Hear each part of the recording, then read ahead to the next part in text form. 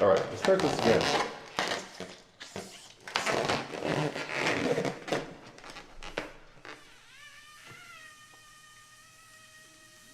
Yeah, some low notes, some low notes. And let's put some tension. There's some tension. More tension. More tension, less tension.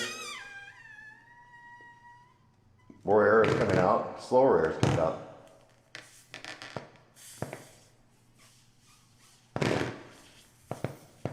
Now no vibration, because it's too wide of an aperture there.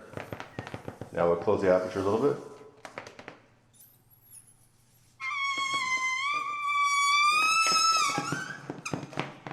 Tension. More tension, less tension.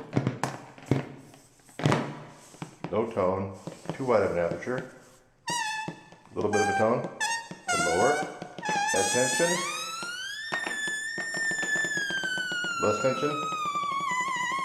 Less tension. Less tension. All the way down to no tone.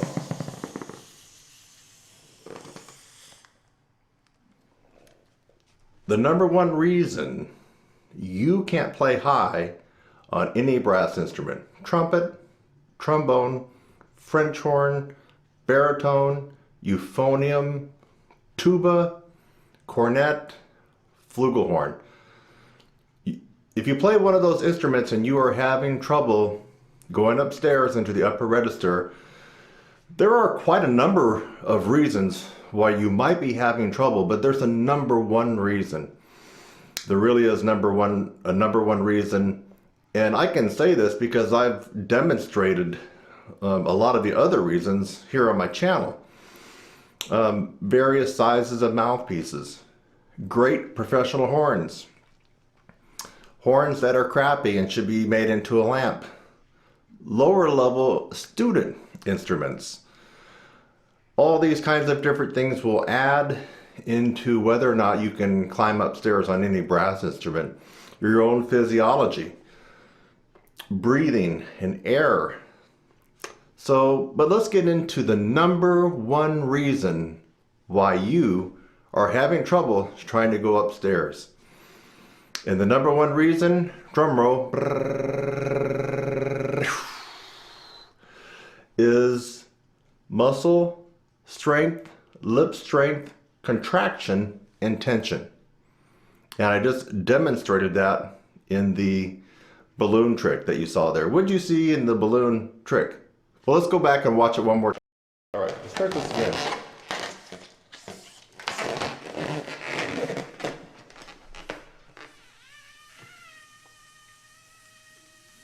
Yeah, some low notes, some low notes. And let's put some tension. There's some tension.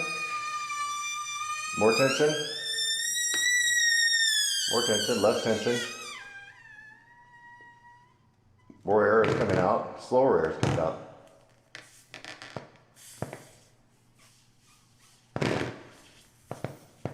Now no vibration, because it's too wide of an aperture there. Now we'll close the aperture a little bit.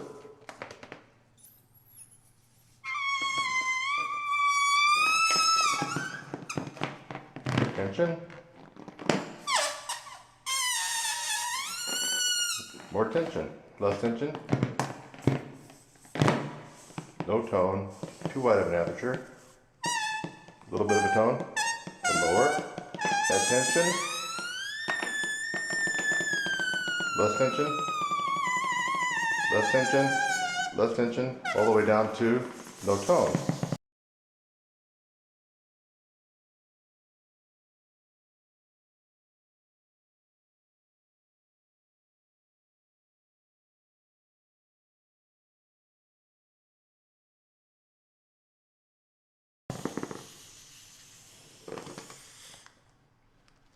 When I had the balloon and I manipulated the opening, which is the aperture of the balloon, and I made it more taut and added more tension and contraction and made a smaller aperture, you noticed that the pitch rose.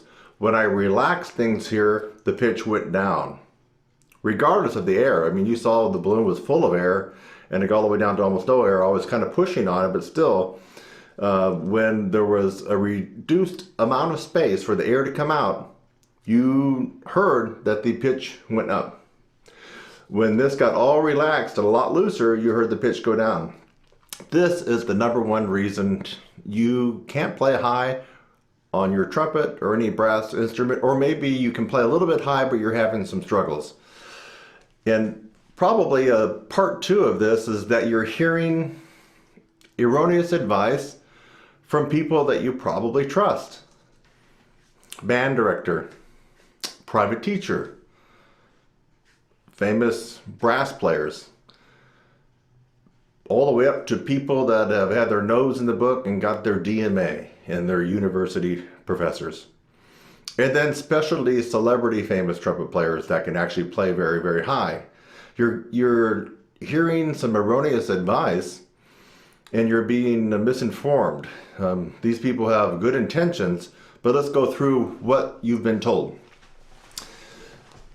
A lot of times you've been told, just work on your long tone, your long tones or pedal tones, work on your flexibility stuff, and make sure you are really breathing with an open throat. Don't close off the throat. Your mouth is open, your teeth are open, your jaw, a lot of warm, slow air coming out. Well, that could be good when you're playing in the staff and below the staff. I totally agree. That setup of warm, slow air and this big correct breath and your throat open and everything open is really going to jinx you when you have to go above the upper register. And so let's go back to the number one reason and the premise for this whole video. I boiled it down. In fact, I went through a lot of my videos. I don't think I had one video that just targeted this number one reason. So this can make it clear. Tension, lack of tension. Strength, lack of strength. Contraction, or a lack of contraction. So for example, my arm is not contracted. See? I'm gonna show off my muscles here. I haven't worked out in a while, but still, it's pretty loose. Look, not contracted. That's not contracted. Now if I contract it, I got some pipes, baby. I got some pipes. That's contracted and hard. That is the contraction I'm talking about here. If your lips are not well conditioned and not well strengthened, you won't be able to get the contraction you need to be able to play with power, accuracy, but more importantly, to be able to go upstairs. And why is that? Let's go back to the balloon. The balloon, you may not have been able to see it. And of course, the balloon is not a perfect example of exactly what's going on with our lips, but it's pretty close. When you saw me stretch it, I'm not wanting you to stretch your lips out, but what was happening was when I was stretching it, I was reducing the aperture of the air coming out of the balloon. By stretching it, I was actually forcing more tension from the top part of the balloon beat the bottom part. So there was more tension coming in, reducing the aperture, and you heard the pitch go higher. You have to have this ability here to be able to add the tension, keep a narrow aperture, and that comes from the muscle contraction like you saw in my arm. Well, that contraction has to happen in your top lip and your bottom lip. If you don't have the strength to make that contraction happen, you're just going to have troubles and you're not going to be able to get into the upper register.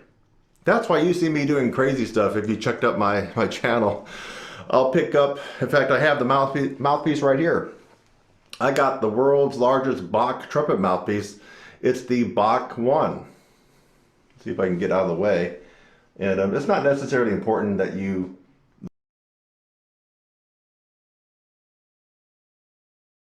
see the number on there. I'll turn it around just to see if it's going to come up. But just trust me, this is the world's largest Bach trumpet mouthpiece. It's the Bach 1, not 1A, not 1B, not 1C. This is a big, you can go swimming in this guy. It's very, very large. So yet I'm still able to get some higher notes on it that most people can't get on their shallow mouthpiece. So why is that? It's not that I'm special, but I'm employing a certain contraction from the top lip and the bottom lip. You can do it too. You don't have to be over 30 like I am. You don't have to be over 90 like Doc Severinsen is. And you don't have to be some famous prodigy that's 18 years old over in the Ukraine, for example. I mean, you yourself can do this, whether you're 12 years old and you've only been playing for a year or two, or whether you're a comeback player or you're an old timer or anything in between, whether you're a beginner, intermediate, advanced, pro, or superstar trumpet player. You can employ this pedagogy of upper register that I'm talking about today. And so how are you going to do that? You have to strengthen the lips, and that's where a lot of people seem to have the problem. So they're hearing, let's go back to what I mentioned at the beginning of the video. You're hearing advice from people that you trust. How many of you people are 13 or 14 and you trust your band director? Raise your hand. All of you raised your hand because you trust your band director. He or she knows a lot more than you do, and that's true. And so when they tell you to do this or when they tell you to do that, you're probably going to listen to them. How many of you have a private trumpet, trombone, tuba, or whatever teacher? Yeah, you do? Okay, so you trust them. They're telling you how to do this and you're going to do it. But is it working? It probably is not working for what we're talking about in this video today. Upper register, high range, high notes, expanding way upstairs above the staff. It may or may not be working. And then you get on YouTube and you watch very famous trumpet players and trombone players, French horn, baritone, euphonium, tuba players, cornet players, flugel players, everybody. These are famous people. Typically they're older, but they're telling you this and that about how to play higher. And well, maybe they're telling you something that's good and maybe not. For example, anybody that's telling you just to completely relax and you're going to be able to play higher is, number one, very, very misinformed, or number two, a prodigy or a natural talent. There's one person I'm thinking in particular that had some very famous interactions with a celebrity trumpet player back in the 70s. And his whole thing is no tension at all. And you have to set the mouthpiece a certain way. And if you do, you're going to get this amazing upper register. That just simply is not true. For that particular person, it is true. Let me give you another example. Maynard Ferguson. Are you aware that Maynard Ferguson was playing professional lead trumpet in a big band when he was 14 years of age? Let that sink in. Let it sink in. Here's a kid that's 14 years of age, 8th or 9th grade, and at night his parents are taking him to play lead trumpet with a pro big band in downtown Montreal. I mean, think about that. That same trumpet player later, when he got older, talked about air. In fact, he lived in India for 3 years and got into yoga breathing and all this.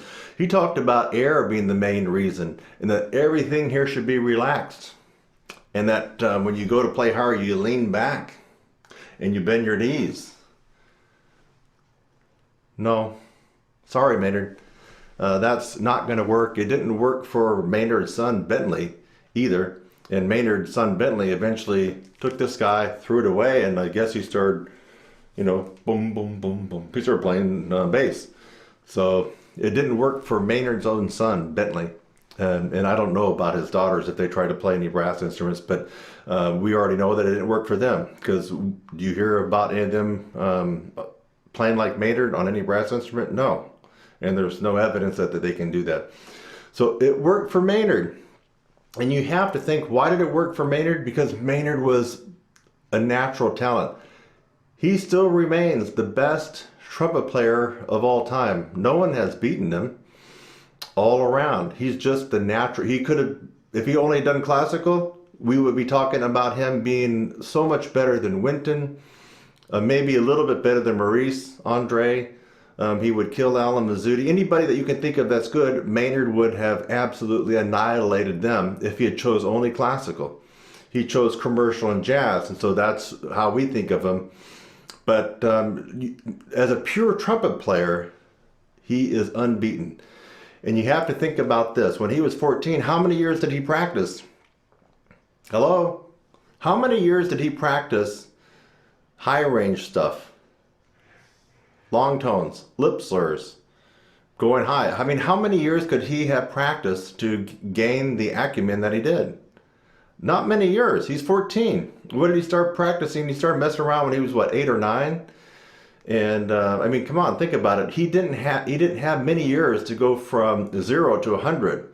That's a natural talent and happened to be the best trumpet player of all time right there. That's why he was playing lead trumpet at 14 years of age, and probably outdoing people like myself now at my level. I mean, this guy is amazing.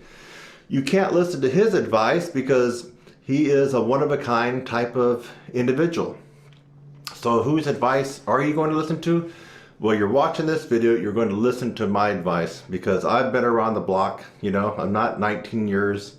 You know, I'm not a kid that's just messing around in college. You know, I've been around the block. This ain't my first rodeo. And I've focused on brass pedagogy with a micro focus on trumpet and upper register. And I've done that for years. And I've looked at a lot of different people, and then I've experimented on myself, also students way back when. And I pretty much know what I'm talking about. You have to have the tension of upper and lower lip to create a narrow aperture so it will withstand all the pressurized air coming out, and it will maintain the narrowness of the hole there to allow the air to be sped up, and so you can play higher. Everything else is going to help you out. So working on your air, yes, that's going to help you.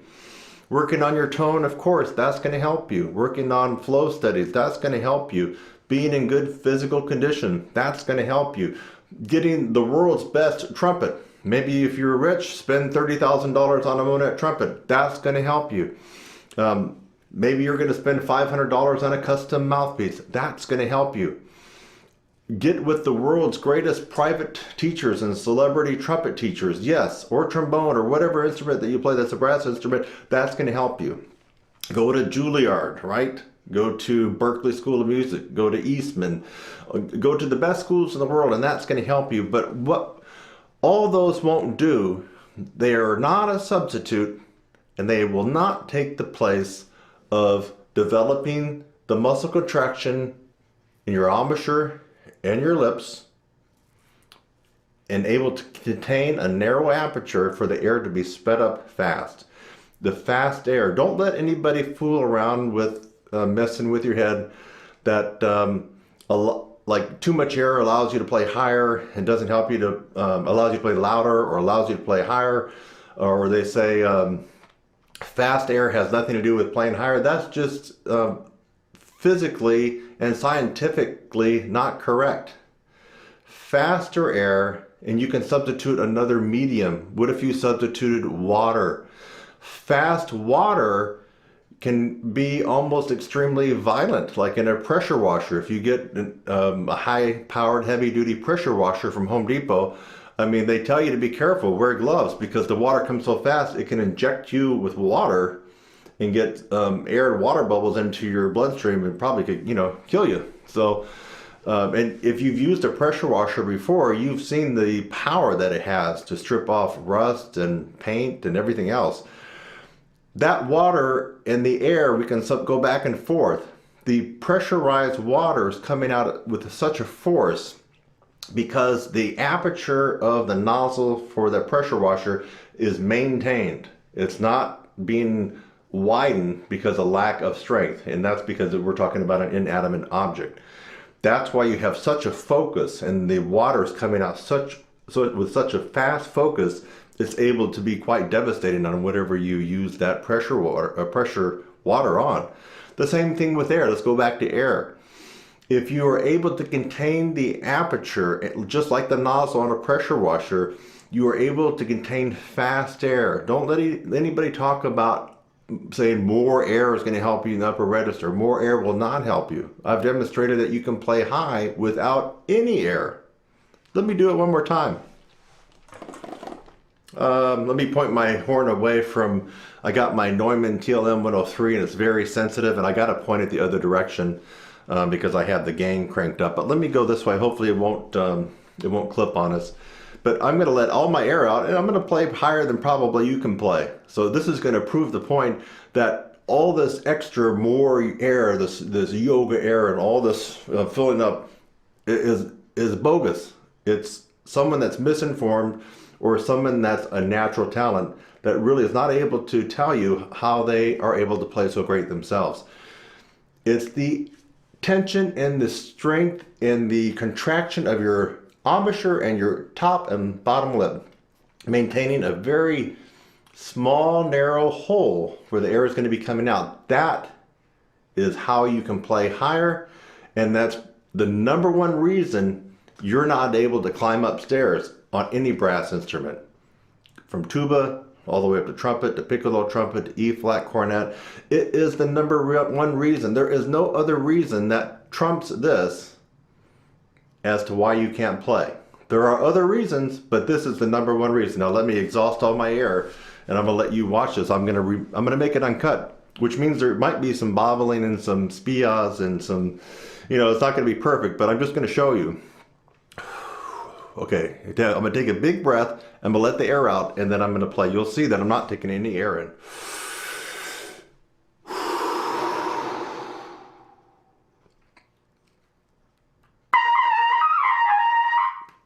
That was a high C with no air. Let me try it again. I probably can go higher.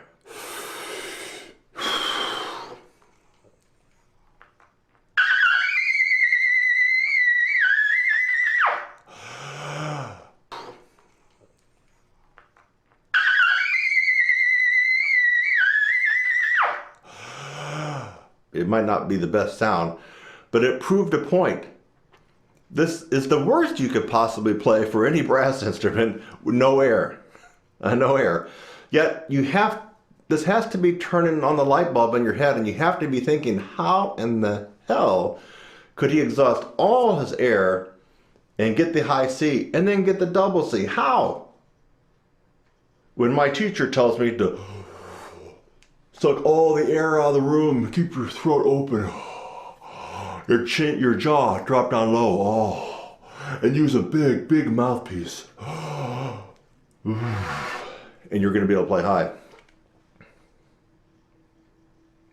They're just regurgitating maybe what their teacher told them, maybe what their DMA doctorate told them, maybe what they have heard before, or they are a natural talent that can play amazingly and they really don't know why, and they're just pulling stuff out of the air of what they heard that probably they think might be true. It's not. So go back, rewind this, and watch me play a double C with no air. No air, but just the air that's trapped naturally in my mouth.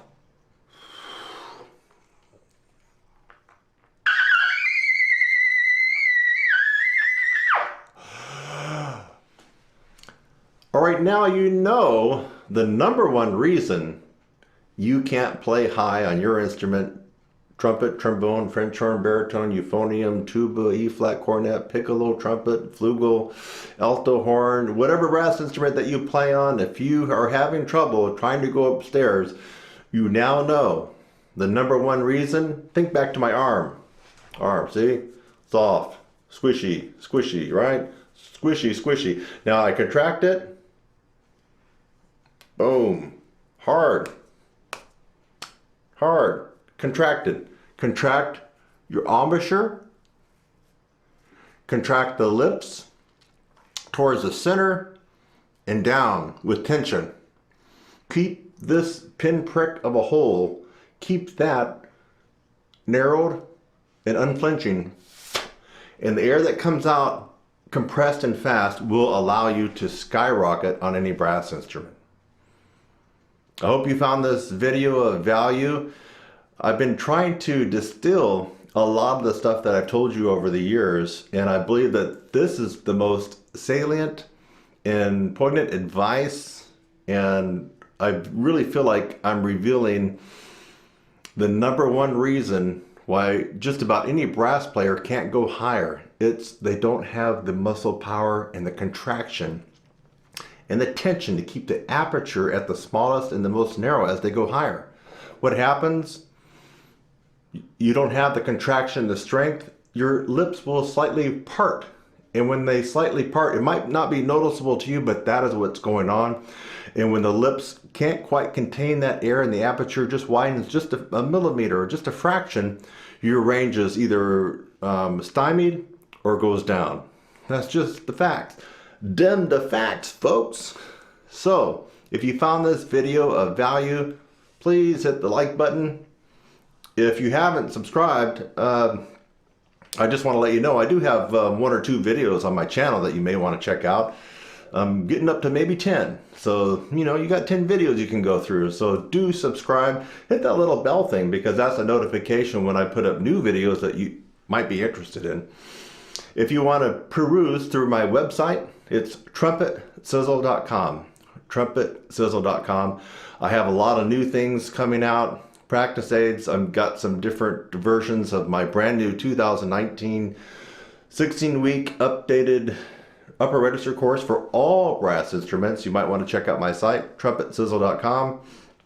I'm Kurt Thompson, and again, I hope that you and I interacted through this video and you got my message about what is the number one reason you're having problems going upstairs.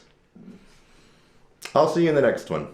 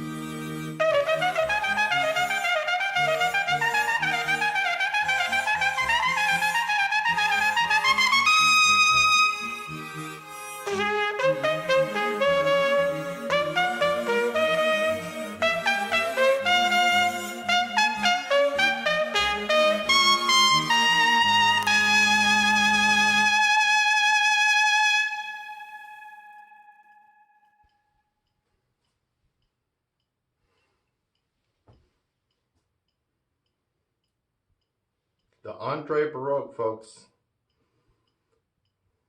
I've developed it. You're going to benefit from it.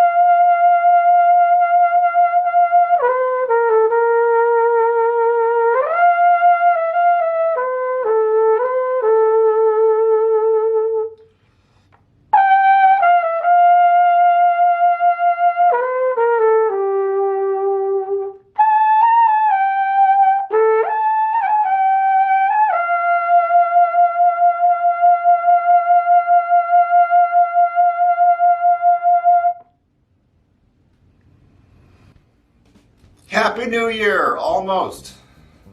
By the way, that was Kurt Thompson, moi, on the new Sizzle Jazz flugelhorn.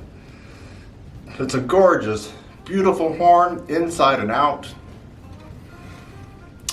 And I've already kind of let me get out of the way because this camera's kind of funky. If I'm in the frame, it doesn't like to do close-ups.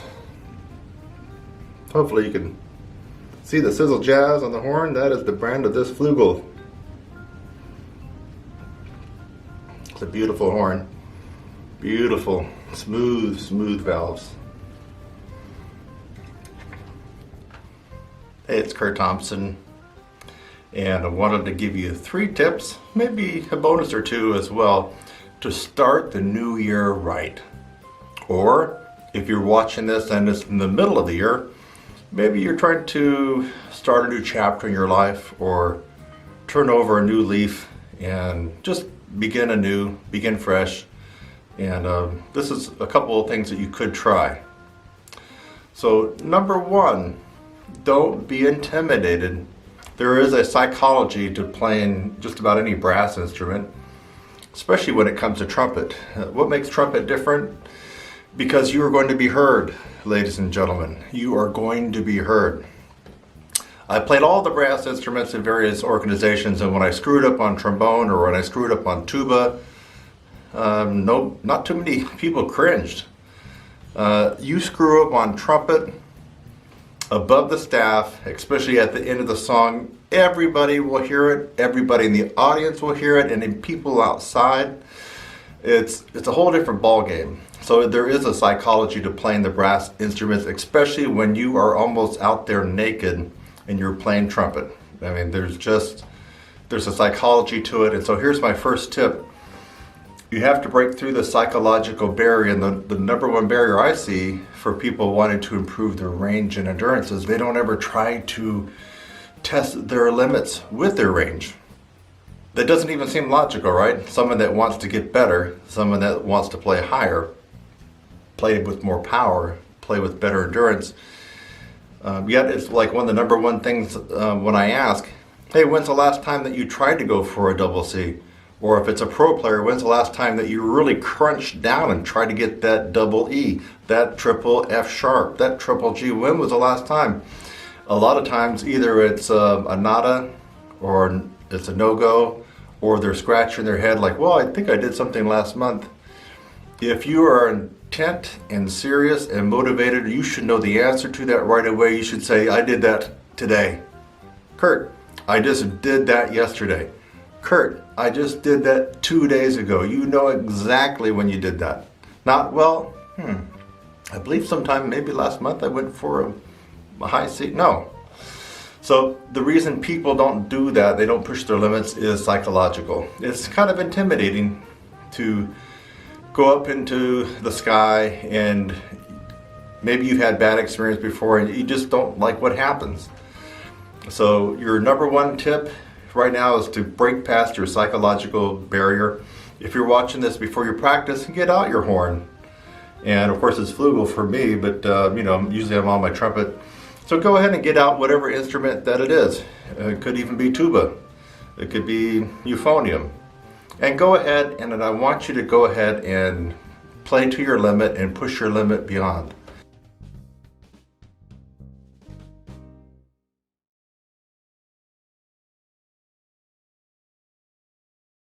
So if you're on euphonium and you can always get up to E flat and F, but after that it gets really, really intimidating and you don't try to push it, I want you to go for the G, euphonium players. I want you to go for the A, okay? Trumpet players, if you get above the staff and you're good with high C and D and E flat and E, but doggone it, you don't want to go for that F because you know what happens. There's some pain involved. It doesn't sound good. Maybe it doesn't come out. Or maybe you don't want to go for the F sharp, or maybe you don't want to go for that double G. Or whatever the case is. I mean, you could be higher or lower. You have to push yourself beyond your limits. And I would recommend at least once a week. Now, I don't know who you are. I don't know if you're a sixth grader, or if you're a 60-year-old professional trumpet player, bone player, or whatever. At least once a week, get a little tough and say, okay, today's the day. I haven't tried to get, let's just say, I haven't tried to get a trombone players. I haven't tried to get that way on up above where Tommy Dorsey got, and I'm getting sentimental over you. You know the one I'm talking about, way on up there. Let today be the day. You're in your own practice room. No one's watching you. Break that psychological barrier and try it, okay? Work your way up and just try to push yourself beyond that limit. That is tip number one. Everybody can do that. I promise you, if you have 52 weeks coming up in 2020, that's 52 times for the year of 2020, you could try to push beyond your limits. What do you think is going to happen after pushing beyond your limits 52 times? My guess is you're going to improve. My guess is that the limit that you push through will be the old limits because you'll be comfortable in that particular range.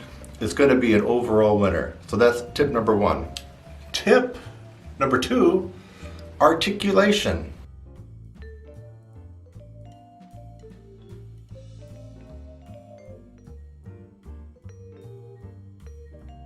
Articulation.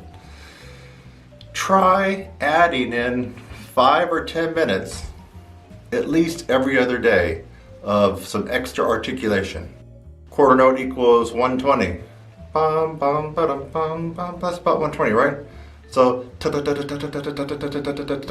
if you can't do that, put down where you're at. Are you at 116? Are you at 108? Are you at 92? Or if you're a whiz at classical music and maybe even an advanced or pro player, maybe you're way beyond 120, maybe you can single tongue at 132 or 138. Write that down and try to best yourself every other day on single tongue. Add in K tongue, double tongue, reverse double tongue. Now you guys know what that is, right? Add in kata kata kata, kata kata kata kata kata kata kata kata, right? Kata kata kata kata kata kata. Add in that. How about your triple tongues? Ta-ta-ka, ta-ta-ka-ta, ta-ka-ta, ta-ka-ta-ta. How about ka-ta-ta, ka-ta-ta, ka-ta-ta, ka-ta-ta? That's like your reverse triple tongue. Add in articulation. My point is add in articulation. The worst offenders happen to be the professional jazz trumpet players. I've known a lot of you through my lifetime. Maybe even Sam Noto, a guy I played with a long, long time ago at the Royal York Hotel in Toronto. Maybe he might even agree to this, that the professional jazz trumpet player is lacking sometimes when it comes to articulation. I mean, really buckling down and working on your articulation. Why would that be? Well, come on, enjoy spring, Brownie speaks, and then all the other jazz standards, you know, all the things you are, and on and on and on, Green Dolphin Street, you're not really doing lots of triple tongue and double tongue, you know, and those type of songs for the jazz trumpeter. I'm here to tell you, jazz trumpeters and everybody else, if you would just add in some articulation, at least 5 or 10 minutes every other day, by the end of 2020 or whatever year you're watching this video, give yourself a year, you're going to be overjoyed as to what happens with your playing. You're just going to have more command of your instrument. I believe you're going to have an improved sound, a more crystal clear pinpointed attack, and who knows, you might even increase your upper register just a little bit. At the very least, you're going to have just a lot more colors and a lot more pops when you go to play your instrument, especially you pro jazz players. You're going to be able to put a little bit more pops, a little bit more sizzle on those different notes that you want to get. So that's my tip number 2. Add in 5 to 10 minutes of articulation in addition to what you already do every other day, at least 5 or 10 minutes every other day. Now for you classical only players, maybe you can dilute that down because maybe you already spend an hour on what I'm just talking about now, and I'm not telling people to spend an hour on it, but if you're a classical person and that's all you do, then you have to substitute something else. Maybe for you have to add in 5 or 10 minutes of lip trills, for example, or 5 or 10 minutes of some other part of the instrument that you tend to put on the back burner. Tip number 3, at least once a week, turn one of your practice days into piano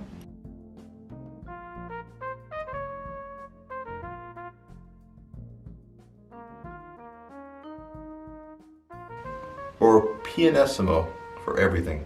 You're not going to be doing a concert, you're not going to be going to a jam. You want this day to be a day where you don't have any other distractions and you can just play your normal stuff, whether you practice an hour a day or 3 hours a day.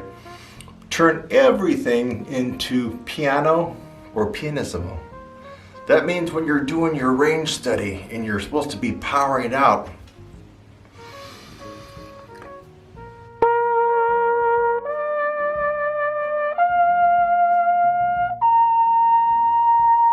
I want you to go even softer because it's going to be your pianissimo day.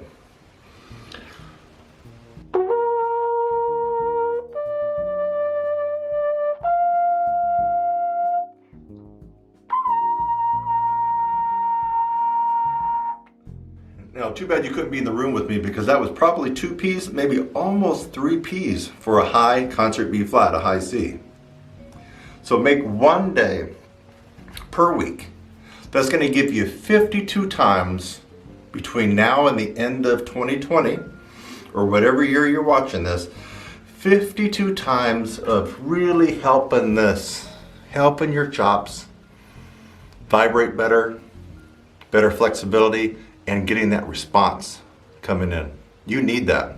We brass players need that response to happen. I promise you, if you do this 52 times over the next year, you are going to want to come shake my hand. Thank you, Kurt. Wow. Thank you.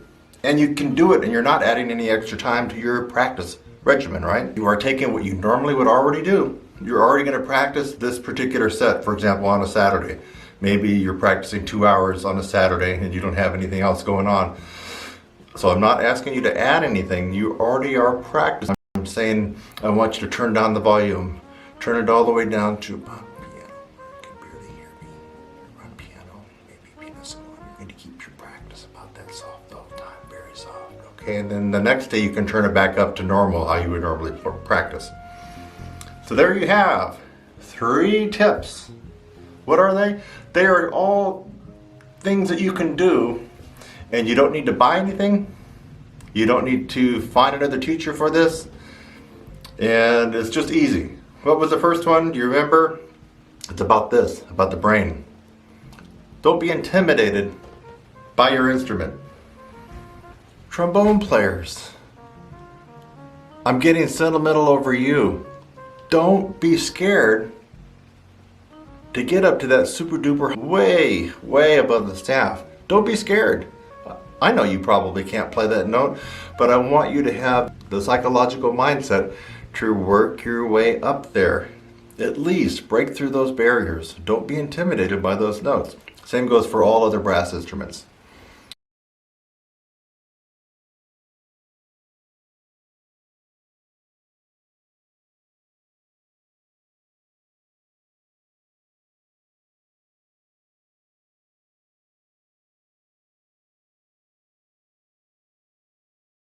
What was tip number 2?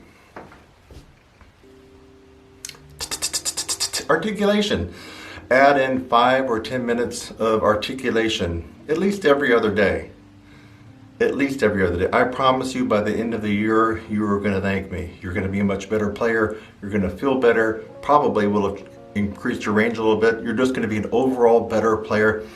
Especially the people who tend to really need this, the pro jazz trumpet player. Pro jazz trombone players might need it, but they tend to do a lot of articulation with their doodle tongue. Pro trombone players tend to have a lot more action going on with their articulation than your typical pro jazz trumpet players. So you guys need to add in this tip number 2, your articulation, 5 to 10 minutes. Get out the old Arben's book, or if you don't have a book, you could just work on scales, right?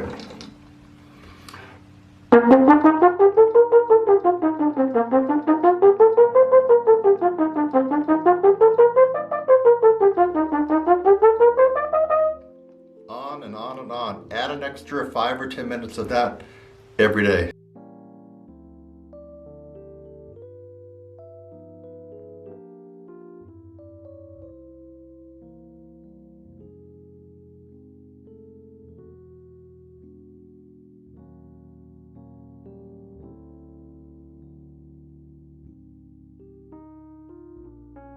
What was that 3rd tip? I said to turn down the volume where you really can't be heard that much, down to piano, pianissimo, play softly. Play softly. I'm trying to be exaggerated here, but I want you to play softly 1 day per week. You don't have to change anything about your practice except for this, turn down the volume. Play everything normal, whether you do jazz standards or whether you're working on orchestral excerpts, band music, whatever the case is, your scales and your warm-up and your long tones and sight reading and on and on and on. But I want you to turn down the volume all the way down to P or pianissimo, 2 Ps. Maybe you can get it down to pianissimo. That's triple pianissimo for you guys who don't understand my version of Italian. You start your year with those 3 tips, I'm just going to guarantee and bet you are going to be a better brass musician. And I don't care if I'm looking at somebody who's 60 years old and has been a pro player for 40 years, or if I'm looking at somebody who's 15 years old and still just trying to figure out their instrument. The 3 tips that I told you right now are going to help you out. Take it from me, Kurt Thompson, guaranteed. Now how about a bonus tip? All right. This is a little bit of personal information about me, but you might be wondering why I'm dressed like this. Well, I just got back from doing a wedding reception. And yeah, you're thinking, wow, wedding reception at the end of December. Why? Don't ask me why. I don't know. People like to get married at all kinds of interesting times. I guess now is not a bad time to get married, because if you think about it, going forward for your anniversaries, a lot of times you'll have off for your job, whatever, or school. I mean, you're going to have off or kind of around this time, the holidays. And then if you're married, you could celebrate your anniversary kind of more easy, right? So I guess it's not a bad time. Now, I could still be at that wedding reception right now, drinking, getting my drunk on, and a bunch of other stuff, but I'm not. What am I doing?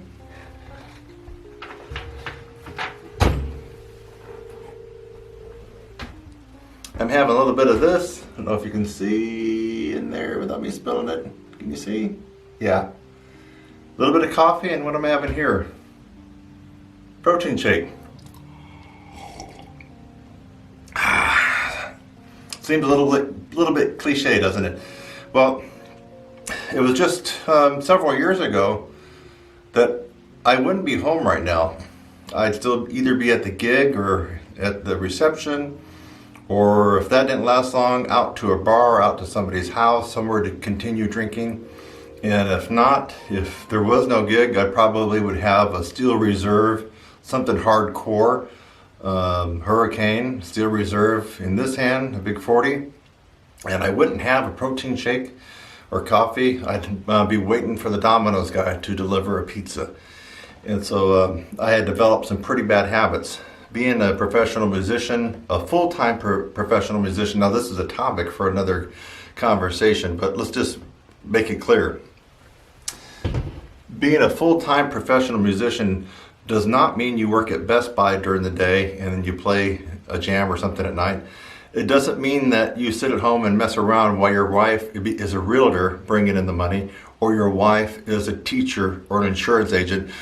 That is not a full, you have no skin in the game because you got it on Easy Street. I'm talking about you full-time musicians where everything depends on you playing this instrument or another one close to it, and you don't play this, you don't eat. Okay, there's no Easy Street. You haven't gotten married, or you haven't the luxury of a girlfriend that's a realtor, you know, and she's out actually making, or it could be a he if you're a female player, but I'm just going to use he's for right now. You're a he and she's out there selling houses and you're on Easy Street. That's not what I'm talking about. When you are a full-time musician, you get as many gigs as you can. Come hell or high water, they could be good ones, they could be bad ones. The number one thing that happens, I will tell you, if you're a real pro player, and also I'm not talking about university and college trumpet instructors and brass instructors, you are not a full-time pro player, you're a teacher who happens to maybe play a couple of gigs. You have somebody holding your hand with that paycheck. That doesn't count. I'm talking about a real pro player that doesn't play, doesn't eat. There's a huge difference in that world. And what happens when you are a pro player, you tend to want to get all your compensation. What is your compensation? It's going to be usually cash or a check at the gig. It's going to be a dinner voucher or some kind of free food. And it's going to be almost always alcohol and drink tokens that you're going to get, or accommodate, or a voucher or something like that. As a result, you can find yourself, if you've been a pro musician like I have a very long time, you can find yourself really having to develop some bad habits. Being on lots of gigs where you get your cash, you get your money, you get your free dinner or lunch or whatever it is, but damn it, you're going to take advantage of that alcohol because it's part of your compensation. You're going to drink those 4 or 5 beers, or those 4 or 5 or 6 shots. They might even give you more. A lot of times they give the band more, or that bottle of champagne. So it can be a pretty overwhelming and insidious bad habit that develops as the result of being a full-time pro player that isn't able to depend on anybody else for their income. When you're on the bandstand and you're in between sets, it's not likely you're going to be offered a protein shake. Yeah, maybe you can get coffee, but most players that I've played with are going to grab a cup of coffee at midnight on that 10 or 15 minute break in the set. They're going to get a beer or wine or something like that. And you're not going to get a protein shake. You're going to get some kind of chicken wings, fried mushrooms, fried cheese sticks, or something like that. So it's insidious. If you're a full-time pro player, you're going to have developed these bad habits, and sometimes it's just like an 800-pound gorilla that's tough to get off your back. A couple of years back, I made these changes. It was very tough, and now I'm home early. I could still be out partying up and going crazy, but I'm home early and I'm having a protein shake, which I'm getting ready to indulge in right when I shut this camera off. And I got a little bit of coffee left. So that's kind of like my bonus tip for you guys. I feel like my playing has improved over the last couple of years just by doing that. But I've even gotten my health a little bit better. My health is a little bit better. Blood pressure's down, stronger, slimmer. All by getting rid of some of those old bad habits that developed being a pro musician for so long. The kind of pro musician I just gave a definition to. You don't have a day job, you don't have a teaching gig during the day, and you don't have a wife or husband who's an insurance or realtor bringing home the bacon so you can just do whatever. You have to get out there and play. That's how I define a 100% full-time pro musician. Anyway, that was my bonus tip.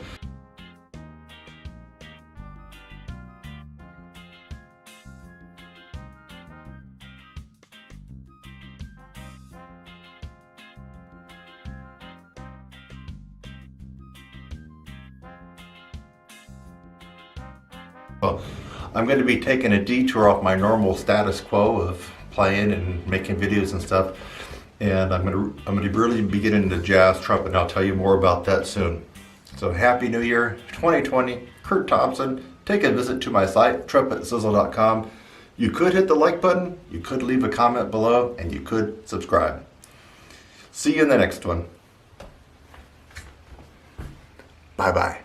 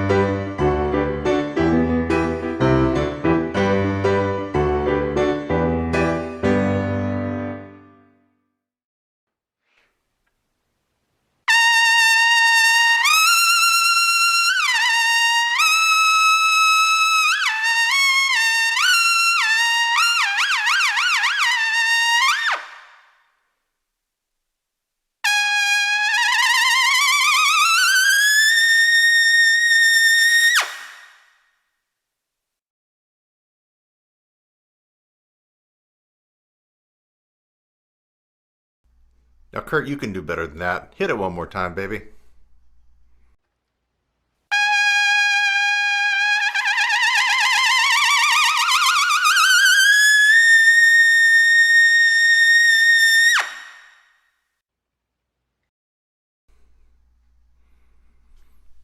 That's what I'm talking about.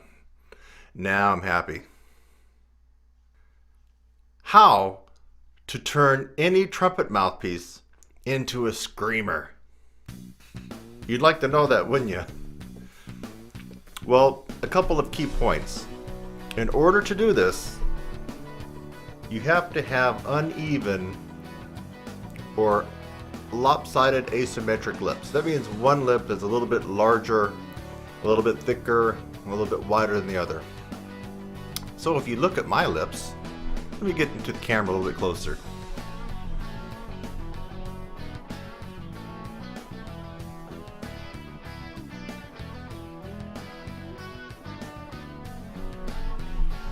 Did you notice that the bottom lip is substantially larger? Not just a little bit. It is, let me see if I can pooch my lips out. It's substantially larger than the top lip. As a result, there's some inequalities happening there when you put it into a typical mouthpiece. Now look at that, mouthpiece is uniformly round and everything about it is symmetrical. There's nothing uneven. I can get it real close. You don't see anything too asymmetrical about it, right? What happens when your lips are asymmetrical, not symmetrical? Let me try to break it down in case maybe you're in Italy watching this. Your lips are uneven. They are not the same length, width, thickness. They're not equal in size. You have a problem. There's a dilemma. Now some of you can overcome it, some of you can't. But even if you've overcome it, you can still sweeten the deal, baby, with what I'm going to tell you today and how to turn any trumpet mouthpiece into a screamer. Now let's look at this mouthpiece real carefully. I want to see if it's an old faded mouthpiece, and I want to see if you can figure out what kind of mouthpiece it is. Oh, there we go. Let me move it up closer to the camera here.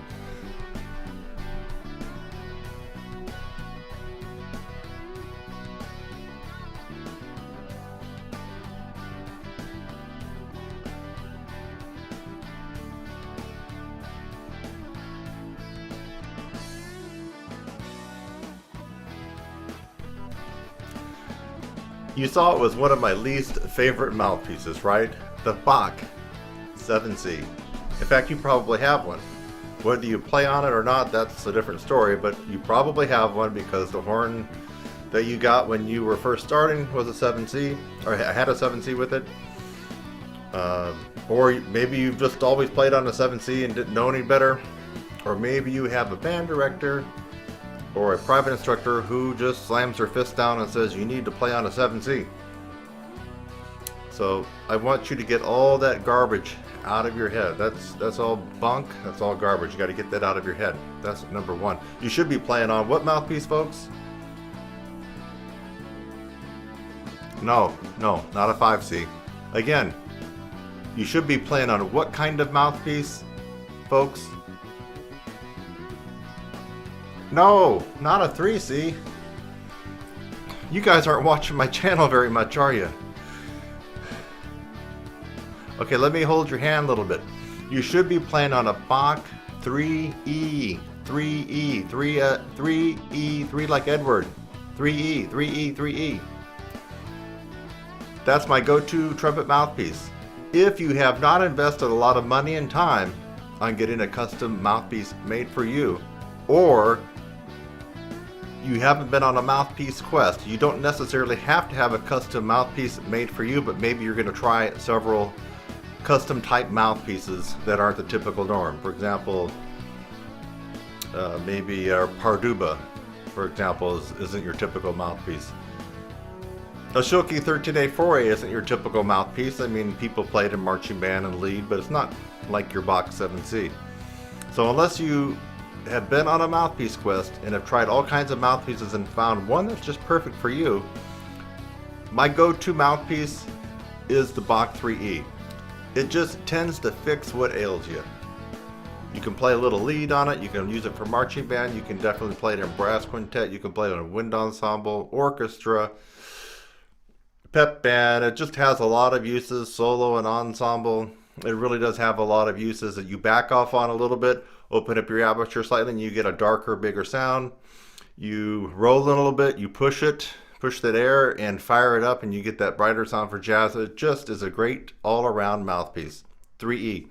But you saw that I don't have my favorite mouthpiece, my go-to mouthpiece, the 3E. I got the one I don't like, the Bach 7C.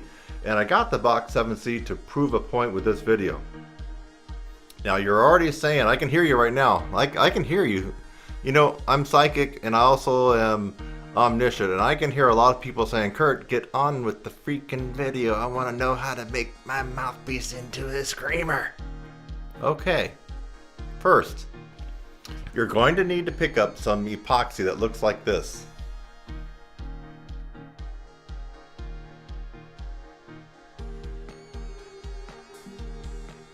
They have all kinds of epoxy that you can get at your local hardware store, at the big box stores like Home Depot and Lowe's, even grocery stores. This one here I happened to pick up at Harbor Freight. It's not expensive, $4 or $5. So you want to get a tube of this. Now they have liquid epoxy and they have all kinds of different epoxy. This one has the consistency of Play-Doh, pretty much, until you start mixing it together, and then it can harden like steel. I've actually used this with emergency plumbing situations. I remember a leak under the sink in a rental house I used to own when I lived in Washington State. Middle of the night, had to go there and stop this leak.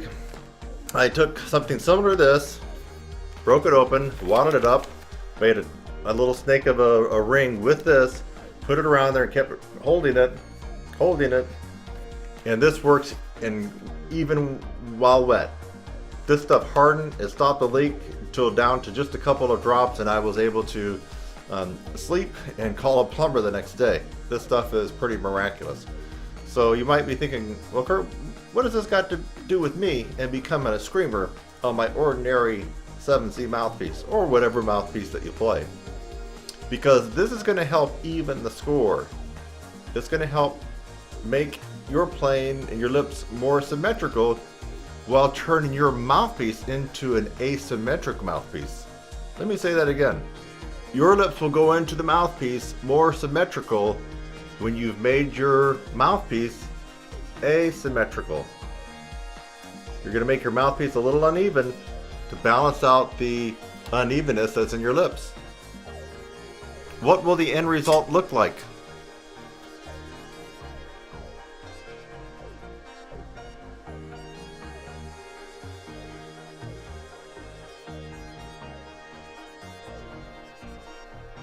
What you saw inside my mouthpiece is epoxy. Here's my custom Bob Reeves mouthpiece with the Neil Sanders rim on it.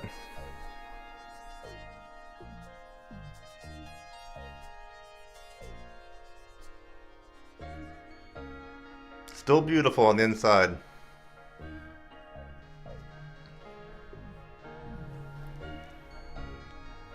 Here's the one I've kind of effed up a little bit. Same deal, it's the same mouthpiece. Bob Reeves cut off the Neil Sanders 17S, put that top on this bottom. But you can see I've gone to work and suffered some abuse. But this mouthpiece here is a killer. It allows me to get some meat on the bone with triple G's and even a little bit above. It's pretty miraculous. So let me put both of them together.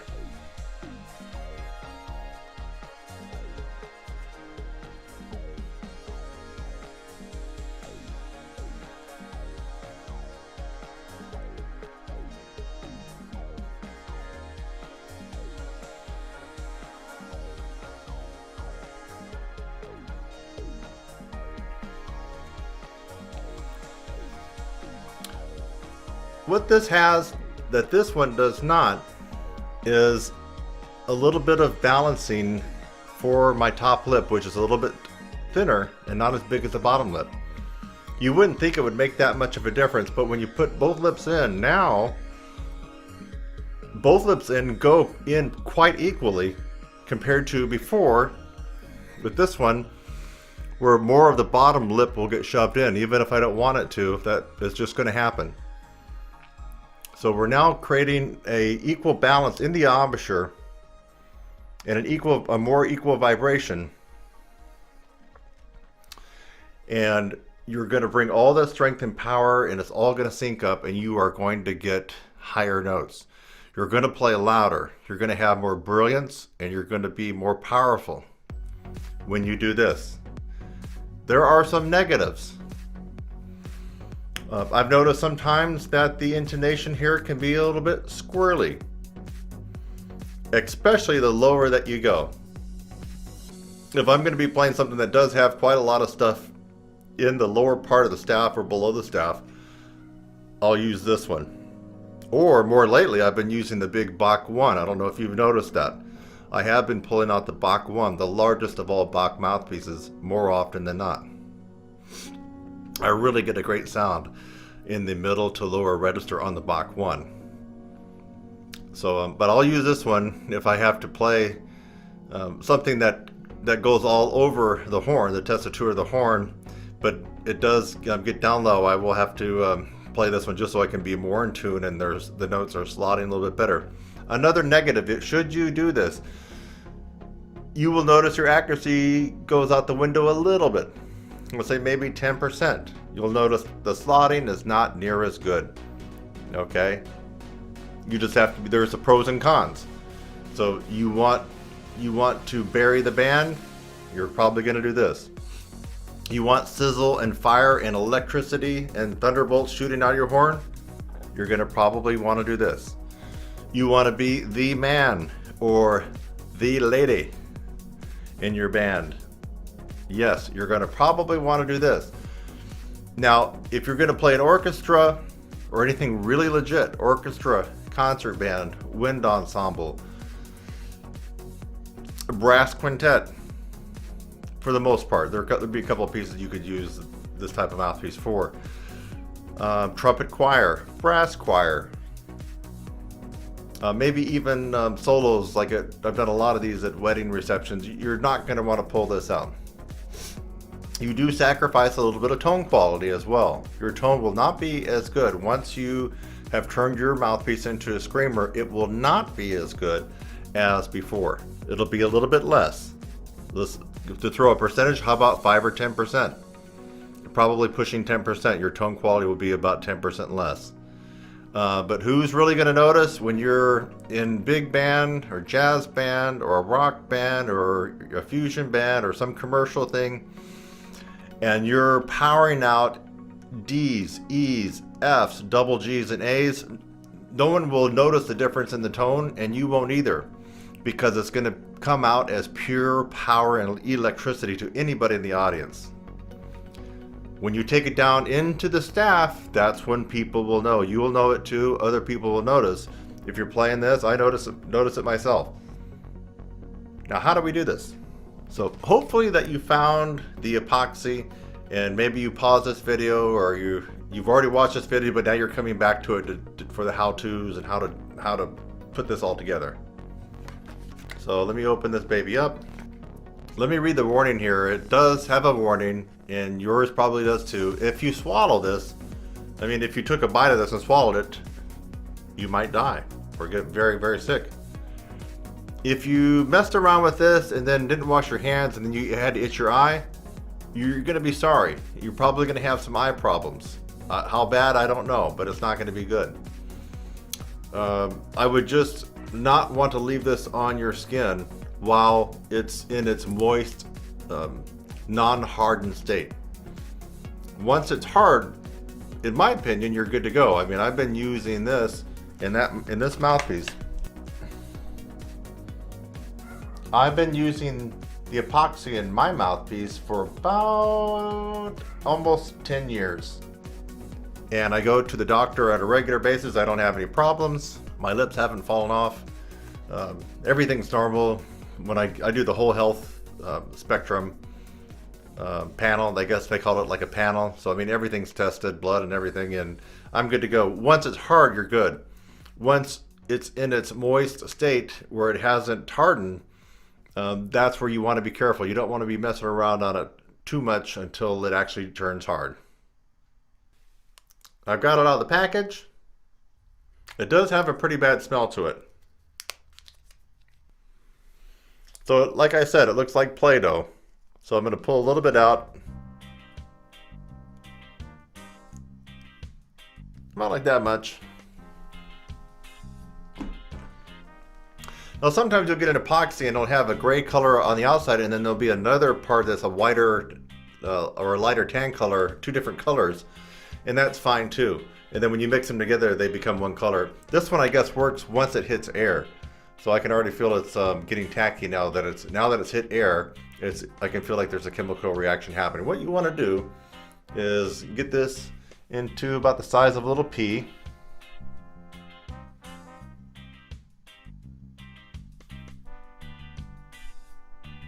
Like that. And then it's just like when you were playing with Play-Doh as a kid, right?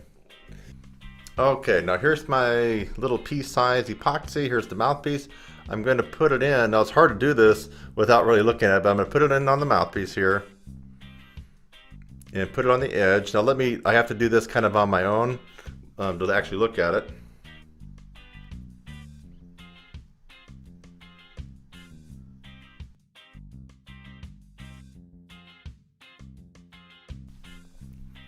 Just so you know, I had to take a little bit of piece off of that. It was too much. All right, let me let you take a look at it now, and I'm still going to get a little bit more out of near the hole, the throat.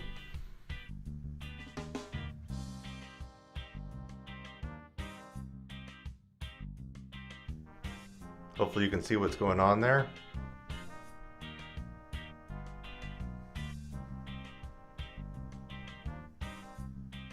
Now notice it goes down a little bit too far near the hole or the throat. I'm going to try to remove that out with a pen now. Or the pen cap. And if you're more high-tech, you can probably figure it out. I'm just going to take this and scoop a little bit out.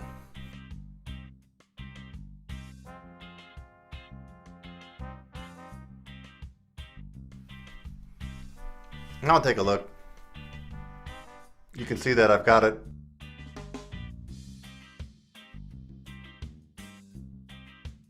further away from the hole.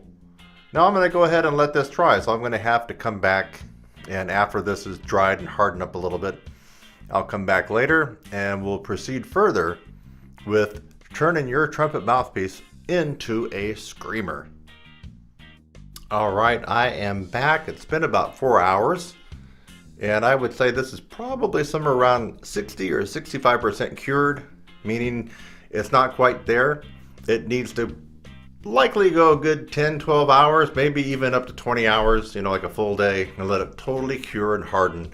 But just to go ahead and finish up this tutorial, and I got to move on to other projects, I want to come in and go ahead and give my final thoughts on this, let you see how it looked. You can see that the darker gray is now turned a little bit lighter, and I suspect this will become even lighter than what you see here.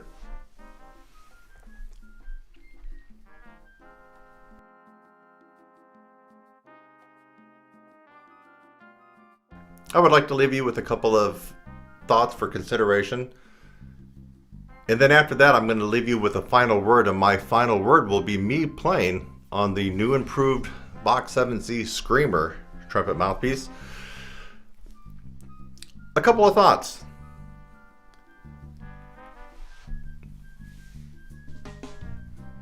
You're likely going to have to sand this down a little bit. You have to put this in at a certain amount because you have to have room to work with. In other words, you can't start off with too small amount, because then what are you going to do? If it's not enough, then you're going to have to go back and repeat this whole damn process all over again, and it's one big long waiting game.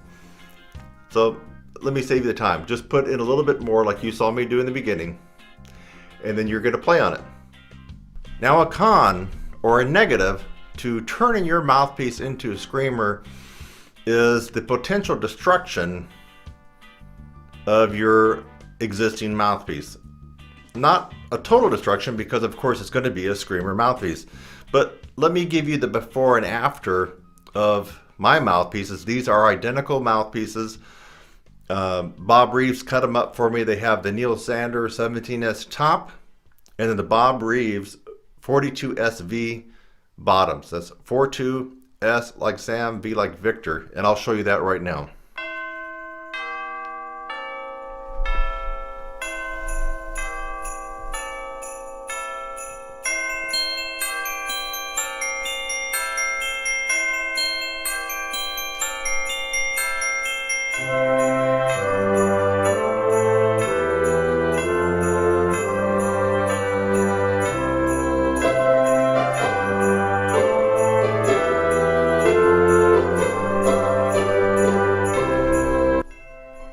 You might be thinking to yourself, wow, Kurt, one of your mouthpieces is really effed up. The other one still looks somewhat like new. What happened? Well, exactly what I alluded to. When you turn your mouthpiece into a screamer, you're going to have to do some fine-tuning and adjustments. What you saw in the 7C is probably a little too much for most folks. You're going to have to shave that down a little bit with some super duper fine sandpaper. I mean, it's got to be extra fine, or extra fine steel wool. And what you're going to do is you're going to rub on the epoxy, get some of it off, make sure you wash it off with water, rinse off your lips, don't swallow any, and then play on it. And you're going to keep going back and forth until you find that magical sweet spot. That sweet spot when you play and bam! If you're a high C player, now you're a high E or a high F player. I shite you not. It will be that significant. If you're a pimply faced, gangly little 14-year-old 9th grade girl or boy, and all you could muster up was a G right above the staff, and you're shaking and veins are popping out of your head, you will be able to nail the you-know-what out of a high C after you've turned your mouthpiece into a screamer. But it comes at some destruction of your mouthpiece.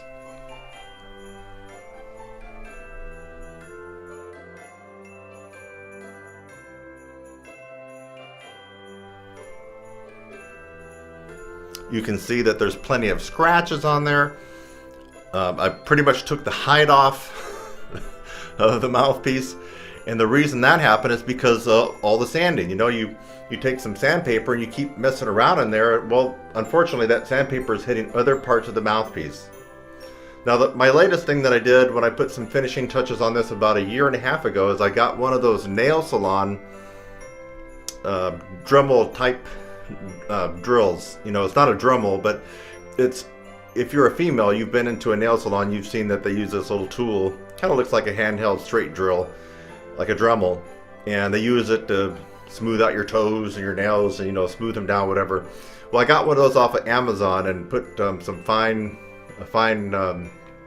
abrasive wheel on it, and just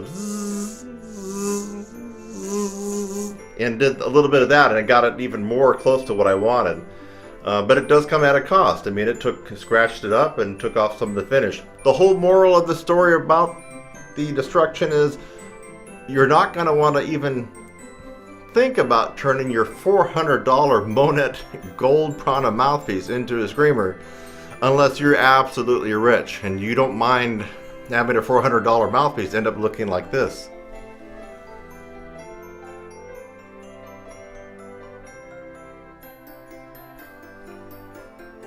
When it used to look this good.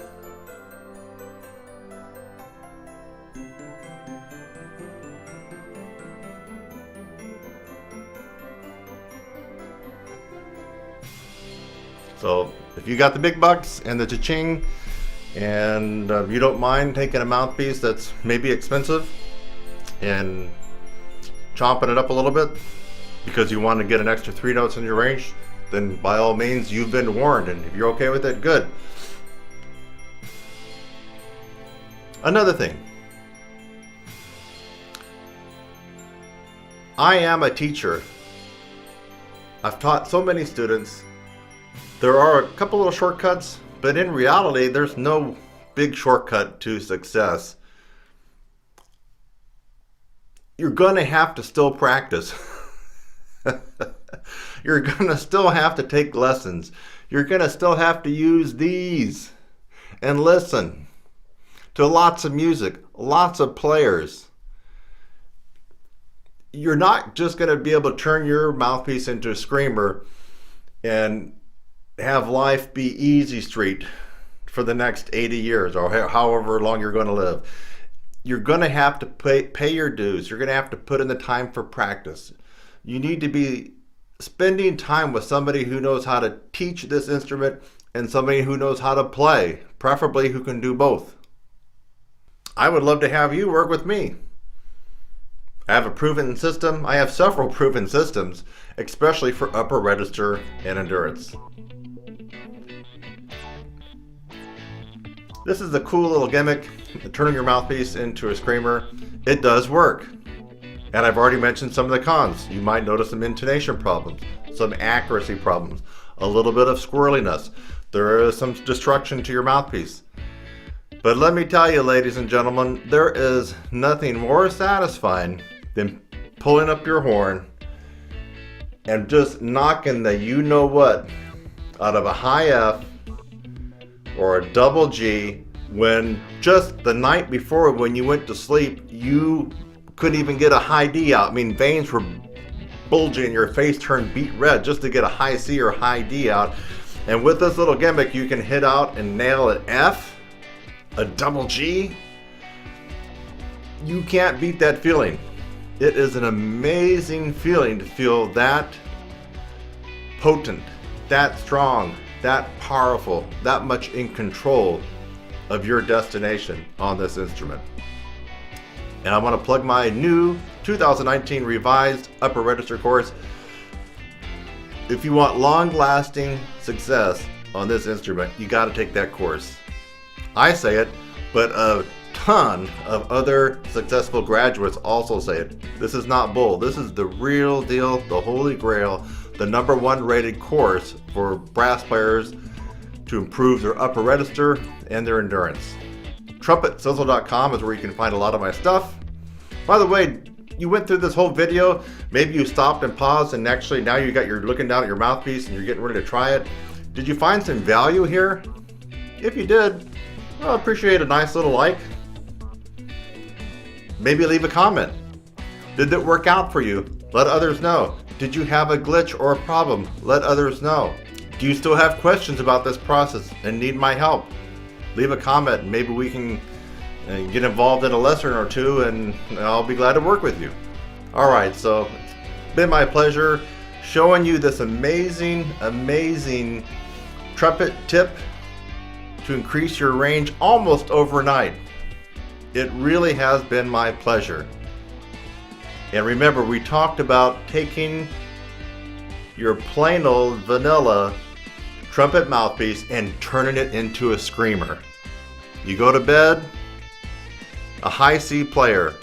You wake up the next day and you got Fs all day long. That's Fs above high C or even double Gs. I mean, you can't even put a price tag on that. I mean, it's just an amazing feeling to feel that powerful and that in control of your destiny on this instrument.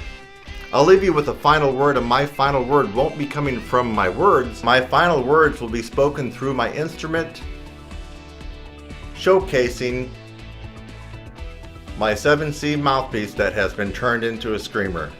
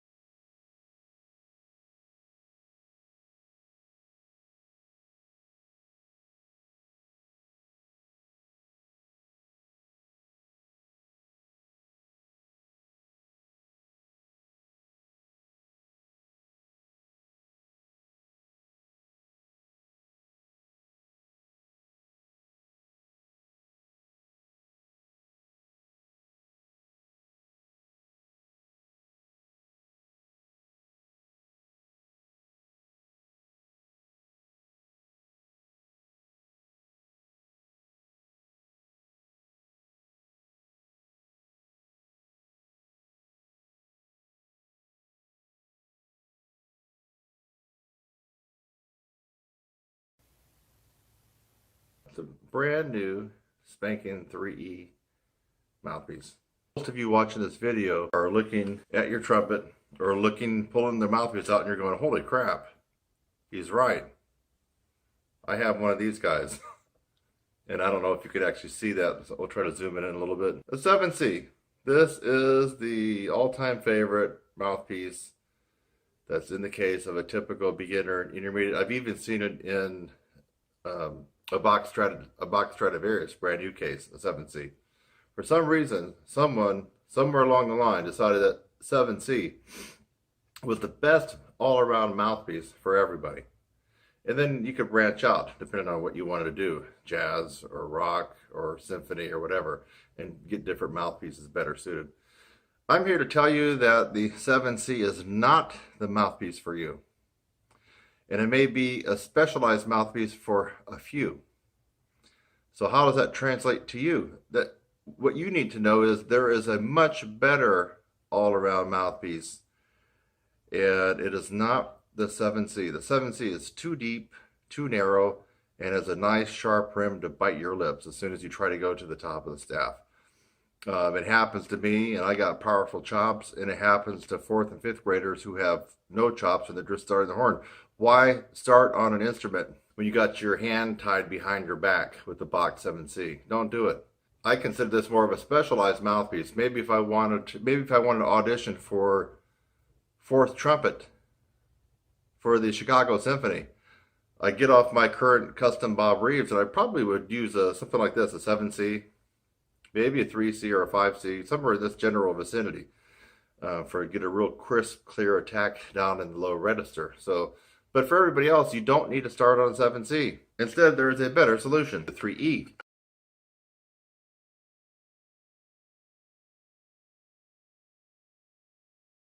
Now the 3E is a little bit wider than the 7C, and I can visibly see the difference. I don't know if you can. This is the 3E.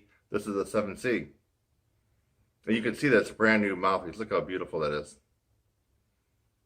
So this is a review of the Bach 3E trumpet mouthpiece versus the Bach 7C trumpet mouthpiece, with the Bach 3E mouthpiece being the overall winner for the best overall mouthpiece for the money that just about anybody anywhere on the planet can get. If you have a choice and your horn came with no mouthpiece, you must get this one if you want to succeed in today's world. If your horn came with the Bach 7C, you really should make every effort that you can to acquire the Bach 3E. It's an overall much better mouthpiece, and I'm going to tell you some reasons why. Number one, it's slightly wider. Slightly wider, so you're going to have more surface of the lips vibrating. You're going to have better flexibility. It's a little bit more shallow, and the corners or the edge of the mouthpiece is a little bit more rounded, so you're not going to cut up your lips. You're not going to experience the pain that you would on the Bach 7C. Because of the shallowness of the 3E, you're not going to fall into it like you would on the 7C. And that's going to give you half a chance to be able to play some of the beginning and intermediate music that you want to try to play as either a student in 4th, 5th, 6th, or 7th grade, or an adult who's picking up the horn, or a comeback player who is picking up the horn, the trumpet, after so many years, and they see their trusty old 7C in the case. Please get rid of that. You know, I don't care how good you got on this, but please get rid of it and get the Bach 3E. It's just an overall hands down winner. Even if you had a jazz band at your school, or even if you're an adult and you have a local jazz band in the community, you could take this and potentially play most of the parts. You could even play a decent amount of lead on this horn, on this mouthpiece. The 7C is going to F you up bad if you try to take it and play lead. And I'm talking about lower level lead stuff like Woodchopper's Ball and 1 O'Clock Jump, In the Mood, Little Brown Jug. The 7C is going to make your world tough. The Bach 3E, it's going to be a breeze. So the Bach 3E is the overall winner. I've reviewed both mouthpieces. Please get rid of the Bach 7C. Unless you are an advanced or professional player that knows they need a 7C for playing typically a lower part in the symphony or orchestra or wind ensemble or brass band that you are in. Then if you need a mouthpiece like this to play a lower part, then by all means go ahead and get it. Otherwise, don't accept the Bach 7C mouthpiece as a status quo of what you should be playing. Everyone should now look in their case, and if you don't have a Bach 3E, please go ahead and get one. I have a link right below. And I'm going to go ahead and play just for you. Now, I have my custom Bob Reeves mouthpiece. This is the one that I've spent probably over $300 on in a whole afternoon in Valencia, California with Bob Reeves, John Schnell. Those guys spent a considerable 2-3 hours, up to 3 hours with me, messing around, cutting my other mouthpiece off, cutting off the rim, a whole bunch of stuff I'm not going to go into, but this is my perfect mouthpiece for right now.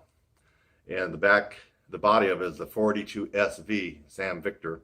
I'm going to take it out, and I'm going to put in the Bach 3E.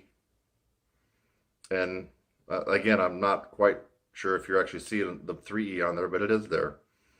And I can't do everything on it as I can, my Bob Reeves, but if that got lost and I had to have a backup mouthpiece, this would do at a pinch. Just simple scales. And by the way, my third valve slide is kind of a little bit sluggish, so I'm not going to be popping that out when I should on the D's and D flats, but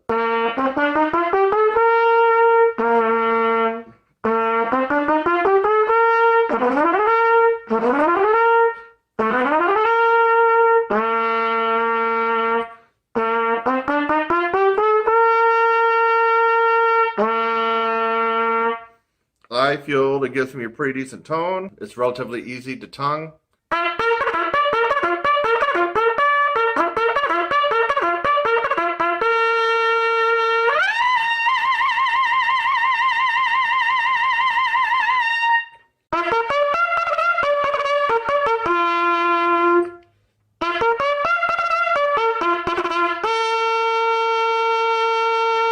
Centers, articulation is pretty crisp on it. Pointed attacks, that's the tonguing.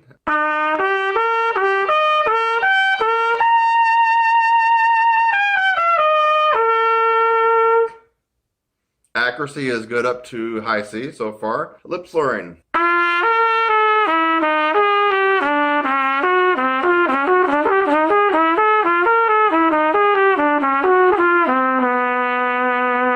Glissandos.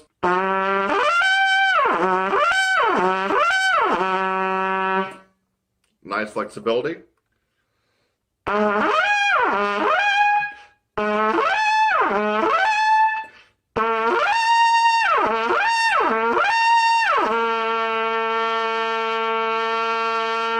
And get around the horn well. How about shakes and lip trills?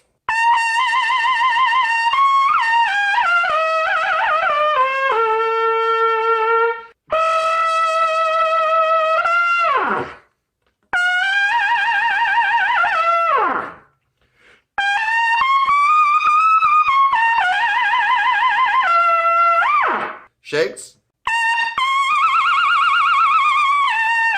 So far, it's passing the test, and I'm putting it through some extreme tests now. Now, this is not going to be my go-to mouthpiece for any kind of range work, but let's just give it a little test. Because I am telling you guys, this is the all-time best, all-around mouthpiece for just about any player on the planet.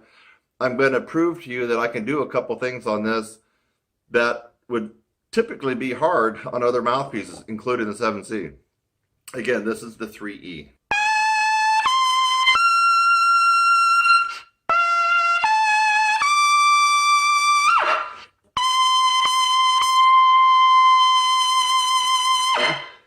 The start of Maynard Ferguson's Birdland. Hey folks, that was on the Bach 3E trumpet mouthpiece. Not a Shooky 14A 4A, not a Purviance, not a jet tone. Hello? Are you getting the picture here?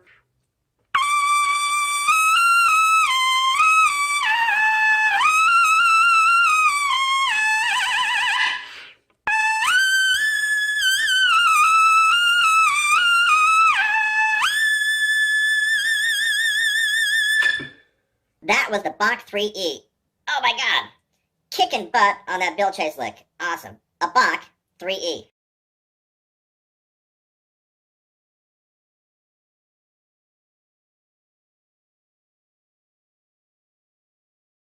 Kurt Thompson, and I'm recommending the Bach 3E as the mouthpiece for everybody, the go-to mouthpiece.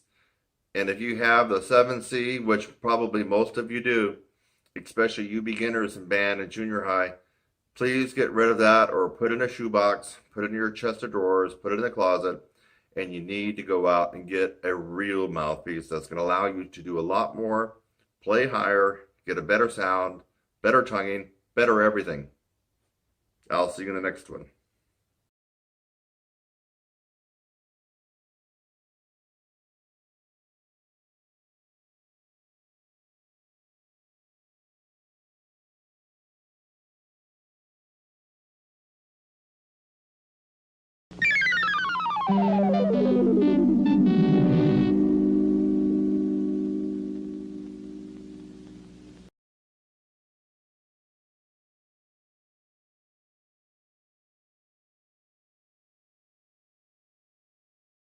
Hey, it's Kurt Thompson here. Welcome to Coffee Chat.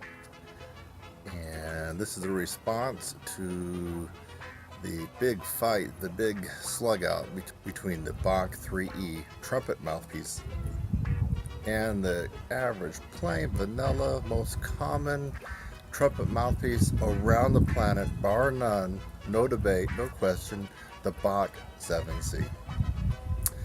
So, you know, if you look down in the comments I didn't memorize everybody's names, so I'm not going to say names, but it seemed like people were interested in this, and they were talking about, hey, Kurt, why not a 7E? Or what about a 5C?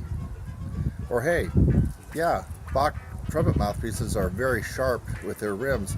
Why not Dennis Wick? Why not Parduba? Why not Purviance? Why not Giornelli? Is that one? I'm probably not pronouncing it correctly. Why not the wedge mouthpiece? Why not? I mean, on and on and on and on and on. And here's the dealio. This was not a mouthpiece tutorial on what is the best mouthpiece for you, because I haven't worked with you personally and heard you play and heard you do well or falter on certain things. Classical, jazz, high stuff, I haven't heard you do that. So there likely is a best mouthpiece for everyone.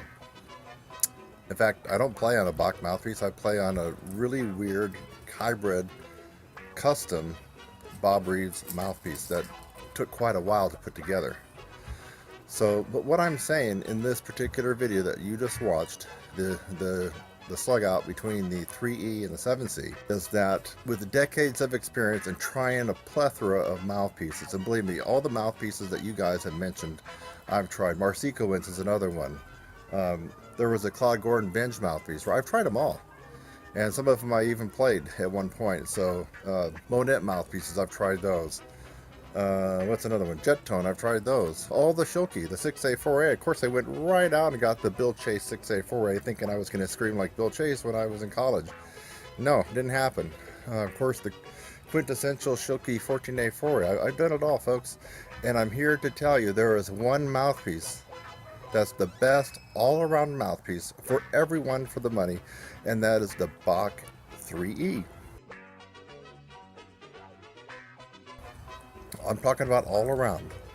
So I'm talking about your 4th grade, 5th grade, 6th grade, and you're just starting, and you see that 7C, you get rid of it, and you get the Bach 3E.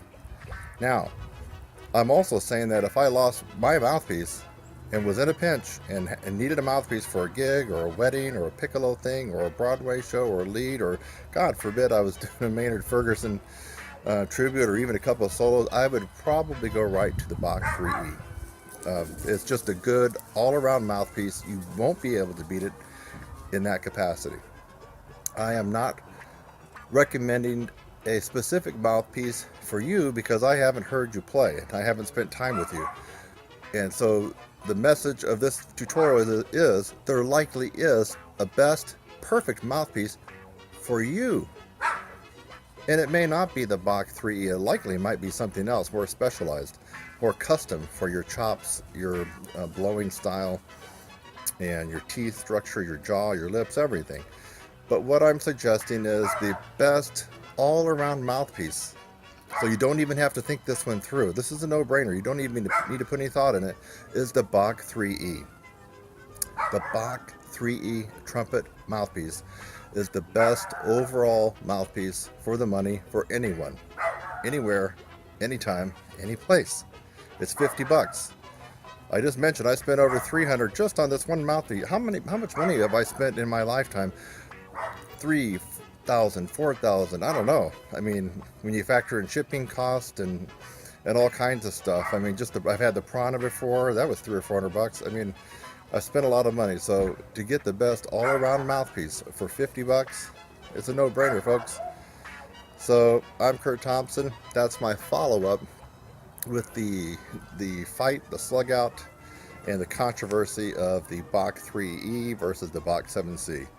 So get your brain out of it, folks. Don't be thinking whether you need a Bach 1.5C or a 10C, or you need to go over to Marsikowitz or Giornelli or whatever. The other, some of the new ones, like the wedge. And I mean, those might be great mouthpieces, but there might be more specific. Just don't think and do. It's the Bach 3E mouthpiece that's the best all-around mouthpiece for the moolah. Hope this settles some of the controversy and the questions that were in the comments below. You don't have to have a doubt or a question or any more comments, because really It's the Bach 3E mouthpiece. See you in the next one. Bye-bye.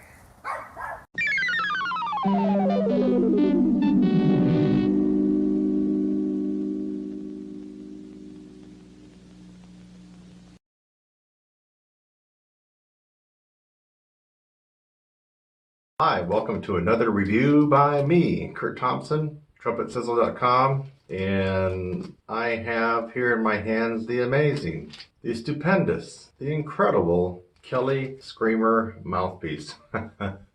Kelly Screamer trumpet mouthpiece. If you're a first trumpet player, whether in high school or college, coming up soon, guys. I know for at least college, but maybe even for some high school. Pep band parades outside. I don't know if you're doing Veterans Parade and just Christmas parades. I mean, you're going to probably need to have a secondary mouthpiece that doesn't freeze up in the below 32 degrees of weather that some of you have to endure. I wonder if this is any good, so we're going to try it out. It's a pretty mouthpiece, though, isn't it? I mean, it's definitely attention getting. If you were playing with this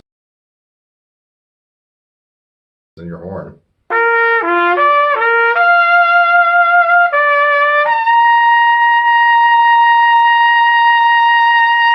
Okay, I'm a little bit surprised. I didn't even blip the that last little slurp in high C. How is it able to do that? Why is it doing that? I don't know. It's a little bit. I'm impressed on the positive side. For being plastic, the tone is decent.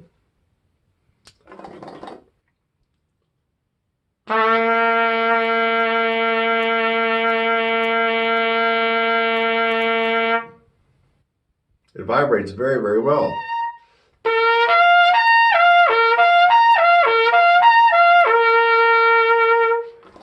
The slotting is good. I'm actually almost speechless here. I was expecting it to be a piece of junk, and it's $30, so it's a very low price for just any typical mouthpiece.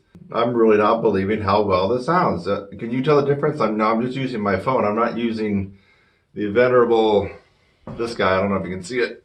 That's my Neumann GLM 103. We're not engaging that today. And my new ribbon mic, and I got a review of this one coming out very, very soon from Amazon.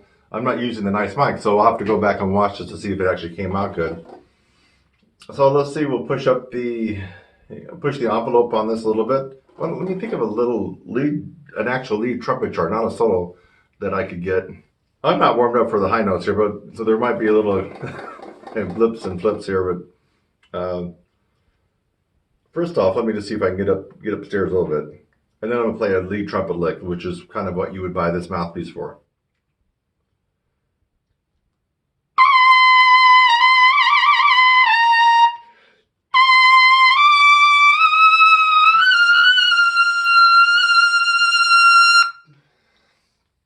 I was able to push the accelerator down on the double G. That's right on my brake, as you know, folks. So whether or not this is going to be quite accurate, we'll see. But here's a lick from Satin Doll. It's the main Satin Doll that you would think of, and there's several versions. I think there's a bassy version. What is it? I think this is Duke Ellington. So this is the real Satin Doll. So let me think of the lick where the trumpets come in and they have to play high.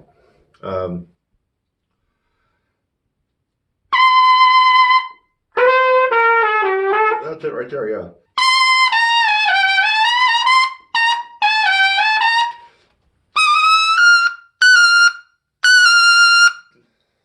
Not bad. I mean, I wasn't dead center like I would be on this guy, but hey, I mean, it wasn't bad. Let me do a take two and see if maybe I'm slightly getting used to it, and maybe I can get those G's to come out. It's not bad. I mean, I'm not expecting a plastic mouthpiece to be able to scream out some real lead trumpet parts. This is off the cuff. I don't have any music in front of me. Let's try it again.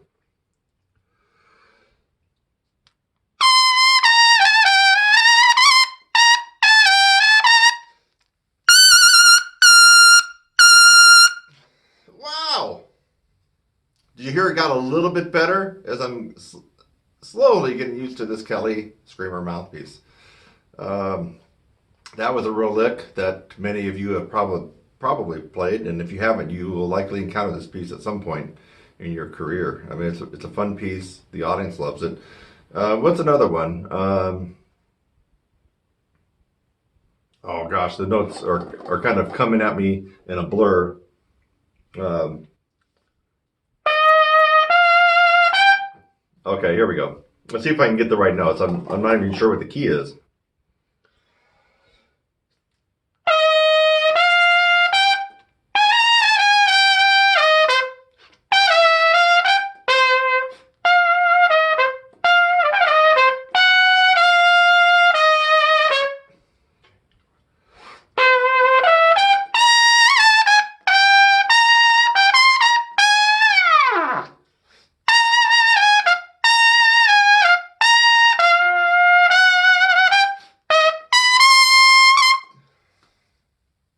I'm liking it. That was the last shout chorus on All of Me, which is, in this particular arrangement, is my favorite version of play. So, okay, I'm going to give it 2 thumbs up.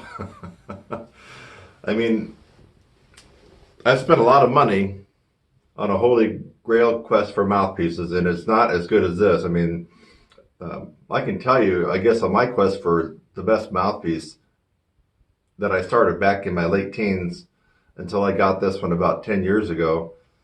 How much money have I spent on mouthpieces? Thousands of dollars? When I say thousands, at least 2,000? Could it be 3,000? Trying and playing different mouthpieces. So to have a mouthpiece, for me, come up very, very close. I mean, this is quite extraordinary. Let's leave it off with that. You're not buying this to play the Hummel. You're not buying this to play fourth trumpet part at the London Philharmonic, right? No, you're not buying that for that. So I'm not going to be going into stuff like that. You know, that's not really my specialty, although I can do some of it. But, you know, watch all my videos. How you can count on your fingers how many demonstrations I've done for stuff like that. You're buying this because you're going to do some commercial stuff with it, or jazz or lead trumpet, maybe some session work. Maybe you have to play outside from time to time, and maybe you're in a performance band that makes money and you play outside. So you're buying it for that reason, or maybe as a backup, maybe in marching band or college marching band. So let me see if I can punch out a couple of notes. You've heard the double G. What about the A?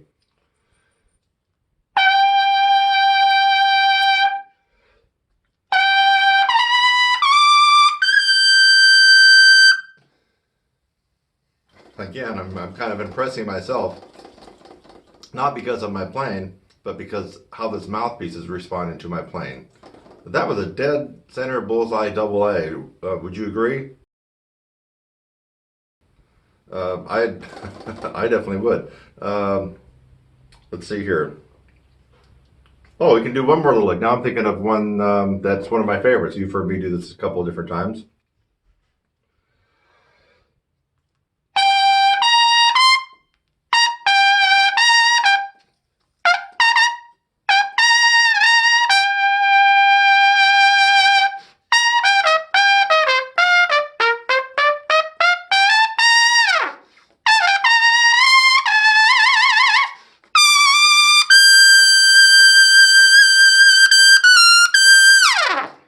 Okay, I ad-libbed at the end.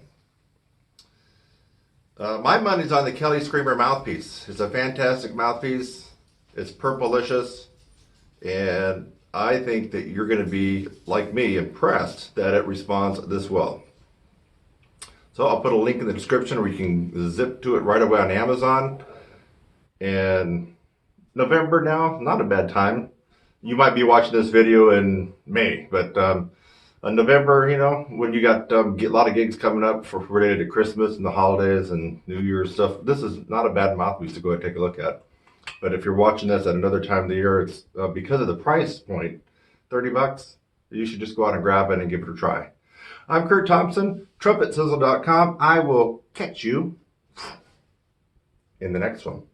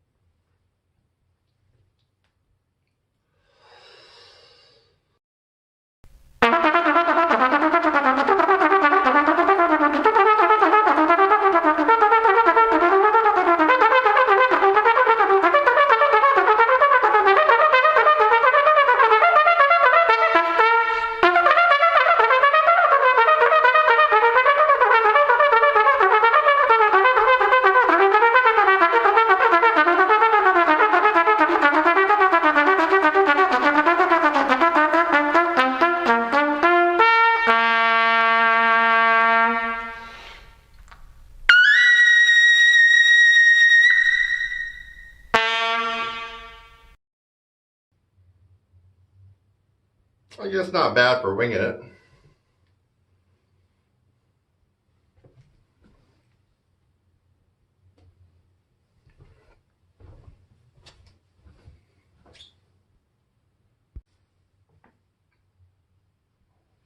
Hey, it's Kurt Thompson here. Welcome to Trumpet Player Street once again. It's been a while, right?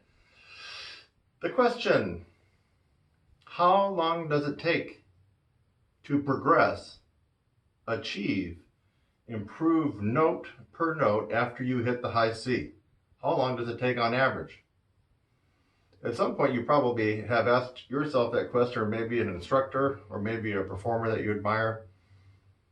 Hey Tom, I can play a high D now, but dang, I've been stuck on the high D for about a year. How long before I get up to the double C?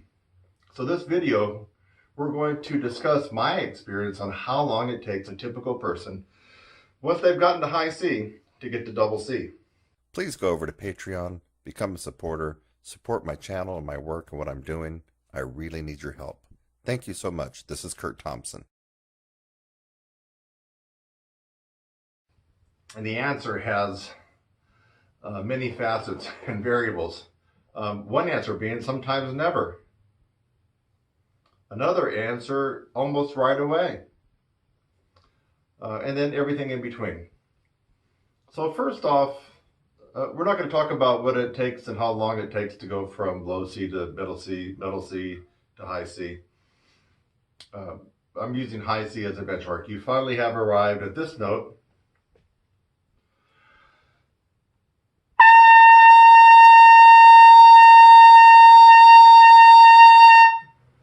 And to keep it real, baby, Bach 1. Trying to keep it real for you guys, because I know a lot of you guys are in high school or college, and maybe you're still playing a 3C. Ooh, feel sorry for you on that one. Maybe, unless you want to play fourth chair in the Chicago Symphony, hey, play the 3C. Good for you. If that's all you aspire to be as a fourth chair player in some symphony, then play the 3C or do the 1 if you can. This would even be better if you want to play fourth chair in the Chicago Symphony. This is the Bach 1, the largest of all mouthpieces. But for a lot of you guys that do play on all these Bach mouthpieces and these large mouthpieces, because it makes you feel a little bit good about yourself, that you can tell people, well, I can't do this.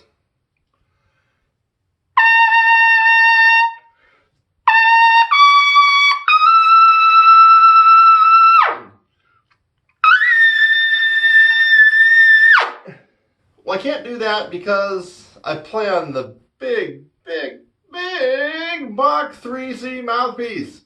And you, my friend, play on that Schilke 13A 4A, right? See? That's why you can hit that double C. But wait a minute. Are you watching carefully?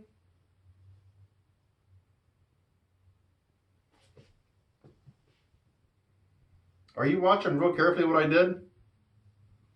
Did you see me swap out this big Bach 1 mouthpiece for a Schilke 13A 4A? Go back and rewind. Watch real quick. Notice there was no switch out. But yet, I went up to double C like it was nothing. It really was nothing. How'd that happen? And how long does it take for you out there watching me to get to where I am right now? Well, as I alluded to in the beginning of this video, it varies. For example, I guess one of the most talked about trumpet players, it seems like it always comes up in videos of mine, especially when I start talking about high, is a guy named Wayne Bergeron. And they're saying, Kurt, can you play his stuff from some movie, whatever it was, The Incredibles? Oh, geez, I don't know. I don't know if I could do that. It'd be real hard. Just stuff like that. It gets a little irritating, but, I did check on this guy, and sources seem to corroborate that when he was in elementary school and he picked up a French horn, I guess he started on French horn, he played a double C. Then he went over to cornet or trumpet, and he was playing double Cs. So from what I've heard, he had to learn how to play a low. So there's one answer. Some people start off right around the double C range, and we're not talking about high C. Let's get this straight, guys. A lot of you confuse the double C with high C. is not a double C. I don't know why so many of you call that high C note a double C. It is not. The first C that you come to above the treble clef staff is what we refer to, especially people in the know, as high C. The C above that is called a double high C. It's not another high C. It's called double high C.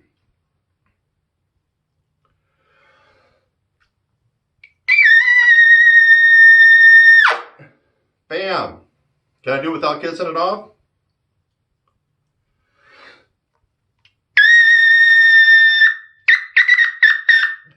Of course I can. I can do that double C any which way I want to. I own that note. It's in my back pocket. I've owned it for a long, long, long time. I can do whatever I want with it, however I want, whenever I want. So you got guys like that. You got guys like Maynard Ferguson. How many of you are in 8th grade going to 9th grade? I just had an awesome student graduate recently. My youngest student, you can watch his videos. It's kind of up in the tall part of the order here because it was recent. He started this 16-week course when he was 14 and just turned 15 when he graduated, and was sporting a nice, pretty solid E above high C. There's another guy. Are you recognizing some of these people? This guy.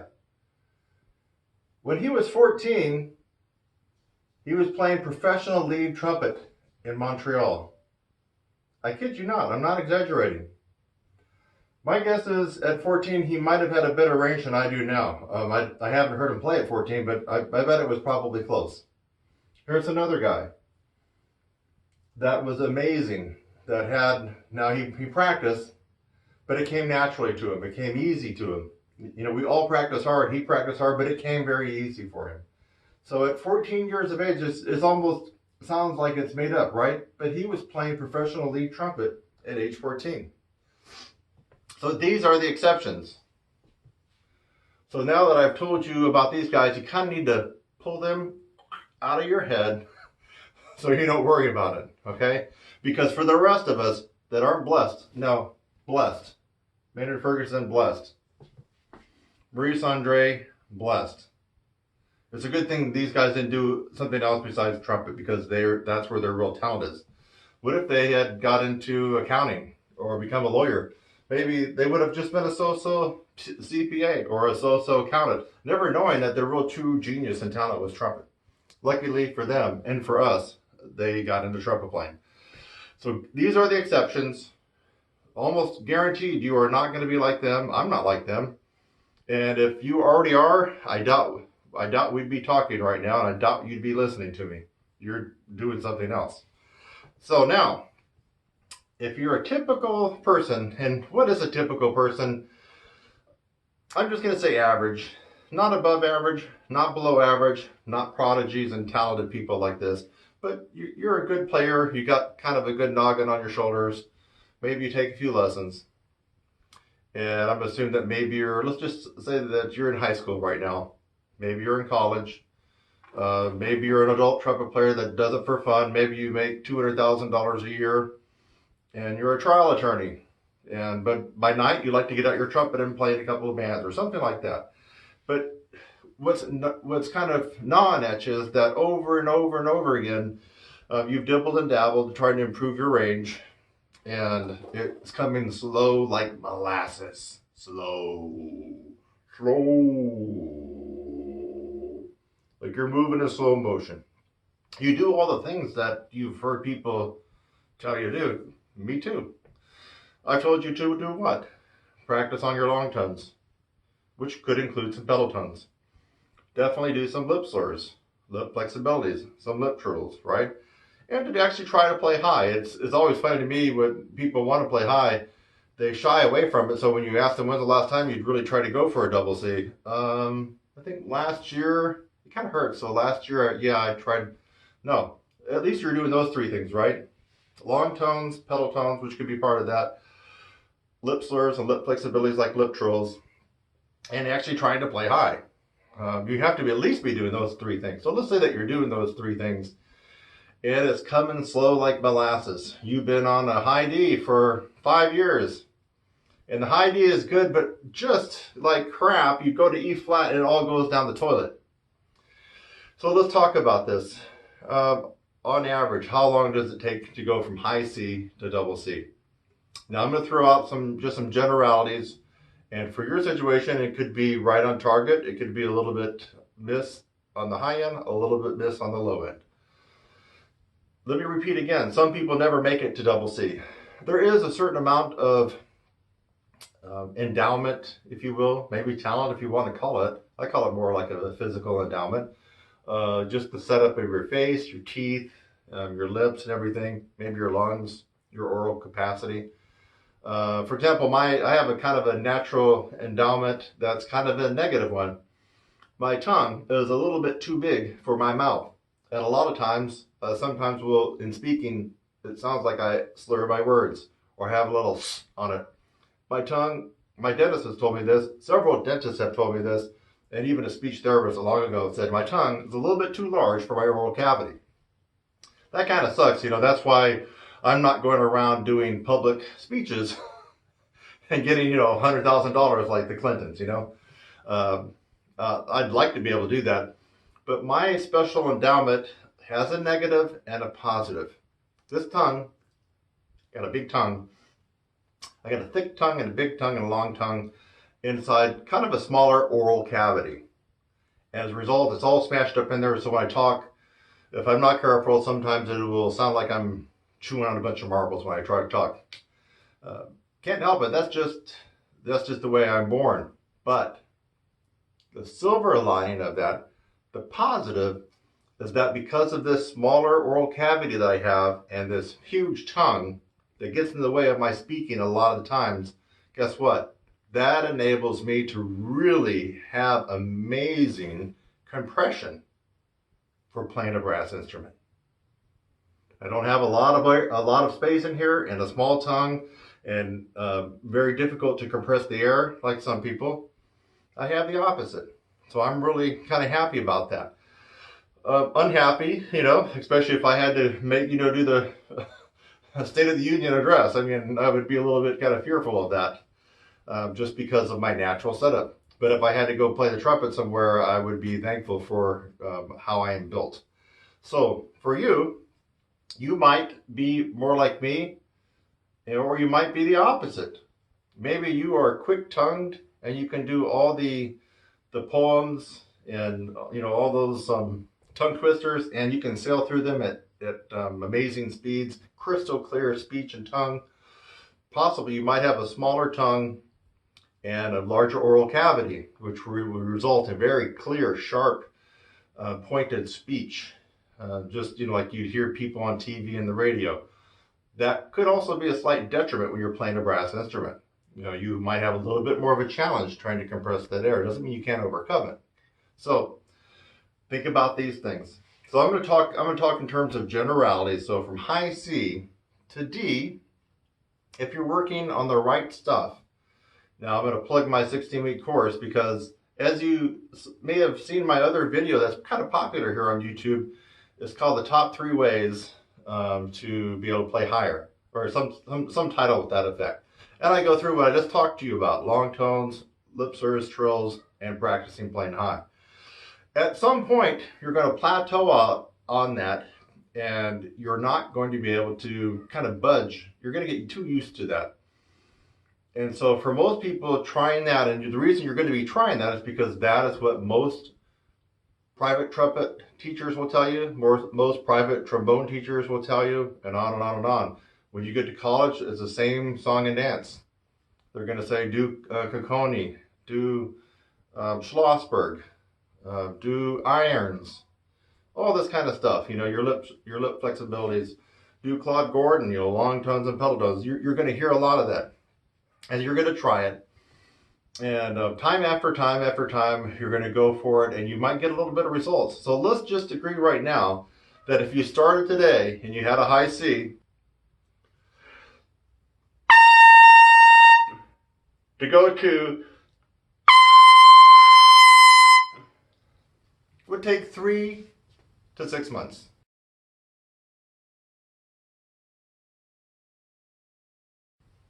On average. Now, maybe you're raising your hand and say, hey, Kurt, I got it after 1 month.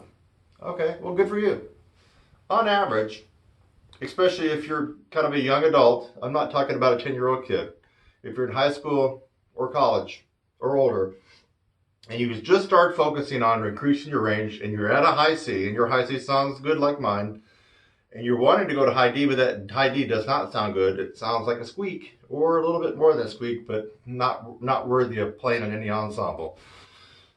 Write down right now 3 to 6 months to get you a D. And if you get it in 3 months, pat yourself on the shoulder and bow down to these guys. Okay, you need to honor them. They are the gods of trumpet. I didn't say they're the gods of jazz. There's some other jazz innovators.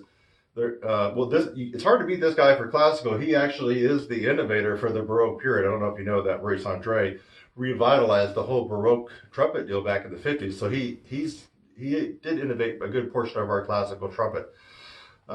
This guy is the best trumpet player in the world, bar none.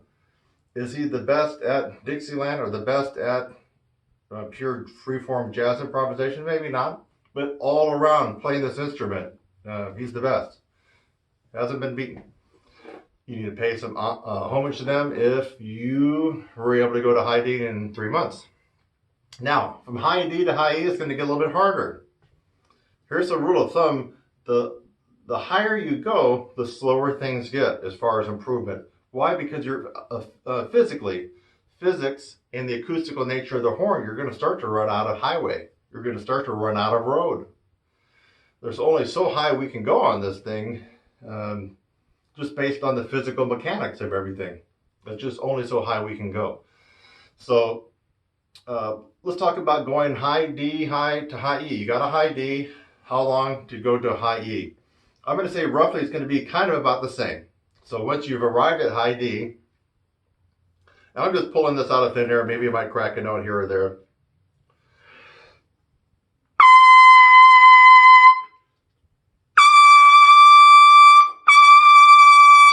A lot of times I'll play E 1 and 2 because it comes out flat, but to go, notice how nice that sounded? High E? Okay. If you want it sounding nicely like that, where you can use it in an ensemble or a solo or show off here on YouTube, figure 3 to 6 months.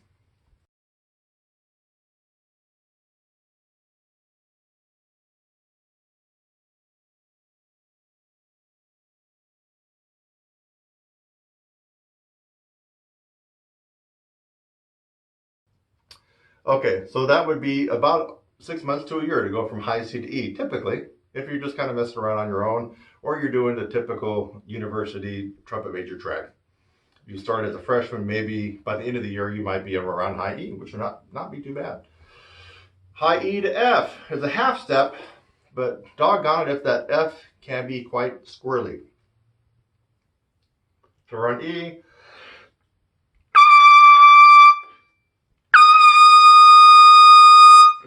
Okay, pretty nice solid E, or E and F. That F actually was not too bad either.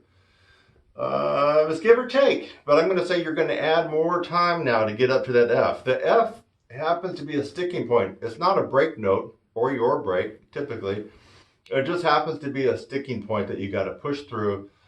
And I'm going to say for a lot of folks, it might take you 6 months to 9 months to get to that F.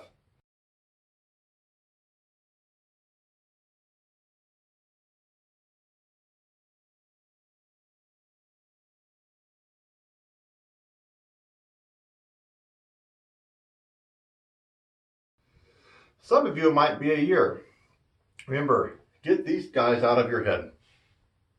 The people that I mentioned that had automatic high notes to begin with, get that out of your head. Those are the exceptions. We are almost all not like these guys, just not like them. They're the exception. So if you have an E and you're trying to get the E, but the E comes out a little squirrely, or let's say that you got it at home, but then you're in your jazz band, you're going to play, and you can never get it to happen without it being out of tune or squirrely or just not centered. With the right amount of focus and the right instruction and dedication, it'll probably take you 6 months to 9 months and maybe pushing it about a year to get to that F. Okay, Now let's say that you have the F.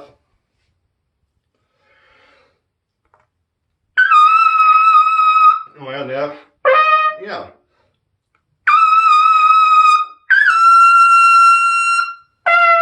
All right, those notes are locking in for me, and I'm kind of surprised. I'm on this huge bathtub of a mouthpiece still, you know. I'm not on my mouthpiece, my normal mouthpiece. Okay, so the F came in. I almost overshot it. The G came in just sweet, the double G. Double high G. Why double high G? Low G. We can't go any lower than that. That's a middle G. That's a high G. If we double it, double high G or double G or double G. There's not two high G, folks, on the horn. High G sits right on top of the staff. It may not seem that high for us, and some people don't want to call it high G, but the fact of the matter is, theoretically, using music theory, it is a high G on the staff and a double high G, an octave higher. Okay, now we're getting into where people get really frustrated and irritated. To go from F to G is a super duper jump. It's like jumping through hoops backwards and backflips and twists and everything else. And for some of you, you might be about ready to encounter a break, what's known as a break. That's where the lips don't vibrate as well. You're kind of acoustically in your lips and on the horn hitting kind of like a dead zone, a dead spot. You're just not getting any reception. And so sometimes F sharp, G, we're talking double F sharp, double G, double A flat, double A, B flat, right around that vicinity. Almost 99% of all trumpet players, when they get up there, will have some kind of a break. When you factor that in, plus the fact that we are now dangerously close to the end of upper register, I call the end of upper register double high G. And starting at double high A flat, I call that extreme upper register. So double G is, a good solid upper register. Notice that at the very end of upper register, and then we go into extreme. There is an extreme upper register. Everything above that double G, I call extreme upper register playing. Most people don't play up there. Most people can't get those notes. Just the way it is. But you can hear a lot of people play the double G and a little bit below. You need to give yourself 1 year of dedicated practice to 18 months to go from that F to double G.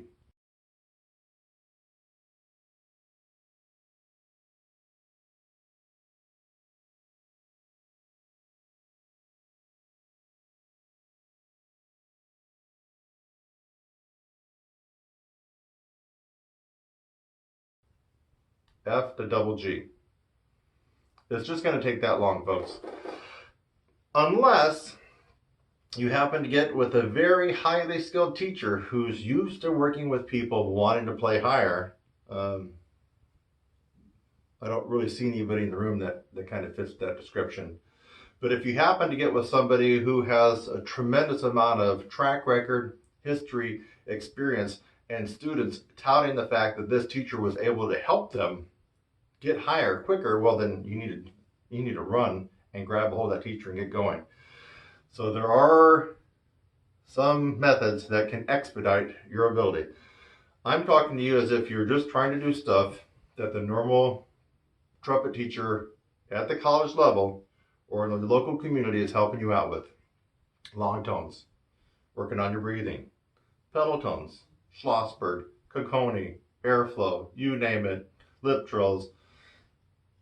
It's going to take you a year to a year and a half to get up there to that double G like that, just the way it is. Okay, now let's move on from, let's say that you've got the double G and you've listened to some of my stuff, watched some of my live stuff, watched me mess around on the horn, and then heard some of my recording session of me playing some Maynard or Doc Severinsen. And you go, wow, I'd like to be able to play that, but I don't have double A's and double C's. So to get up and play a lot of Maynard, you really do need to have more than just the top double G as your ceiling, because you're going to be playing on the skin of your teeth just after about half a song. So you have to have more range. To go from double G to double A on your own, or with a typical instructor who doesn't specialize in range and embouchure coaching, I would suggest, and this is, I'm being modest here, but probably 18 months to 2 years.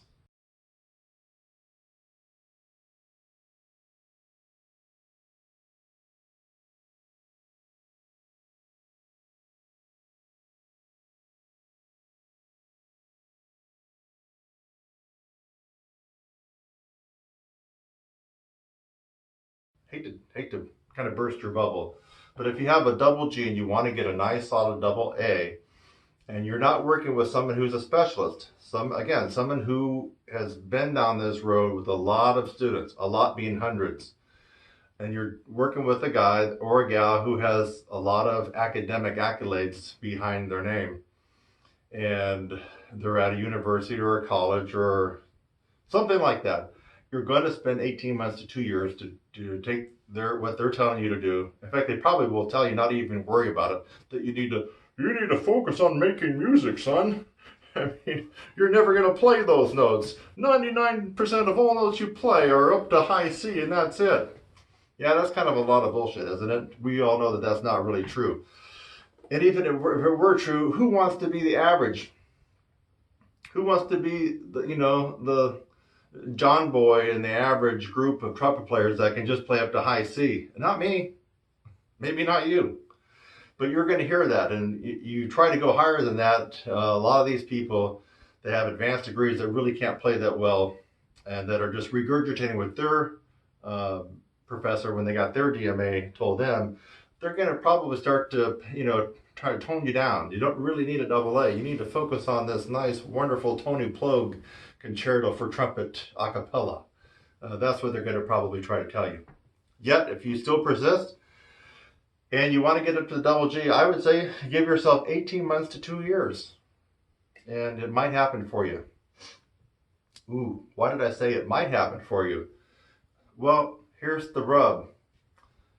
If you're not getting advice from someone who can do it, remember, the people you're likely talking to can't do what I'm doing for you right now on this big mouthpiece, or actually any mouthpiece. If you're getting advice from someone who can't do it, but they're operating on theory, you might be kind of out in the weeds, my friends.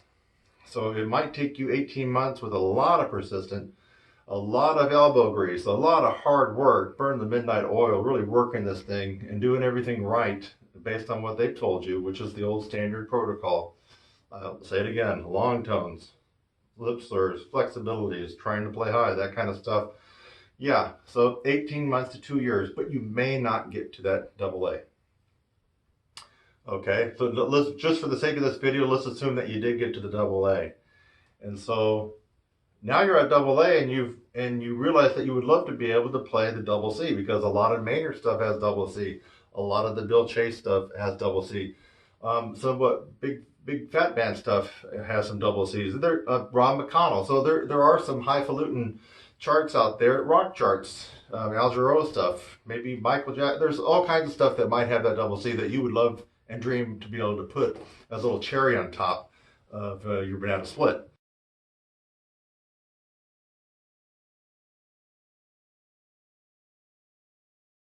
Hey everybody, I'm Kurt Thompson, trumpet player, brass teacher, and I just wanted to tell you a little bit about myself in case you've never heard of me. I make trumpet videos, lesson videos, also quite a lot of brass playing pedagogy and instruction, and I help out quite a lot of people, and I've been doing it almost all for free all these years since 2007. What is that, 10 years? Look at my channel on YouTube. All you got to do is search Kurt Thompson and I come up right away. I have 1,000 videos plus on YouTube, all free.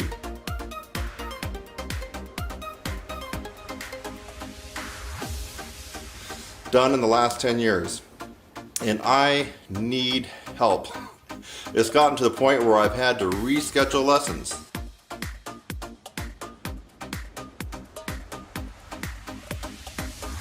It dawned on me a couple of months ago when I was rescheduling yet another lesson to finish up a video on YouTube, and I thought to myself, wait a minute, I just shifted a paying student to a few days later in order to finish up a video that's going to be free on YouTube. No money, Mr. Ching, I'm hurting here. So I want to keep bringing awesome content to you. I want to improve my content, improve my equipment. I want to bring higher quality everything to you guys. This cool idea called Patreon.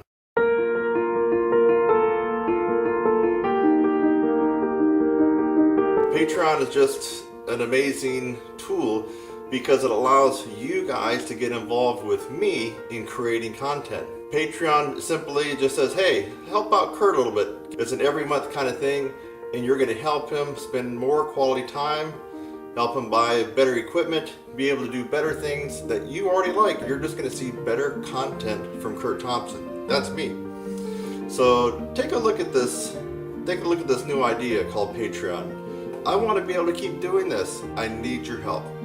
If you like what I've been doing so far, and I've proven it, 1,000 videos on YouTube kind of prove it, right? If you like it, you want to see me keep doing this, I need your help. But the cool thing is I want you to be a part of the process. And I'm offering some cool perks. They call them rewards here on Patreon.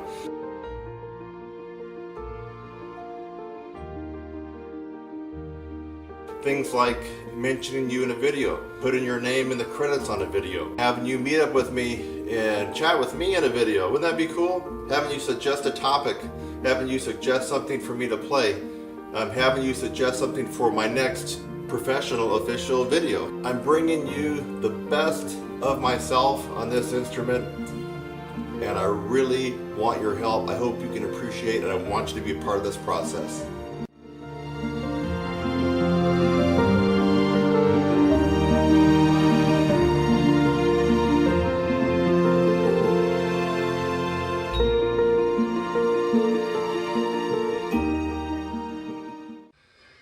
But you can't do it.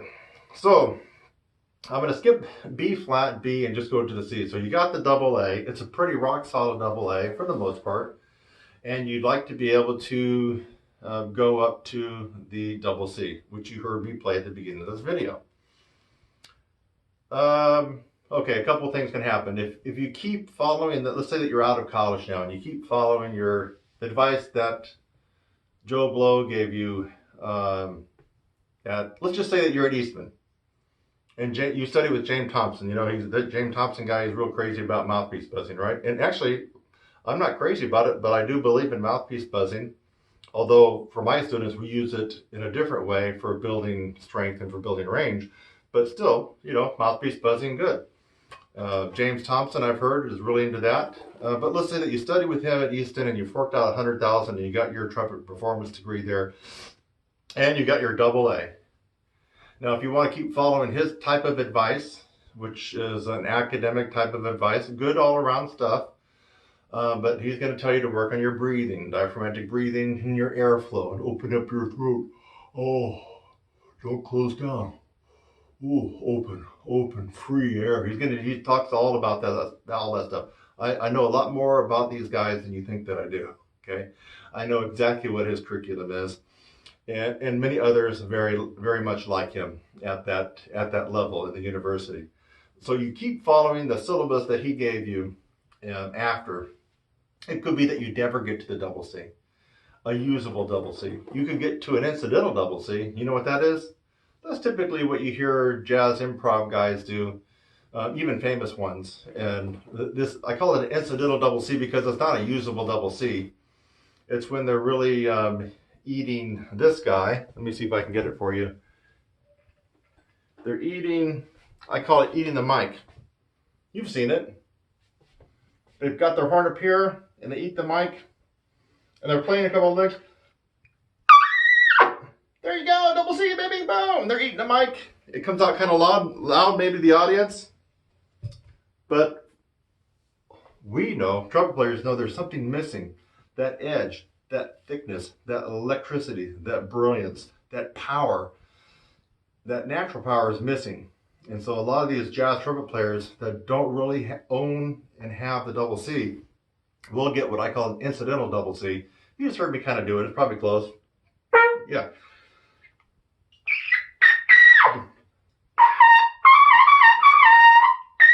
Something like that. That's not a real double C, but when you put it in the mic and you eat that mic and it blares through the auditorium or the clubhouse venue, people might go, wow, that guy can also play some high notes. No, not really.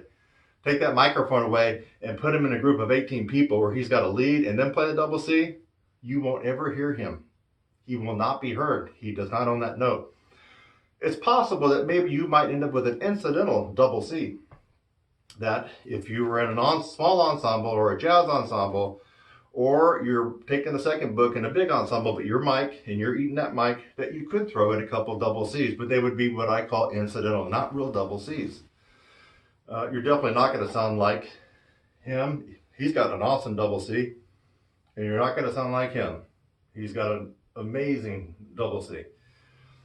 So you're going to have to switch gears and get with someone who you can look at and investigate and go, wait a minute, for decade after decade, this guy consistently plays awesomely in the upper register and just always seems to have double C's and beyond. Then you look at his students. Wow, this guy's students has gained 4 notes, 5 notes. This guy's gained an octave. This guy can play a double C. You have to find somebody like that who is a specialist on the brass instrument. This could also go for trombone players who would love to be able to get up into the Bill Walters range, who would love to be able to play smoothly like Dave Steinmeier, who would love to have the power and the pop and the punch of a Carl Fontana, right? Well, you're not going to get to that level by doing your university curriculum and continue it after you've already got your degree, whether it's low brass or trumpet. So let's kind of add it up. What did I say? 3 to 6 months, maybe to go from high C to D. 3 to 6 months from D to E. From E to F, longer, right? What did I say? 6 months, 9 months, you got to add it all up. And so where are we right there? Let's just take the longest of each one. So 6 and 6, that's a year. 9 months, let's say we're at a year and a half to get to the F. And then what did I say, like a year or a year and a half to get to the double G. So now we're at 2.5 years. And then I said as much as 2 years to go to the double A. So let's boil it down to say that probably on average to go from a high C to a double A, you're probably looking at 4 years and lots of luck.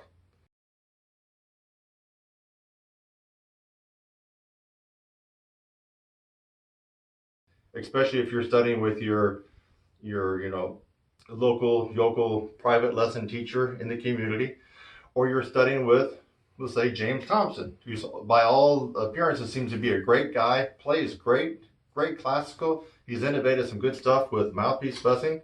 I'm not taking away anything from him that way, but I am lumping him into the group of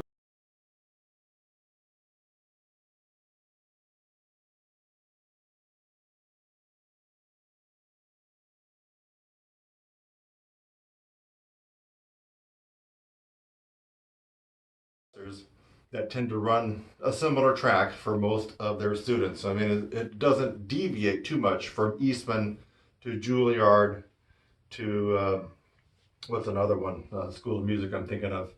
I'm not thinking of it right now. But anyway, just other schools of music like that are kind of high profile and conspicuous. They don't deviate a whole lot. As from what they were telling one trumpet player, if you go to the next school like that, like Yale School of Music, you're probably going to get the similar type of stuff. From double A on up to double C, those guys I don't think are really going to help you. They can't do it themselves. Now, they might have that incidental jazz trumpet double C that I just demonstrated, right? They're not going to have this guy's double C. They're not. So you're going to have to get with somebody that can help you out, someone who is focused and has a track record of being able to play those notes and teach others how to play it. But if we add it all up, for you right now, just quickly want to know, it's going to take you 4 years to go from high C up to double A. And likely you can probably get up there. Double A to double high C, iffy. You may never get to double C. Or it may, if you're lucky, maybe it comes out to be an incidental double C, one that you could use when you eat the mic. It comes out like a little squeal. But to the audience, it might seem loud because it's blaring through the speakers. But you and I both know it's not a real double C. but at least you got something you can pull out of your hat and use.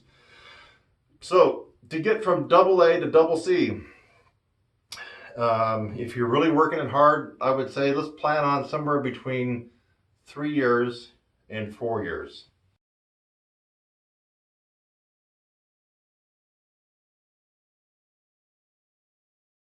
If you haven't got with somebody that knows what they're doing, but you're working hard, you're stubborn as an ox, and you're just focusing and you're just killing yourself, I would say you might look into it. Let's plan on 3 to 4 years. You've got the double A, and it could be with a little bit of luck and a lot of dedication and the right mix of practicing and rest, you could get to the double C, a usable double C in 3 years, maybe 4 years after you have a solid double A.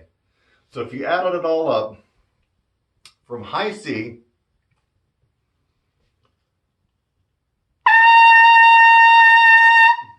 to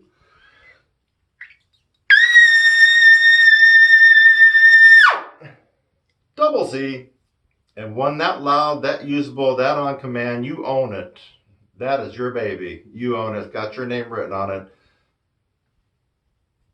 7 or 8 years.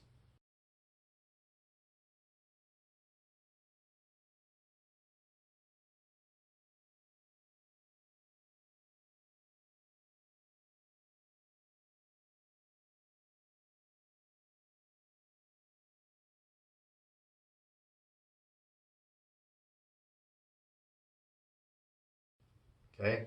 I'm giving you the real deal. I'm not sugarcoating it. 7 to 8 years. Sounds like a lot of time, but if you're 19 years of age and you're working hard, and if you think at 19, by 26 or 27, you can do what I just did on command. Hey, the world is your oyster, you know? It really is. Now, let me plug my course. If you would like to shorten that time frame up a little bit or a lot of it, you might want to go check out some of the stuff I have at my website, TrumpetSizzle.com. I'm Kurt Thompson, TrumpetSizzle.com. Maybe it's a knack, maybe it's a gift, maybe it's a little bit of luck, but I've had quite a lot of students work with me and get good results. Now, they're not going to get double C in a week, but a lot of them have got double C in 4 months. So, now was it as loud as this? Not really. But a lot of them have got their incidental double C out in 4 or 5 months. Some of them have finally got up to F and double G in 4 months. So it just depends. But I kind of have a knack or this ability to help others improve their range. Please go over to Patreon, become a supporter, support my channel and my work and what I'm doing. I really need your help. Thank you so much. This is Kurt Thompson.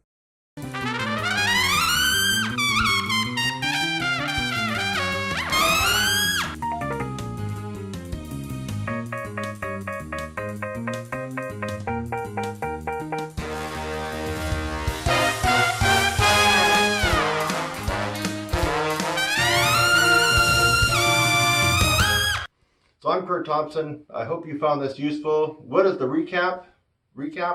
4 years to go from high C to double A. Let's give it another 3 years to 4 years from double A to double C. We're talking about a rock solid, big, usable, heard at the end and at the back of a big auditorium, double C, unmiked.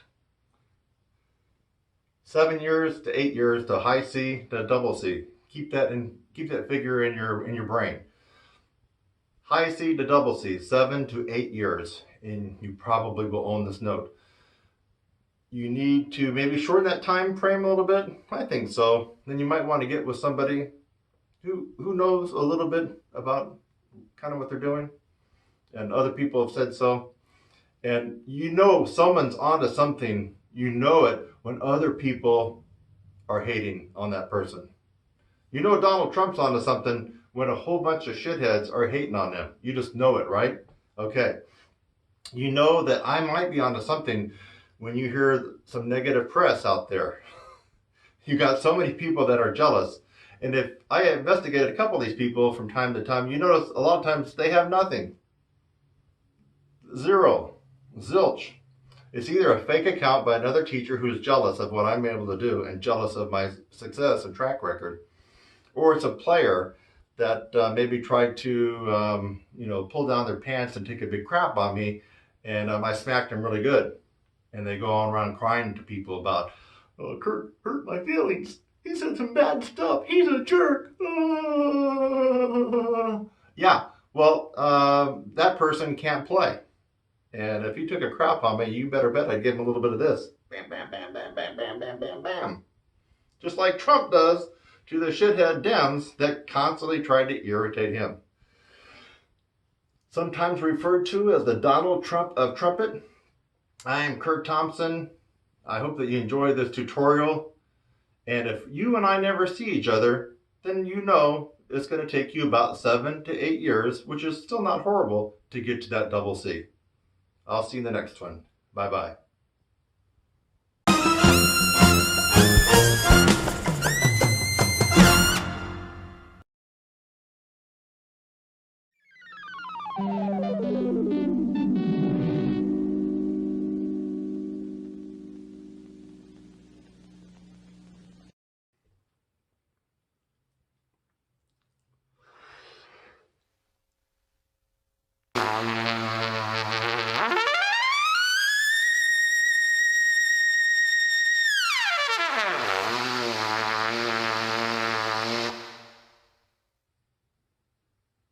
That's it.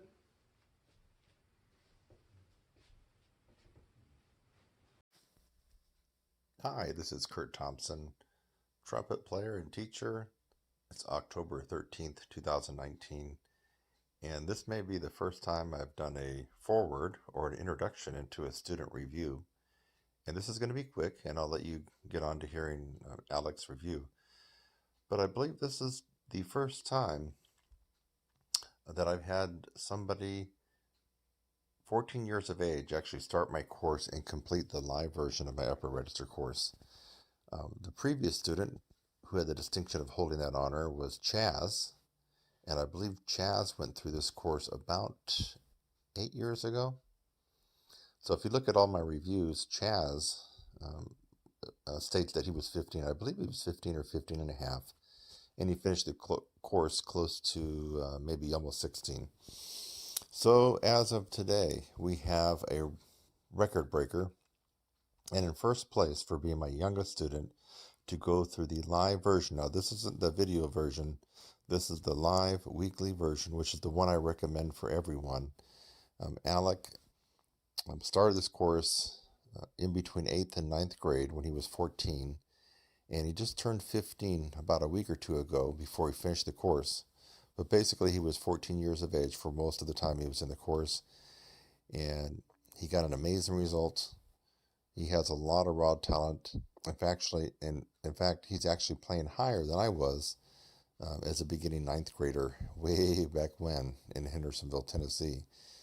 I would have never been able to hit the note and the notes that Alec is able to hit right now. So the world is his oyster. I'm going to make this a very quick introduction because it's almost 2 minutes. So I'm going to go ahead and without further ado, here is Alec. And I'm very excited to have you listen to what he has to say. And for anybody else who's around his age and have been on the fence about getting involved, but yet you have a nagging problem that keeps nagging at you all the time, and that's bad endurance, bad range, no power. Sometimes the horn hurts when you play. Well, you need to maybe pay heed to what Alec has to say and demo on his horn, and it might help you out. All right, here's Alec.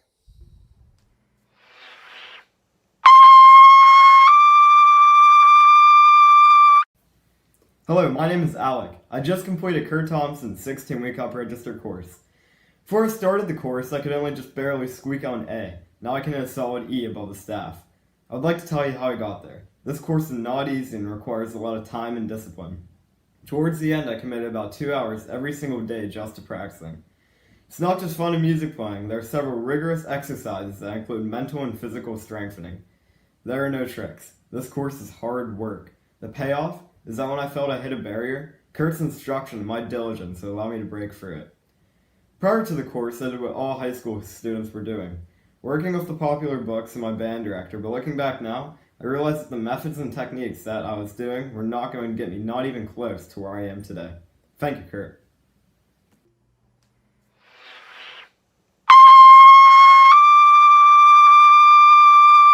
Kurt's course has significantly improved my pedal tones.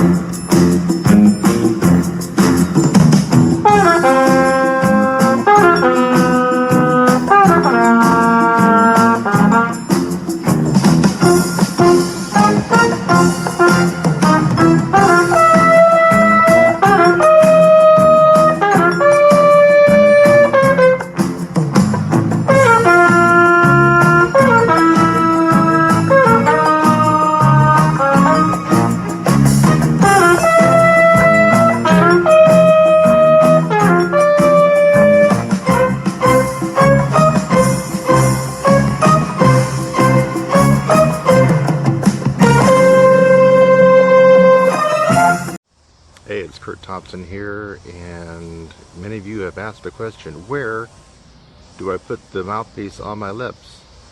A similar version is, how do I know if I have the mouthpiece on the right spot on my lips? And so today we're going to be answering the question, where does that mouthpiece go? And it's going to be more specific for trumpet players right now. I might do another one for low brass. And by the way, as soon as I came out here to do this impromptu video, within 5 minutes the neighbor had to get out there like an idiot and start doing his weed whacker. So if you hear a bunch of noise, that's the neighbor having perfect timing here with my video. So I'm sure he was watching the whole day for when I was going to come out, right? Just kidding.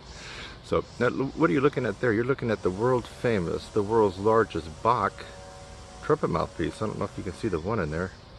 Let's see if we can. It's hard for me to see with the reflection here. Let's just see. There's the one. See the one? Notice there's no A, there's no B, there's no C. This is the world's largest Bach trumpet mouthpiece, and I'm just using that. Most of you know Bach, and the Bob Reeves I have is a custom, and none of you really know that one. It's just a hybrid. So yeah, where do you from beginners to intermediates, maybe sometimes even a pro, you might have a question like, am I in the right spot? And there's a simple way to find out where to put the mouthpiece on your lips. Okay, you ready? The first thing is, I'm gonna have to get up close and personal here, is to smile back your lips and put the mouthpiece on your teeth somewhere. It doesn't matter anywhere for right now. Now, listen. Can you hear that? Going across my teeth. There's going to be a spot in there where the mouthpiece kind of sits in a groove on your teeth. There's one right there. There's another one. And right there. 1, 2. Oh, there's like 2 right there. 1, 2. Actually, there's 3. 1, 2, 3. Was that 4? No, I'm way over here. The 1, 2, 3, 4, 5. So I got 5 spots on my lips where I could actually be playing. And 2 you saw are just really, really close together. So I guess I got to be introspective. Maybe in another video and find out, am I kind of hopping back and forth between 2 spots on my chops. Now, I didn't take the teeth into account too much. The bottom teeth. I took the top teeth into account. Oh, look, we got Mr. Garbage Man coming by. It's like everybody knew I was going to be making a video out here. See? That's kind of narcissistic, isn't it? That I think the whole world revolves around me. But there goes the garbage guy. See? He knew it. There he goes. See? Well. Anyway, okay, I'm using the top teeth. Top teeth are very important where the mouthpiece goes. The bottom teeth, less so. I think of the bottom teeth as more of a leverage, more of a shelf, if you will. And the top teeth are going to be the most important. So this is going to be a quick video. I'm going to finish it up real quick. So now that you see where the different spots where I could put the mouthpiece, I want to get more close to center if I can. So here. Oh yeah, there we go. There's 1, 2, right there. I can either read right out there. And folks, look.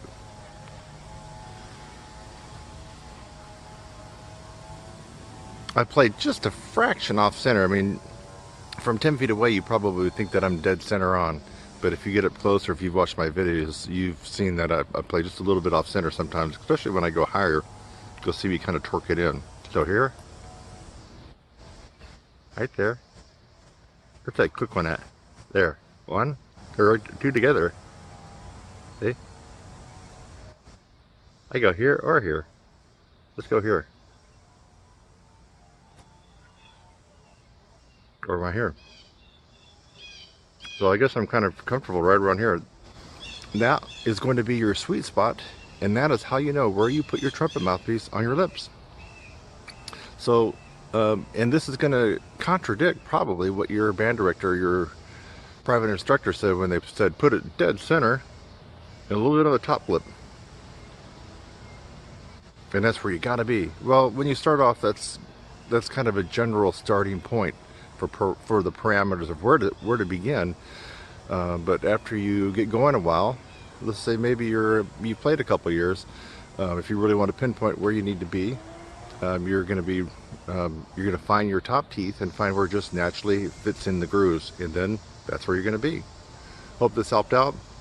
It's Kurt Thompson with this trusty, friendly Bach 1 trumpet mouthpiece. I hope you found this video tutorial very helpful for you and your trumpet playing.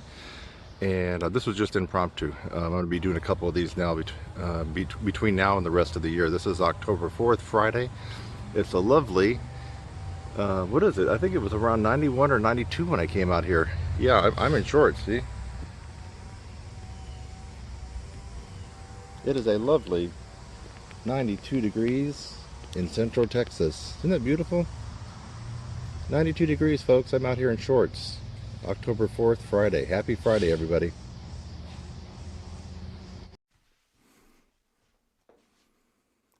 Hey, it's Kurt Thompson here, TrumpetSizzle.com, and this is just an update right before we get into October 2019. And I wanted to make you aware that I have a lot of little cool practice aids, practice exercisers, practice gadgets to help you, the brass player, get better. We're going to talk about that just a little bit. This is not going to be a lesson on each practice aid that I have here. That will come later when you actually get the practice aid. Also, I got a couple of new instruments that I've been developing, and I think you're really going to want to lean forward and pay attention on this. I don't have many of them. In fact, the one jazz horn that I have, I only have one. I have another on order. And I got a couple of piccolos, and I also have a flugelhorn coming with a copper bell, a copper rose brass mix. I think you're really going to like it. I think for those of you that like flugel or are looking to have something nice without breaking the bank, you're going to want to pay attention to this. Actually, I don't have the flugel in hand, but it's coming. It should be here in about a month, so we'll talk about that when it gets here. But I do have the double bell jazz horn, and my piccolos I want to talk about. Please go over to Patreon, become a supporter, support my channel and my work and what I'm doing. I really need your help. Thank you so much. This is Kurt Thompson. But first, without further ado, let's get to the gadgets, practice aids, and exercisers. Many of you have probably seen this one before. I have a tutorial on it. Like the Cheek Master. You've probably seen it before. I got a couple tutorials on it. It actually does work. There's one problem. This little guy here is about 50 bucks on Amazon, and I've provided a link in my other video. So that has kept quite a lot of you from becoming involved in this particular technique. I have got a suitable replacement for less than half the cost. I call this the Sizzle Jack. It's a replacement for the facial flex that you saw in a couple other tutorials on YouTube. This does the same thing. You put this in your mouth and you squeeze.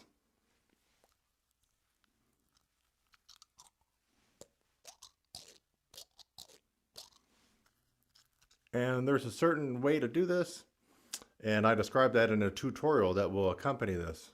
This is a substitute for the $50 version, and you're going to save quite a bit of money on this. Plus, you're going to get a tutorial to go along with it. So this is the Sizzle Jack. The Sizzle Jack. It's up on my website. Right now, you can get it.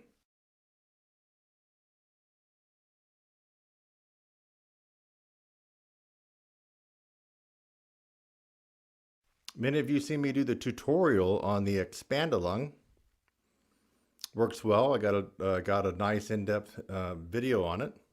Actually, I don't know if you've seen the tutorial, but you've seen my review of it. It's called the Expand-A-Lung.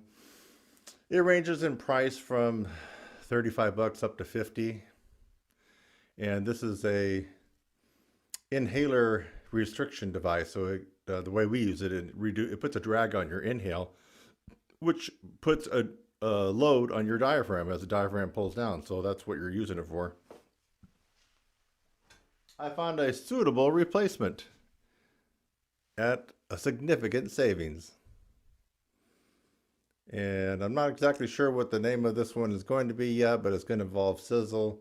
Maybe like the sizzle restricted inhaler. That's probably what I'm going to call it because that's what it is.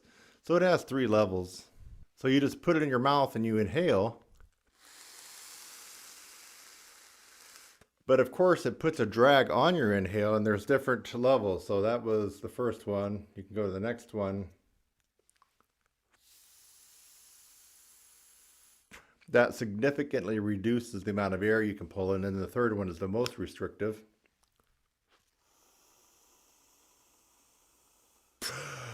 Can't really get a whole lot of air. So I have a replacement for the more expensive Expand-A-Lung. I have the Sizzle Restricted Inhaler. And you're going to save a lot of money. Plus I'm going to have a tutorial on how to best use this and increase your breathing capacity and the first stage of compression actually. So the Sizzle Restricted Inhaler, look for that on my website. It's there right now.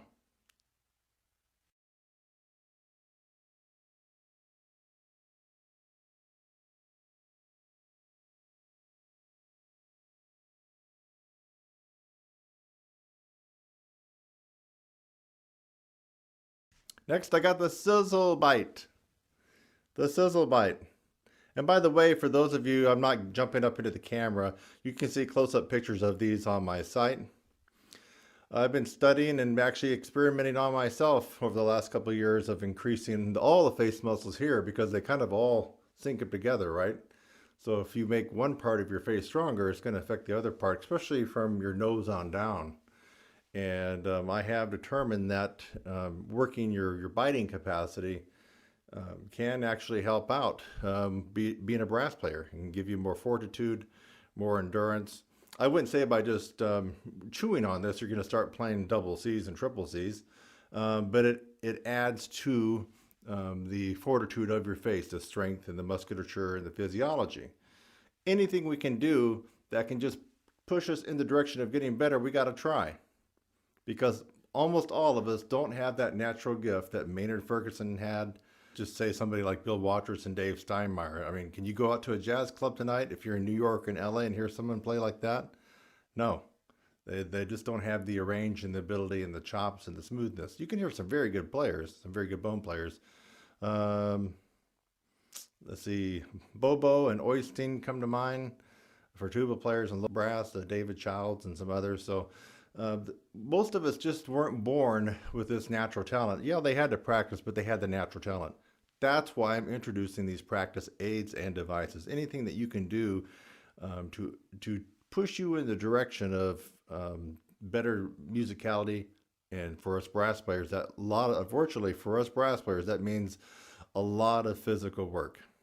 Brass playing, it'd be nice if we could just work only on music and technique, but like a piano player. Do you see a piano player doing finger weights and all these crazy finger exercises? I know Franz Liszt may have done that. I heard that he worked some crazy trills with his fingers.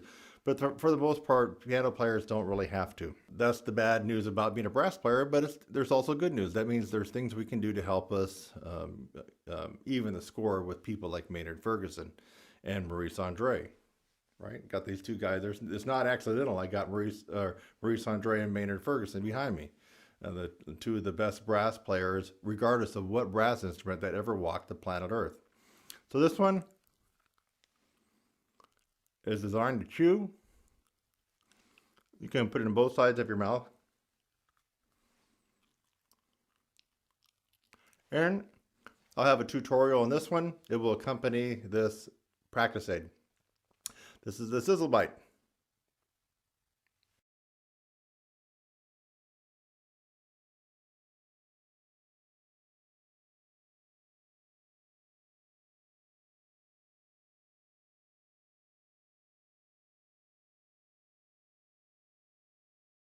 Next up, we got this Sizzle Chomp.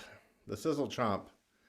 Looks like a mouth guard for an MMA fighter or a hockey player or a football player. I take the little plastic knob or spacer out. It allows me to get a little bit more of a chomp. This is a different action than the Sizzle Bite.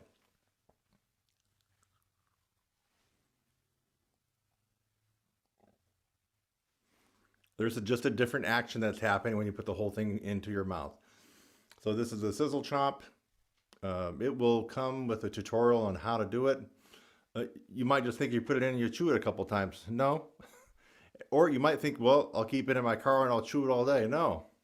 There's a thing called TMJ, and I'm not going to spell it out for you, but you don't want to screw up your face, your jaw, and everything, because then you might not be able to play. I have a specific way to do this. It's like all these little practice aids and devices are like seasoning, like a little bit of cayenne, like a little bit of paprika, salt, pepper, dill, even jalapenos, a little garnish. This is not the main course. Your instrument is the main course. This is just like a little spice, a little seasoning, and you have to make sure you do it the right way and do it in small amounts. So this is the Sizzle Chomp. Again, you want to see close-up pictures of this, you'll find it at my site. It's also, all these are for sale. That means you can click on the link in my description. Actually, I might put several links for each item, but you'll click on that, you go right to my site, and you can buy it, and I'll ship it out to you right away.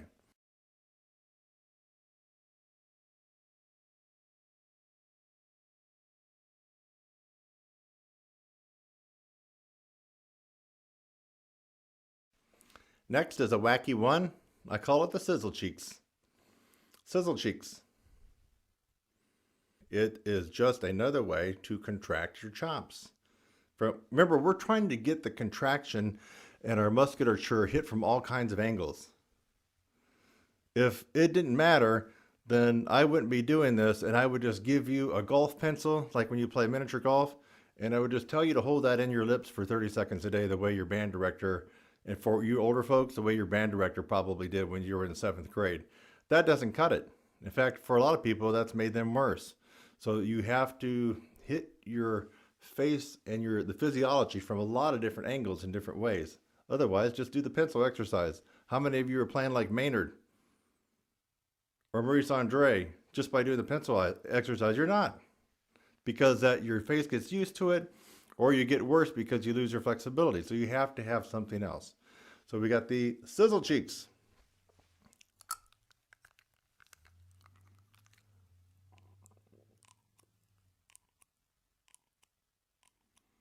This is hitting your squeeze and contraction even different than the Sizzle Jacks.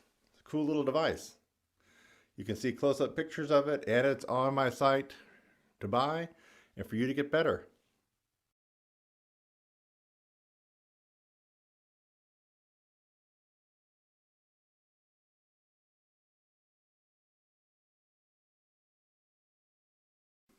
And last and least are the sizzle lips.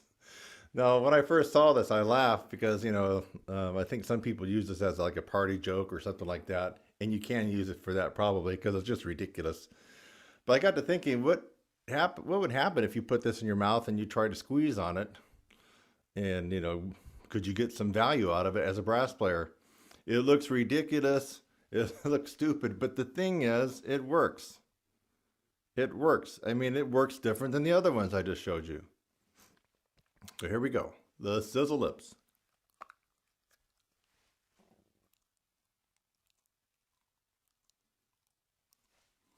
Crazy. It kind of feels good when it goes in. I feel like it gets the muscles right underneath your chin better, which is where you got that leverage. And I believe these two guys were born with that natural leverage right under here. It's that shelf for your mouthpiece. So this actually, I feel like this actually works the muscles right under here from the chin up to the lips. It's a crazy, stupid, weird, quirky looking, funky device. It's like a plastic rubbery thing, but it works. I'm showing you stuff that could look silly to you, but it works. It does work. And this, again, is hitting and making you contract your chops at a different angle in a different way.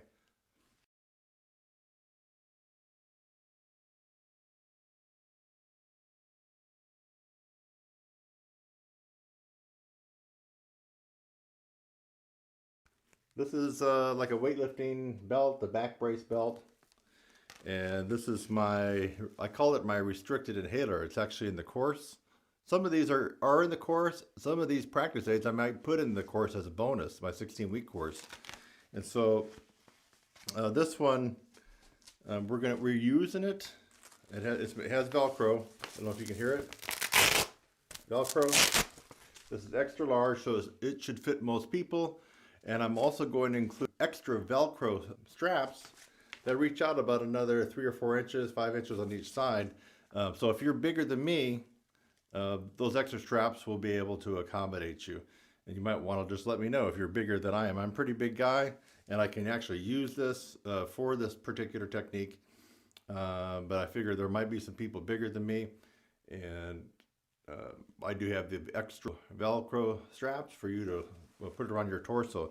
Now, I'm not going to exactly show you how to do that because that's part of the tutorial that you'll get with this. We're using this for restricted inhaling and to develop your physiology to be able to pull in more air against a restriction or against a heavy load. So that's what we're going to be using this for. This is actually available now on my website. And I don't want you to use this for going to the gym or for if you have a low back problems or anything like that, because you want to get a better quality one for that. For going to the gym and for like a back brace, I would recommend spending between 50 and up to $80 for a good quality one.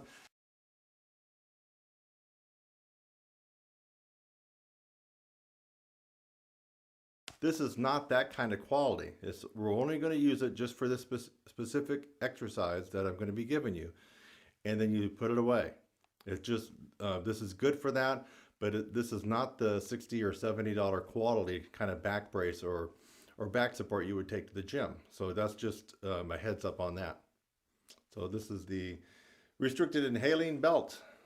So we'll talk more about that.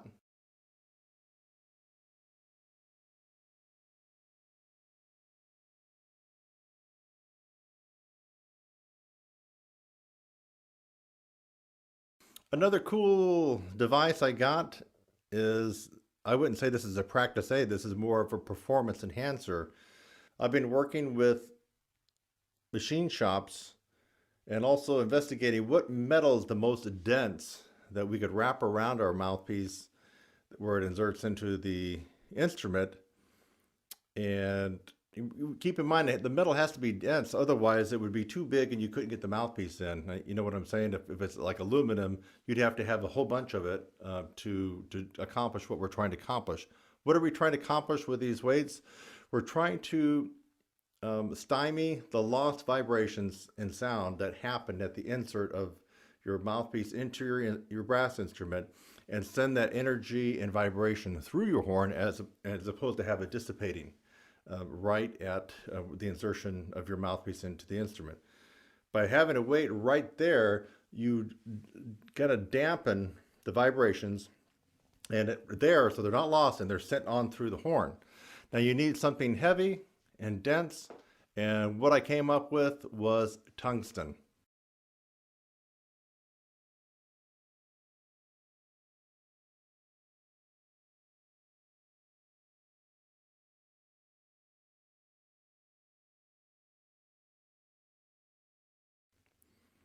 I didn't even really know about tungsten, I'm going to be honest with you. I didn't know too much about it, but I was impressed. Tungsten is twice as dense as lead.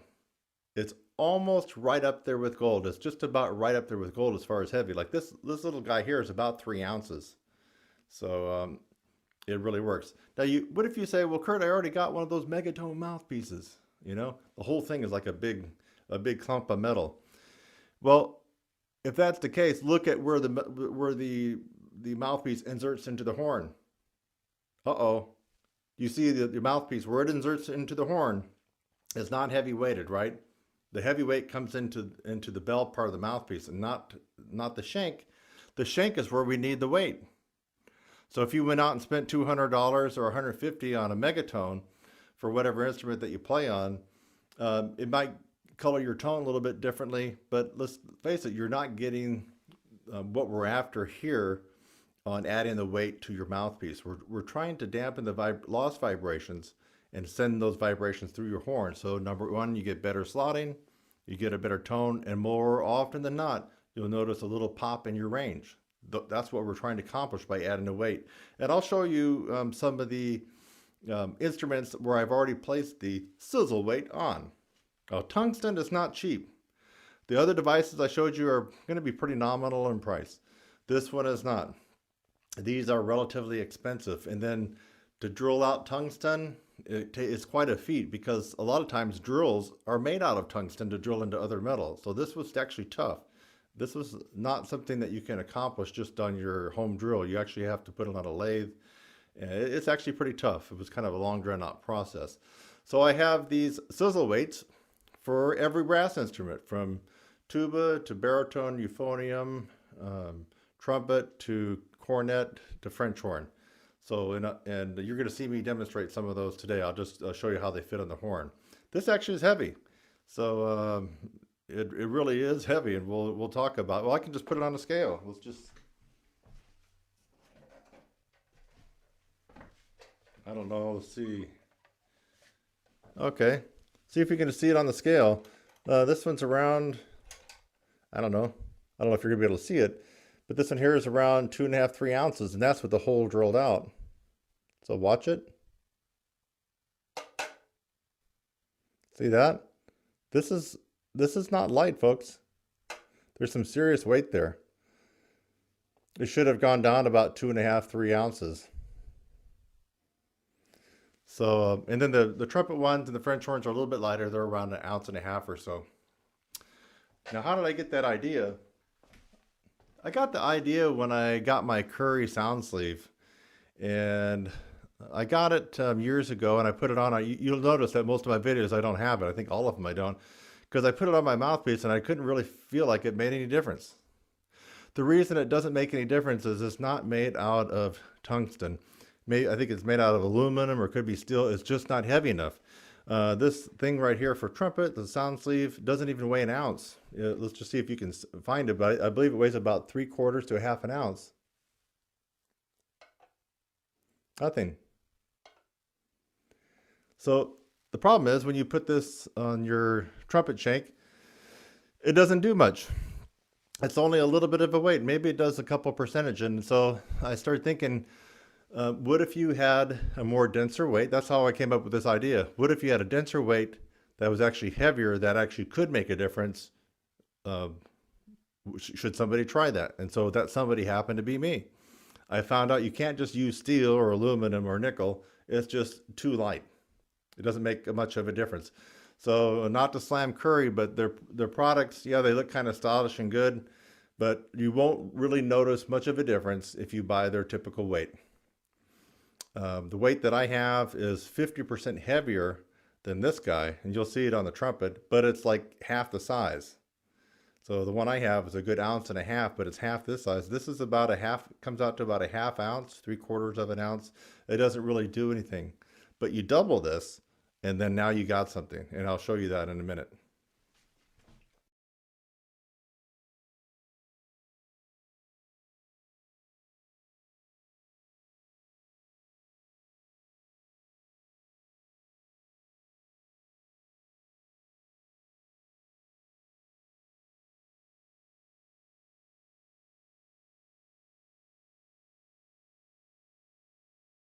Now, just to recap on stuff that you already know about, if you don't have the sizzle pipe, boy, are you really missing out.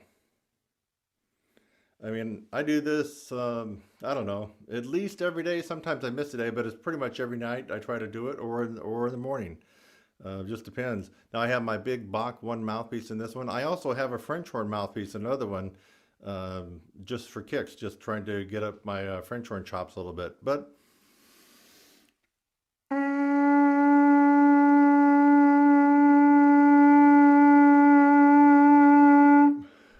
the the amazing part of this is you're going to increase your sound, open up your sound, and it's just going to feel like when you blow your horn. Now I have this mainly geared towards trumpet players right now. It's going to feel like the horn blows easier and your sound is going to be better. Really, if you don't have one of these, now you can do this on your horn, but there are some kind of pains about that with the slide grease, pulling out, scratching it up. This one's mobile. You can take it in your car and be doing it at stoplights or in traffic. And since it's open, by the way, this is super extra large bore. It's a 0.495. So big, a lot bigger than any trumpet that you're going to play on. That's another thing. You get used to doing this, and the trumpet feels, I don't want to say it feels smaller, it just feels like you can, put more sound through it. So don't forget about the sizzle pipe. If you don't got one of these, don't complain that you have a weak sound, that your sound is not big, that you're not able to play higher, that your sound is not dark and resonant. Don't complain about that if you're not using this. You better get a sizzle pipe. And you already know about these. You should be having fun with the sizzle rims, tuba, trombone, euphonium, trumpet, and French horn. In fact, I've had several people buy the combo pack. That's where you get all these. And I have a tutorial on that where you actually buzz and in different ways and different amounts throughout the week, depending on what your instrument is, on all 4 rims. Tuba, trombone, euphonium, trumpet, French horn. Or if you're not quite sure, just buy the one rim of the mouthpiece that you play on. There is absolutely no question in my mind that the rim buzzing is almost essential now. In fact, I've actually put it into my 16-week revised course. I'm revising my course this year for the 10-year anniversary. The rim buzzing is going to become part of it. It's going to be required. Just because I believe in that much, I proved it to myself. It will pop up your range. It will increase your flexibility and help out your tone. I've already had this on my site for quite some time, but just a reminder of the sizzle rim. If you don't got it, better go get it. I'm going to introduce a couple of new horns for you. I only have one of these right now, but I have another one on the way. This is the Sizzle Jazz Duo. Duo for double bell, right? And you can see that it has a rotor in the back to switch you over to the second horn. This is a pro quality horn, Monel valves. The tuning's great. I could almost say that you're playing on a Bach Stradivarius. It kind of has that same kind of feel. It has a darker, warmer sound. I wouldn't use this for playing lead trumpet, but it would be ridiculous. You don't need 2 bells for lead trumpet. But this is perfect for you jazz trumpet players. Perfect. If you play jazz trumpet, just think of the possibilities you could do and play with this horn. In fact, hey, go ahead and take a listen.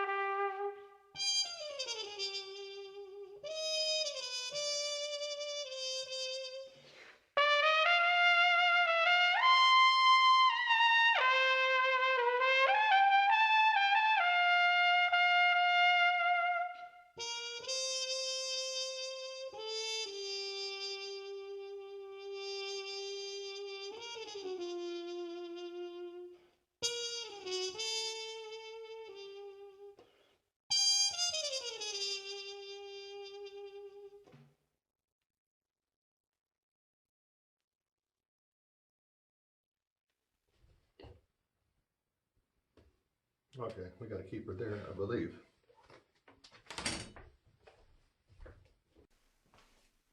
All right, hope you liked listening to me on the Sizzle Jazz Duo double bell trumpet. I only got one right now. If you play jazz trumpet and could think of some amazing things to do with that horn, you better hit me up right now. I have a feeling it'll be gone. The one that you saw is the only one I have. I do have another one on the way. If you are interested, you need to contact me right away. I only got one, brand new, ready to ship. I got two piccolos. Two piccolos. Two piccolos. Silver flavored and brass flavored.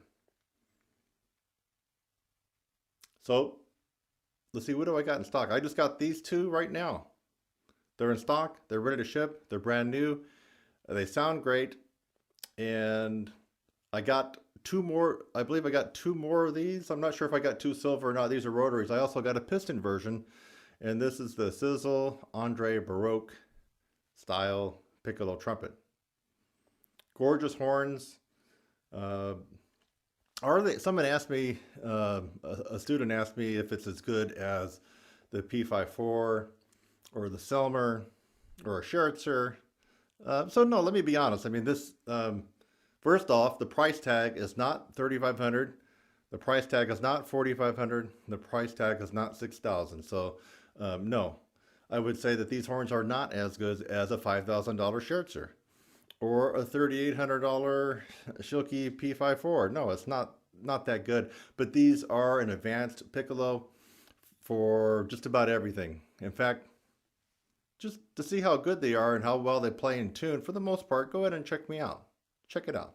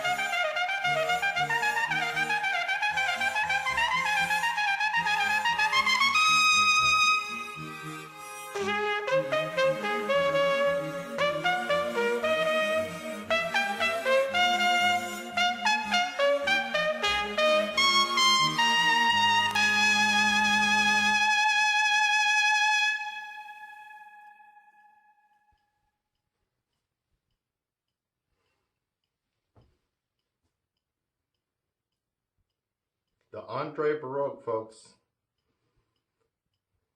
I've developed it. You're going to benefit from it.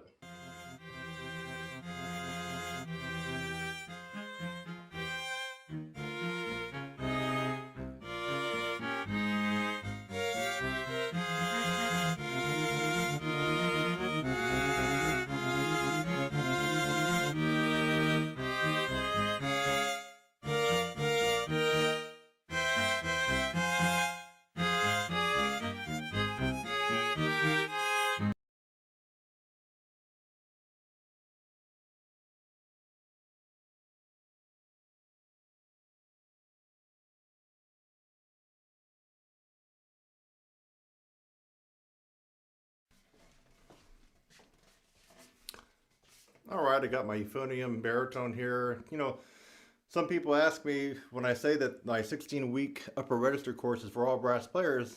I do get comments like, well, if it's for all brass players, Gert, how come we never see you playing tuba? How come we never see you playing French horn? And, you know, on and on and on. Like, they're kind of heckling me a little bit. But I started thinking about it, and I was like, well, here's the honest answer. I mainly play trumpet. Most of my students happen to be trumpet. But that doesn't mean I don't also teach the other brass instruments. And that doesn't mean that I don't know how to play these. I have put in my time and paid my dues and learned how to play the other brass instruments. So, but I'm going to be honest, I don't play baritone every day. I don't play tuba every day. Maybe once a month, maybe once every couple of months. I mainly am spending time on the instrument that I'm the best at, which is trumpet. But that doesn't mean that I don't know how to teach this guy. In fact, when it comes to brass playing, really, there's a lot of things that are very, very close to the same or compatible as far as improving your chops, your embouchure, your tone, your endurance, your tongue, your flexibility. All of it crosses over, really. It really does all cross over. So that is why I say my 16-week brass upper register course is for all brass players. In fact, I just had someone recently graduate from the course, euphonium. He's a euphonium player named Riley. He's a pretty kick-ass player. Sounds good. Got a good improvement out of the course. It was worth it for him. And now he's going to be studying with, I believe, Stephen Mead over in England. So, I mean, guy's a good player, and he also got good results. He's a euphonium player. So my course does work for all brass players. And notice, look, I got the sizzle weight. Got the sizzle weight on there. And but, you know, here, take a listen.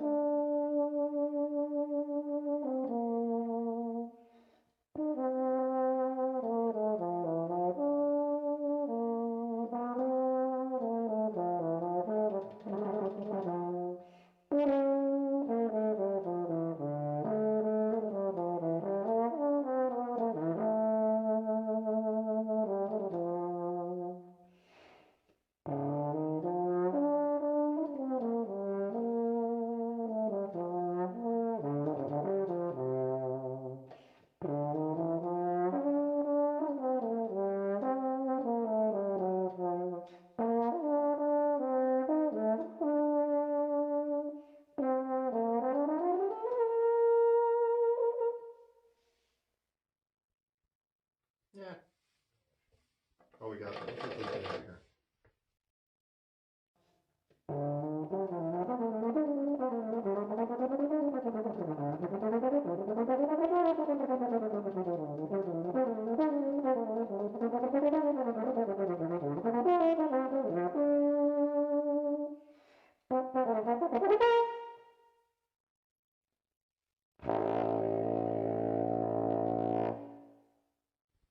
Yeah, I guess it's all right. I think that's gonna have to be a keeper.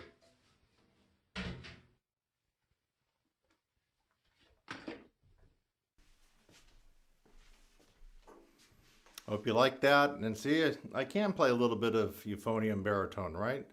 So you're probably thinking, hey, you can do that, but you can't do the tuba. Well, As a matter of fact, I can take a close look. I got the sizzle weight on the tuba. I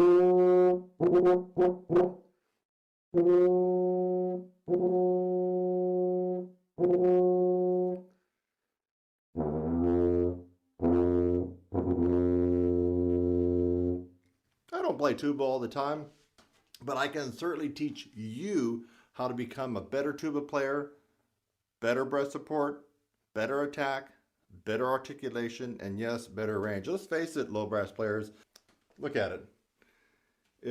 I would say maybe it's a more smaller bore tuba. I mean, you could probably get it for under $1,000. But let's just face it, when it comes to playing low, if I go out and spend $12,000 on a Miraphone, brand new Miraphone tuba, guess what? I can play just as low as you, just as loud and low as the best tuba players on the planet Earth.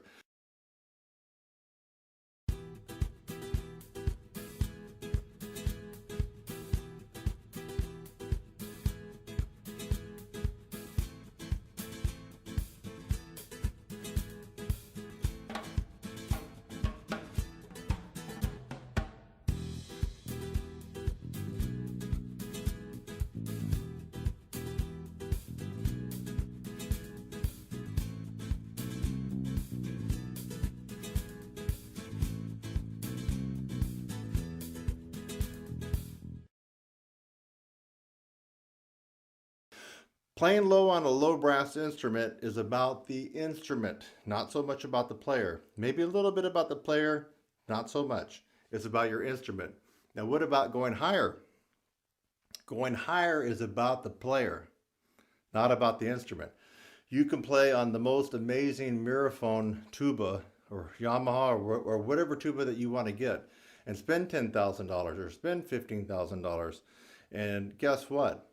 The upper register, your tone, everything, your endurance is about you, the player, and your strength, not about the instrument. Popping out pedals and double pedals and blatting and playing low, and actually maybe it's not just blatting, but sounding good. It's more about the instrument. So I've seen some low brass brag and brag and brag about how they can play low, they can play pedals. It's about your instrument, folks. Don't take too much credit for that. You brag when you can play the double highs and the triple highs, okay? You know, when you can get up there like Bobo, like Oystein, then you brag. If you're popping out double pedals and you're bragging about that, there's nothing to brag about that. It's your instrument, okay? Take a listen. Yeah, I'm going to do a little bit on tuba.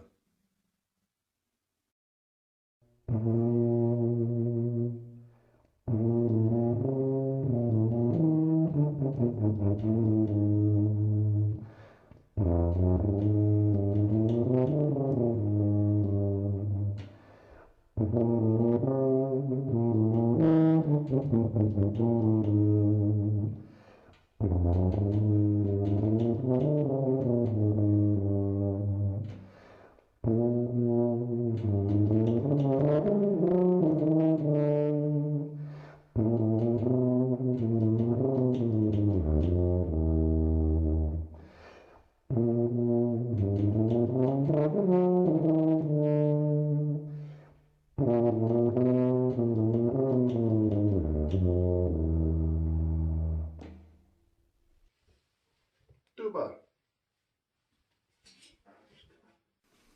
Hey, hope you enjoyed tuba. And yeah. So no, I don't do tuba every week. I don't do it every month, but I certainly know how to play it. I know how to teach it. I know how to make you a better tuba player. That's 100% the fact. Now, what do we got here? Trombone. Now, you have seen me play several pieces with trombone, a lot more than tuba, but again, I don't play this all the time. Look, I got the sizzle weight on it. Better accuracy, better tone, a little bit better range. It works. And so, yeah, go ahead and take a listen.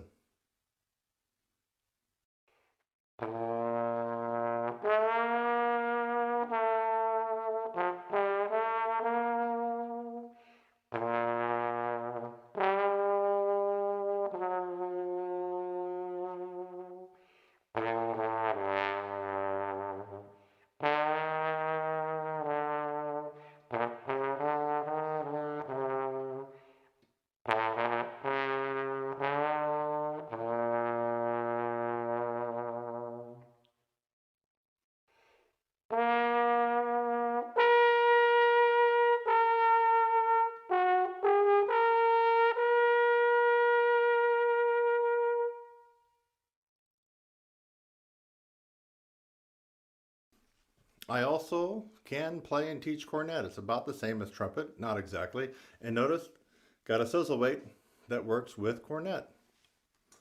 Let's see if this guy is warmed up.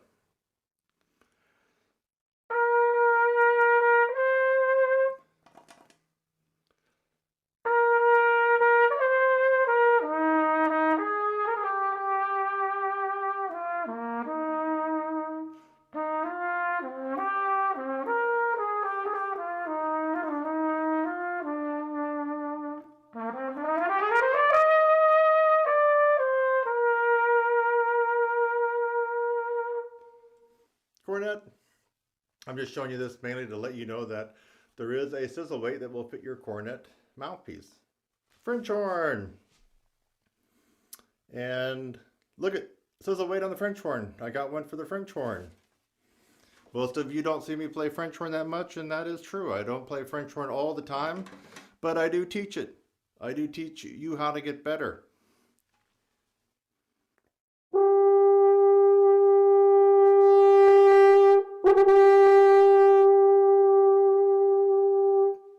Hey, you know what? Take a listen. Let me play something a little harder than that.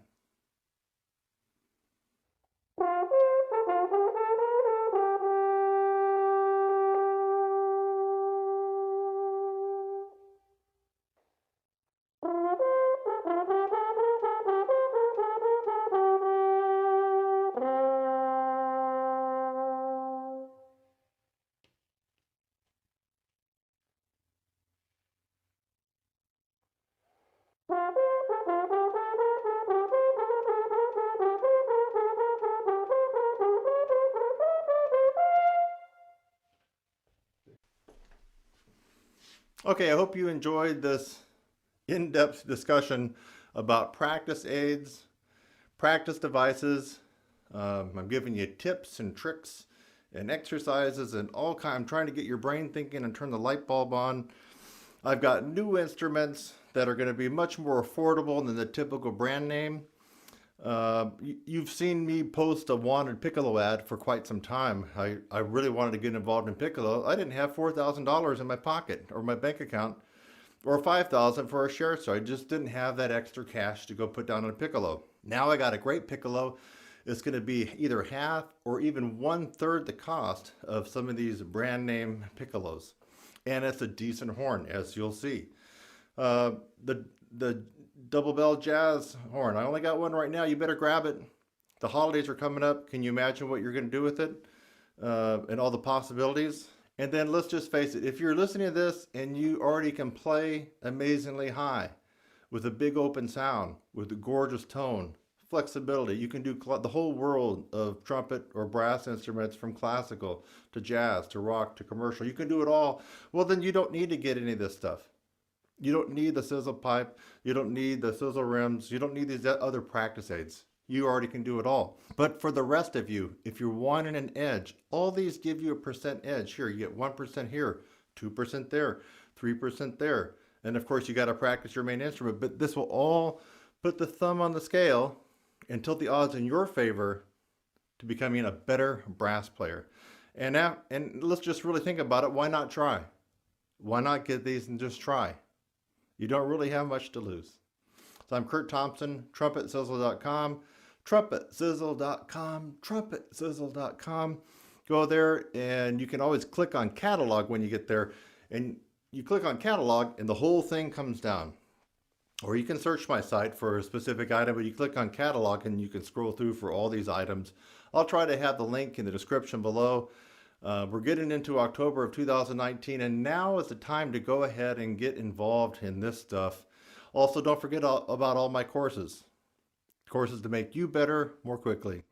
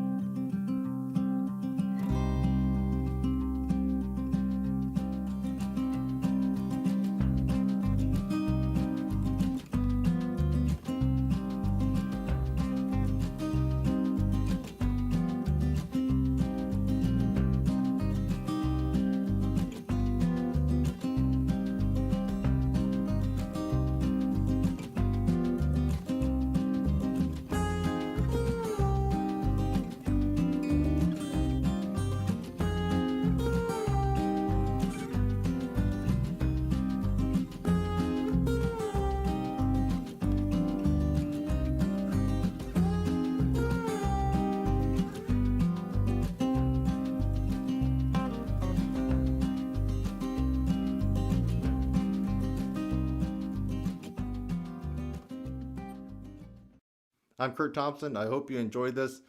By the way, it wouldn't hurt a little bit if you wanted to support this channel. That would be great. I got patreon.com that some people kind of throw me a bone from time to time. It's really cool. I do a lot of work.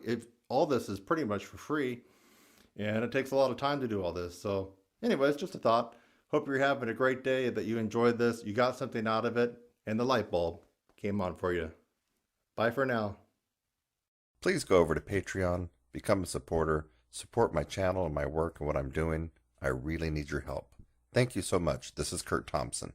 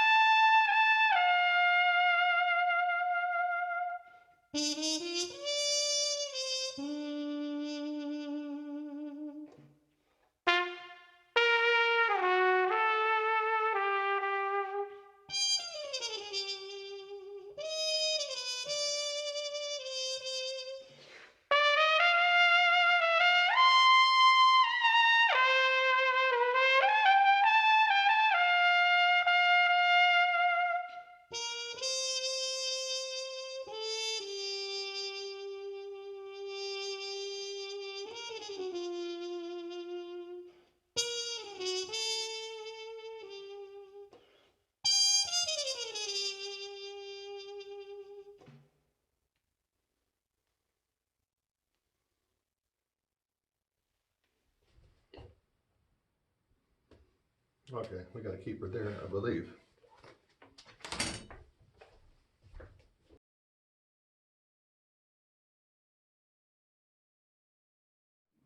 Herbert L. Clark Cam.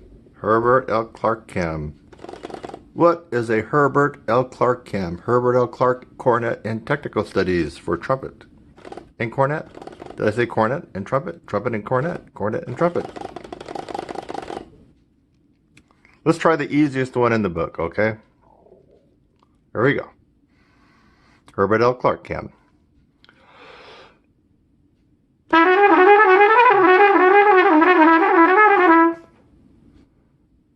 What? What?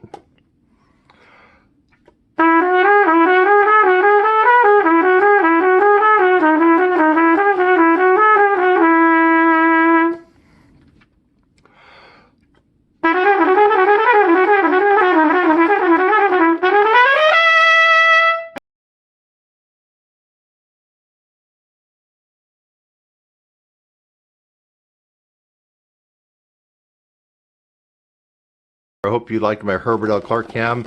You know, did you see that? This is all uncut, folks. Go back and rewind. All uncut. All uncut. And I was joking when I said this was the easiest in the Herbert L. Clark book. My guess is if you take this to your teacher, if you have a private instructor, my guess is they can't do what I just did right now. Off the cuff. Guaranteed. Kurt Thompson. I'll leave it a link in the description. You better go check it out now. Is the time to get a hold of me and get started on prepping. And I will help you do that. I will help you be the best and walk in with your A game sometime in November or December, in just a few months. Kurt Thompson, over and out. Herbert L. Clark Cam. Herbert L. Clark Chem.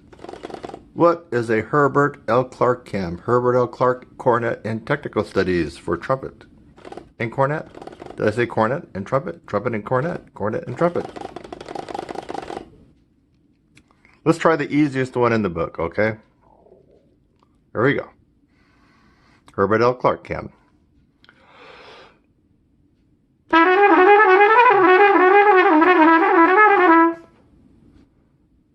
What? What?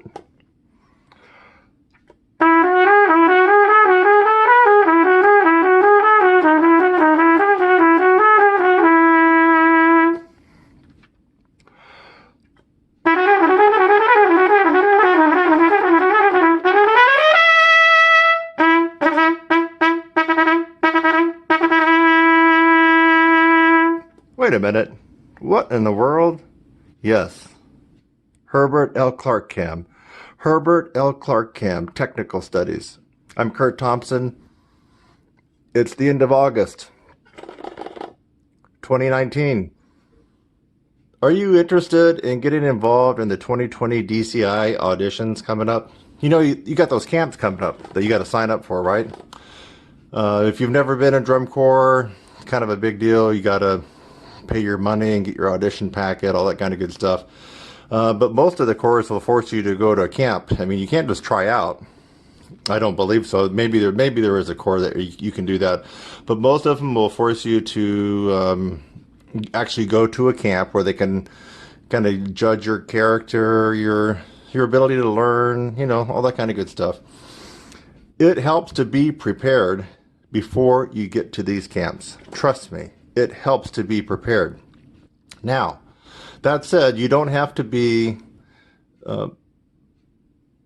Arturo Sandoval or Alan Mazzuti or any of these guys. You don't have to be that great to get into a drum corps, because they go a lot on your willingness to learn. So, in fact, some of the drum corps will actually train you.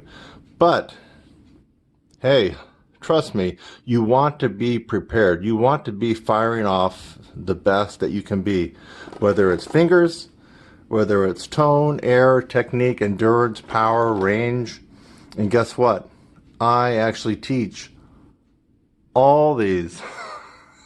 I have a Facebook page dedicated for drum corps. It's been on there for years. In fact, I help out, every year I help out at least 10, 15 sometimes. Some of these students are already my students and they decide that they want to try out for drum corps. And some of them come to me kind of at the last minute. If you come to me after Thanksgiving, I can still help you out, but you know, you're cutting it close, right? Now is the time to contact me and get specialized instruction.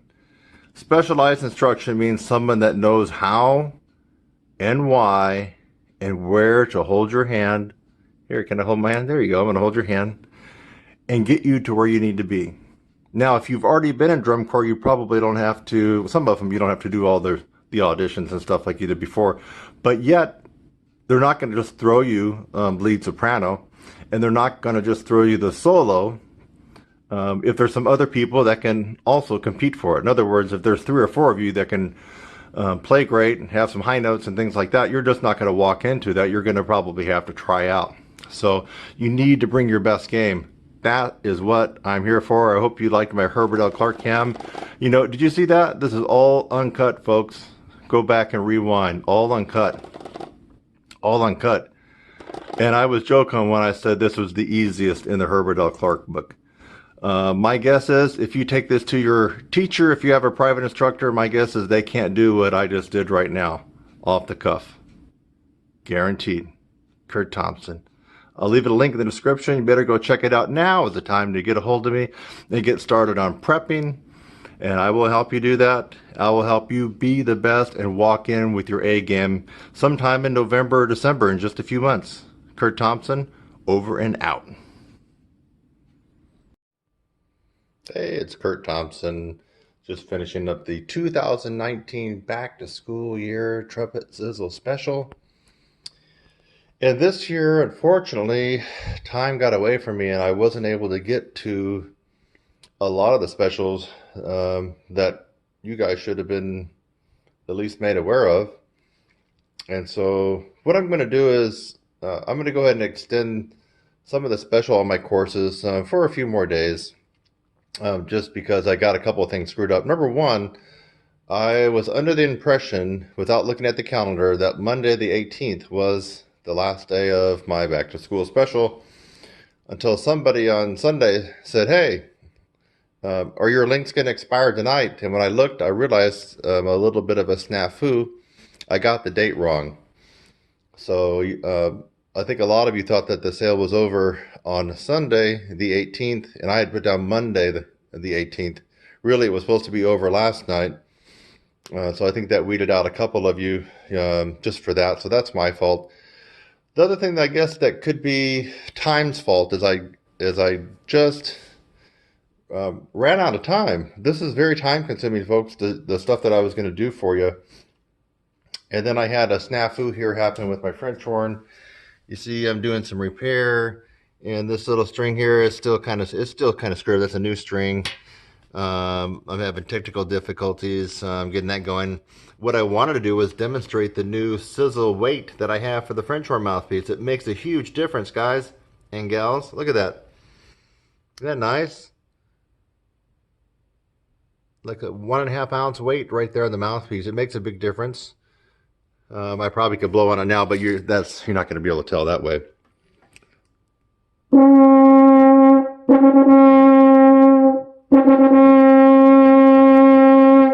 Anyway, I need to get the rotors going, but the sound, I don't know if you heard that, the sound is just amazing with the new sizzle weight. There's a bigger weight right there that's probably going to eventually go on, let's see, the trombone. I already got one on the baritone. I don't know if you can see that. These weights are made out of tungsten. They're very, very dense. They make a big difference. The guy that's helping me in Texas fabricate these, he's actually almost done with the one for tuba. And so I got a hefty 4 ounce weight that's going to be drilled. It'll probably end up being about 3 ounces. And we're going to see what kind of difference it will make going on the tuba. So I got a lot of stuff to show you guys, a lot of stuff. I also have some new practice devices in. All this was supposed to be done for my 2019 back to school year specials in addition to my courses. And look, I got a special 1.5 ounce weight. Actually, it's a 1 ounce weight now that it's drilled out of tungsten for the cornet. And so I got a lot of stuff to show you, a lot of new stuff that will make you a better player. I wanted to re-emphasize the sizzle pipe. I still got some of these left to sell. I think that you would get a lot of benefit out of using this as a practice aid. Now here's some stuff that's new. Some of it's part of my course. This is a new restricted inhaling device, and I'll be going over more of this. This will be up on my site at some point soon for sale to help you become a better wind player, vocalist, woodwind or brass wind. Really, this works on your diaphragm, diaphragmatic breathing. You guys already know about these the sizzle rims, but I was going to do some more in-depth videos on this, actually showing some demonstrations on buzzing on these rims and how it can really help you out. Here's 2 new devices to develop the strength in your face muscles in a different way. This one here is the sizzle chomp, and I'll be showing you about that in another video. And this one is that's a sizzle bite. This one's a sizzle chomp. Kind of looks like a mouth guard or fighter mouth guard, but really you can actually chew it. And so these help develop certain muscles in the face, in the jaw, which actually translate into strength when you're playing a brass instrument. Actually, these here lend itself even a little bit better for woodwind players that have to bite on that reed, you know. Sax players, clarinet players, to some degree double reeds. I got my own version of this that you saw me do a long time ago. Now this one on Amazon, the metal one, is about 50 bucks. I've got a cheaper version here that I'll be putting up on my site. That's going to be a lot less than 50 bucks, less than half. The quality is decent, not as good as the $50 one, but yet a lot of you didn't want to spend the $50. And so I'll have this up at a reasonable price, probably a little bit under 20 bucks, and I'll send you a couple of these. So I got some really interesting stuff. Oh, this one is hilarious.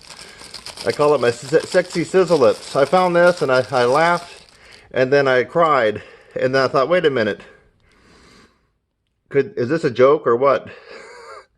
And I actually found that I'll show you real quick. Put it in my mouth.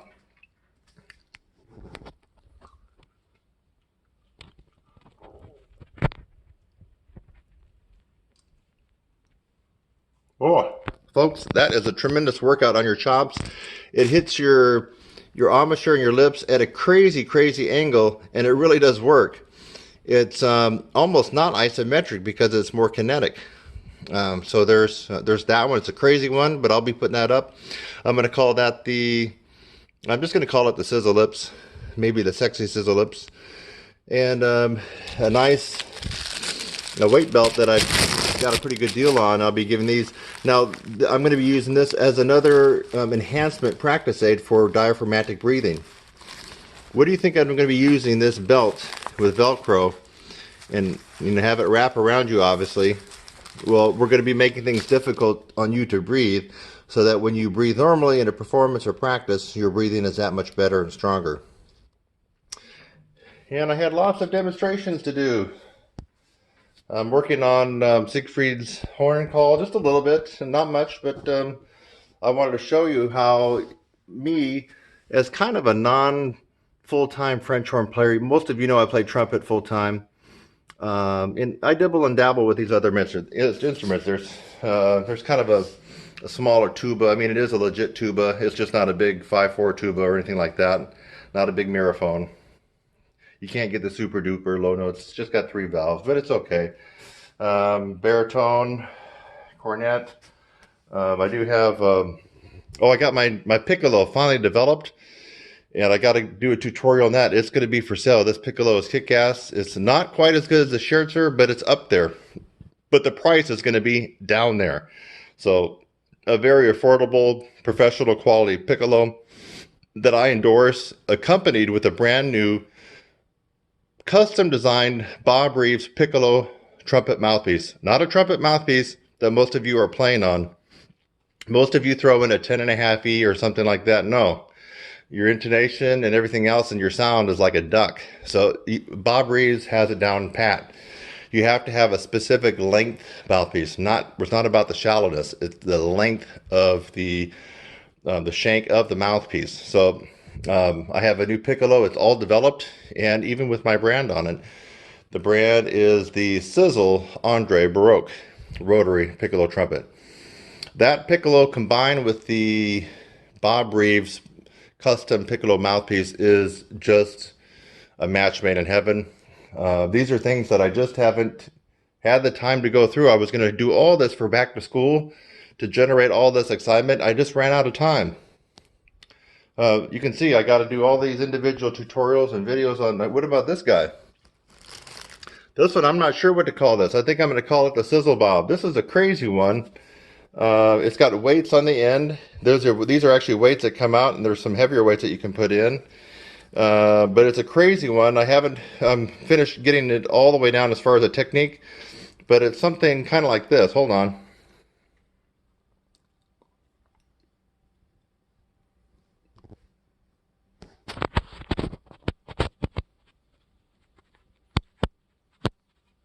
Now, I'm not biting that with my teeth, so this is all lip and chop strength. And crazy, right? Some of the stuff looks stupid and crazy, but it's crazy like a fox, which you know a lot of my stuff is crazy like a fox. This stuff is crazy, but it works. I mean, when I can feel it hit me in a different direction, I know it's going to be great for you guys. I'm probably going to call this the Sizzle Bob. And you might think it's easy. Guess what? You're not able to bite on this. You could bite it. I'm saying you don't use your teeth. All this, and this is kind of heavy, all this is held with your chops, no teeth. And these are some weights on the end. They come out. There's other heavier weights that you can put in. So look at all this. I got the Sizzle Bob. I got the Sizzle Chomp. I got the Sizzle Bite, and I'll explain that. I got the Sizzle Jack. Call this a Sizzle Jack. This goes in and out. You do it with your chops like on the video that you saw me do before. Not sure what I'm going to call this yet. This reduces or increases the resistance as far as airflow in. It's a device for inhale, not exhale. So we'll talk about that. Look at the sizzle rims.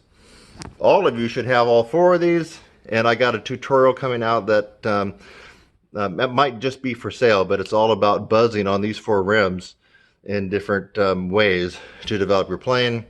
Restricted inhaling belt. Of course, the sizzle pipe. I use this every day, more than once usually. And then we got the sizzle weights. Ton of stuff. I got a ton of stuff to go over, and I have to apologize. I'm kind of apologizing to myself and making excuses, but I'm also kind of letting you guys know that I dropped the ball a little bit for this year's back to school special.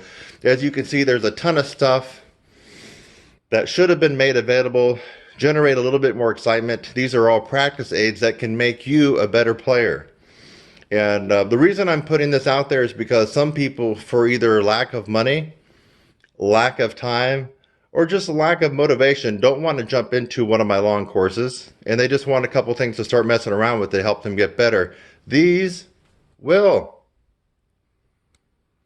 All these will get you a little bit better individually, but what if you start to add these in a macroscopic approach? In other words, what if you get all these and you're doing all these a little bit every day, or you're hitting them just a little bit every week?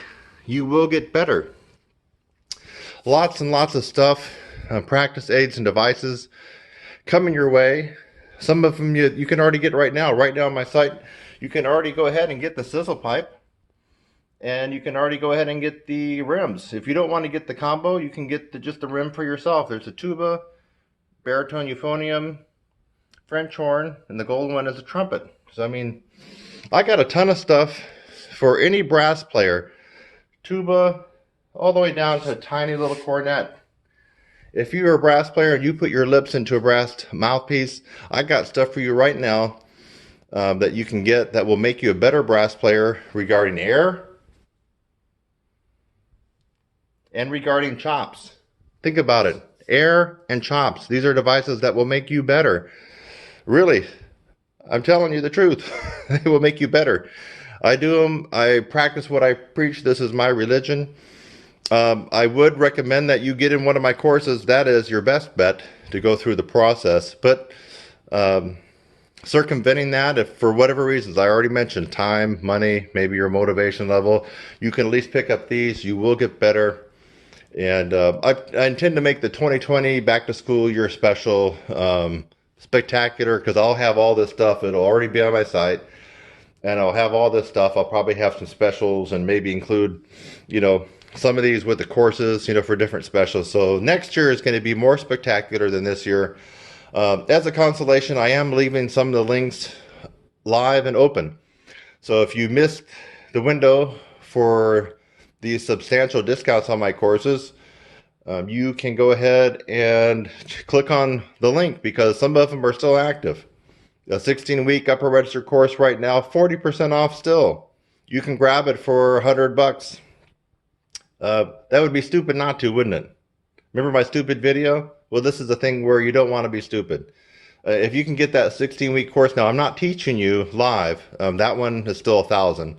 If you want me to teach you live and ensure you get the results you're after, that one, is more intense, and that is $1,000. But if you want to try to wing it on your own, why not? I mean, for $100, just take a gamble and see. I mean, a lot of people get results with that, and you can do it on your own time. That's on sale, $100. Give it a shot. You don't have anything to lose. You will most certainly get better. Listen to that again. You will most certainly get better if you do it on your own. Now, if you do it with me, you're going to become a brass playing god. Just kidding. You will get good if you do it with me. But you're going to pay more money, and it's a class. So anyway, check the links in these back to school promotions that I've been putting up. Many of the links are still active. I'll leave them active for a few more days, just in case you missed the boat on them. But what I really wanted to do was get you involved in all my new practice devices. And so they're here. And like the tuba one, it's not here, but it's almost here.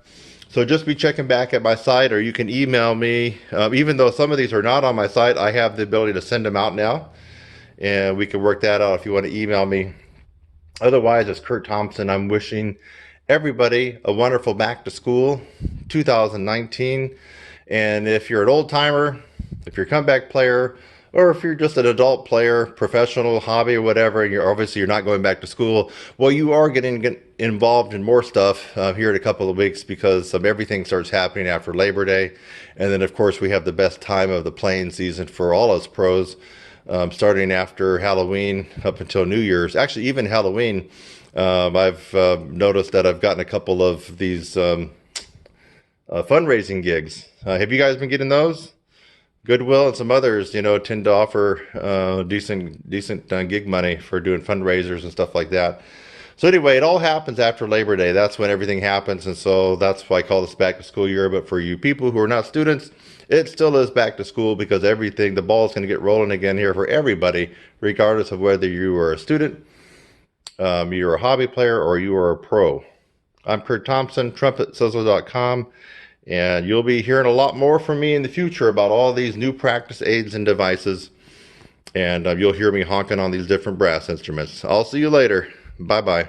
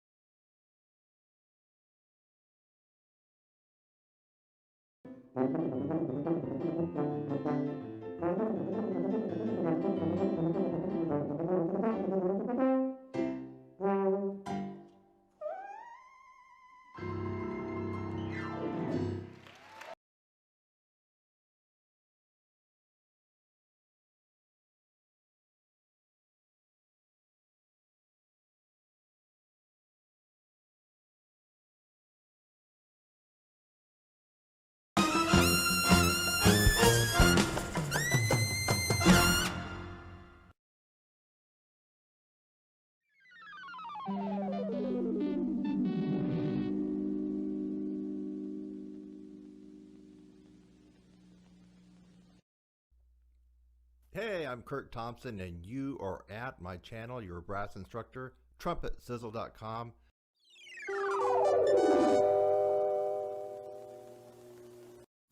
This is a channel that helps you in all areas of brass and trumpet playing with a special emphasis on range and endurance. In this particular video, the message is for all musicians. Vocalists, singers, string instruments, bass, guitar, keyboard, piano, drums, brass instruments, woodwind instruments, double reeds, all musicians.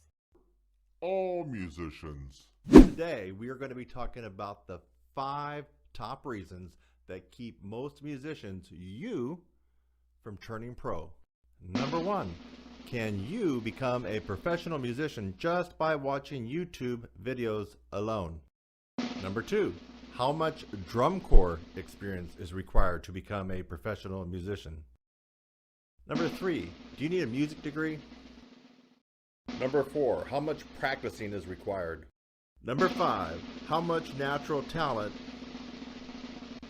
is required? If you like these kinds of tutorials, I have over 1,000 tutorials for most musicians.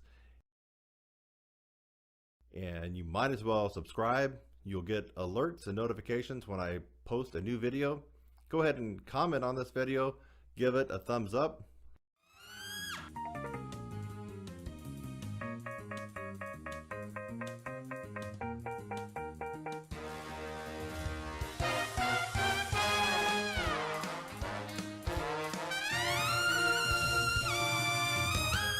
One, can you become a professional musician just by watching YouTube?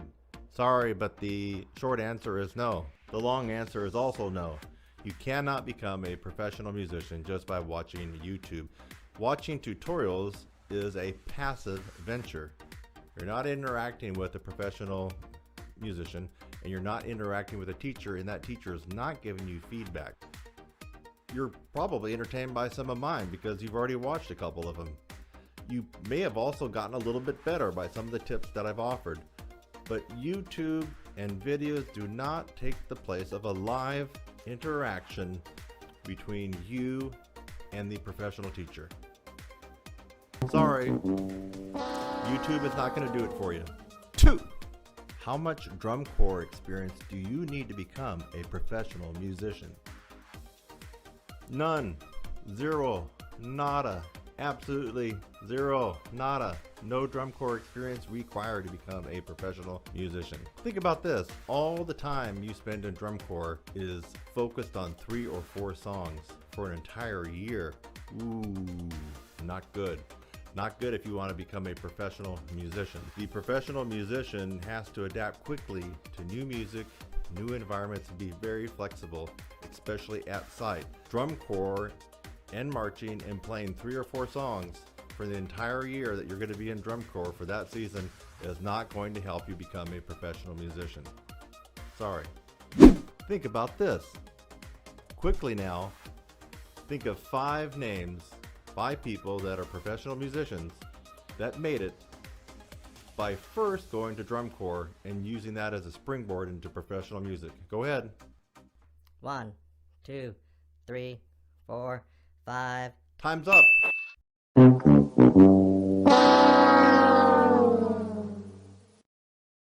The bottom line, don't go into drum corps thinking it will help your career, because it won't.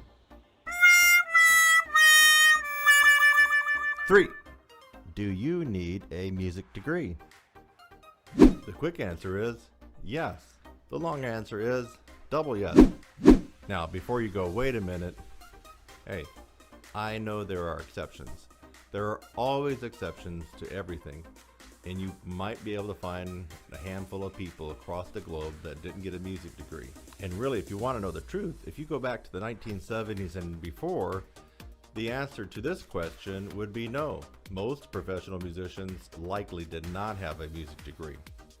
But in 2018 and going forward into the future, most musicians will need to get that music degree. Why? Because the competition is amazingly keen. Jobs are scarce, gigs are scarce, and there's a whole lot of competition. Music school will prepare you for things outside your comfort zone. If you are a classically trained singer, vocalist, opera singer, string player, concert pianist, brass or woodwind player, percussion, any musician at all, if you're classically trained, you will need to broaden your horizons to compete in the real professional arena. Music school will help you do that. You'll learn arranging, jazz and commercial idioms, and you'll be more marketable, more flexible to support yourself. Further, if you go to music school and get that music ed degree, music education, you then can have a day job of teaching school, teaching band or teaching music, and at night go out and gig, go to rehearsal bands, and gig on the weekend. So do you need a music degree? Yes, you do. 4. How much practicing is required to become a professional musician? That's a question that's often asked. The quick answer is about 5,000 quality practice hours. Ooh, it sounds like a lot, and it is. 5,000 hours of good, intense, quality practice by yourself will bring you up to the bottom rung of the professional caliber ladder. Pat yourself on the back or on the shoulder or somewhere, because being at the bottom rung of the professional caliber musician level is quite an accomplishment, as almost all musicians are not at this level. Let's just say, for example, that you started music in 5th grade, whether that's drums, piano, band, choir. You started in 5th grade and you practiced an hour every day, every single day until you graduated high school. Would you believe that you would have only got to around 3,000 hours of practice? Somewhere along the line, probably in high school as a junior and senior, you're going to have to up your practice time. And maybe even as a freshman or a sophomore in college, you're going to have to up that practice time to 2, 3, maybe even 4 hours of practice every day to get closer and closer to that 5,000 hours. Practice, perfect practice, and high quality practice is required, and 5,000 hours at a minimum is required to reach the professional status of musicians. 5. How much does talent matter? Like the old adage, genius is 1% inspiration and 99% perspiration. Same is true for talent. The same is true for music. There are a lot of talented musicians out there who don't achieve professional status.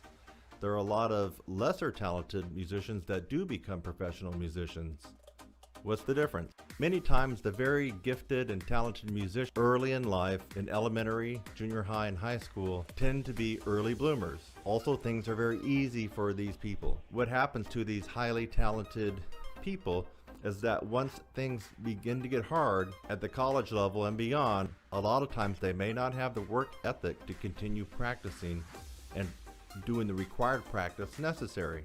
For people that don't have as much talent, are doubling and tripling up their practice and lessons and eventually surpass the more talented individual. So, yes, talent is required, but not as much as you think.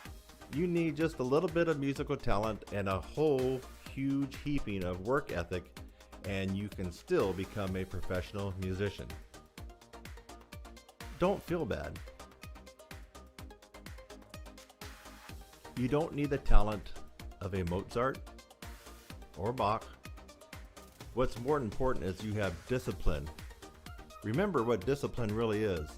Discipline is the ability to make yourself do something you really don't want to do, but make yourself do it and enjoy it.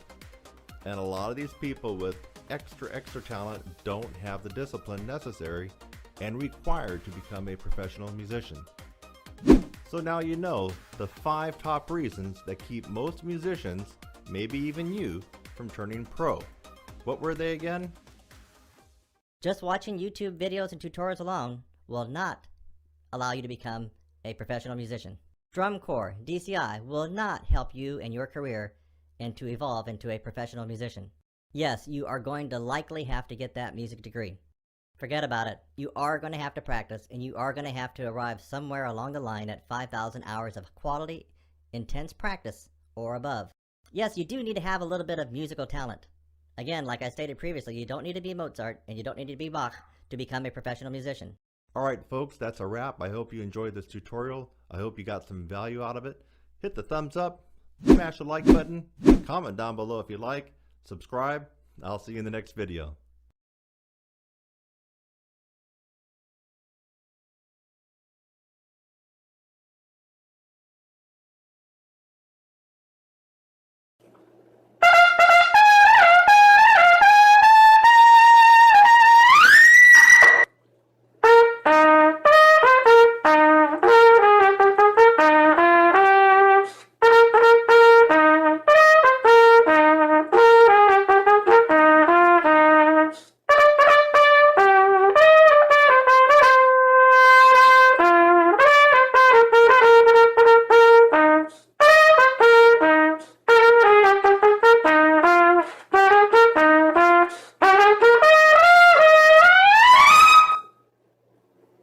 The top 2 reasons you cannot play high.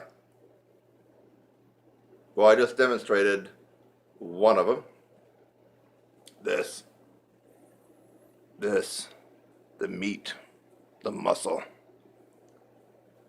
right?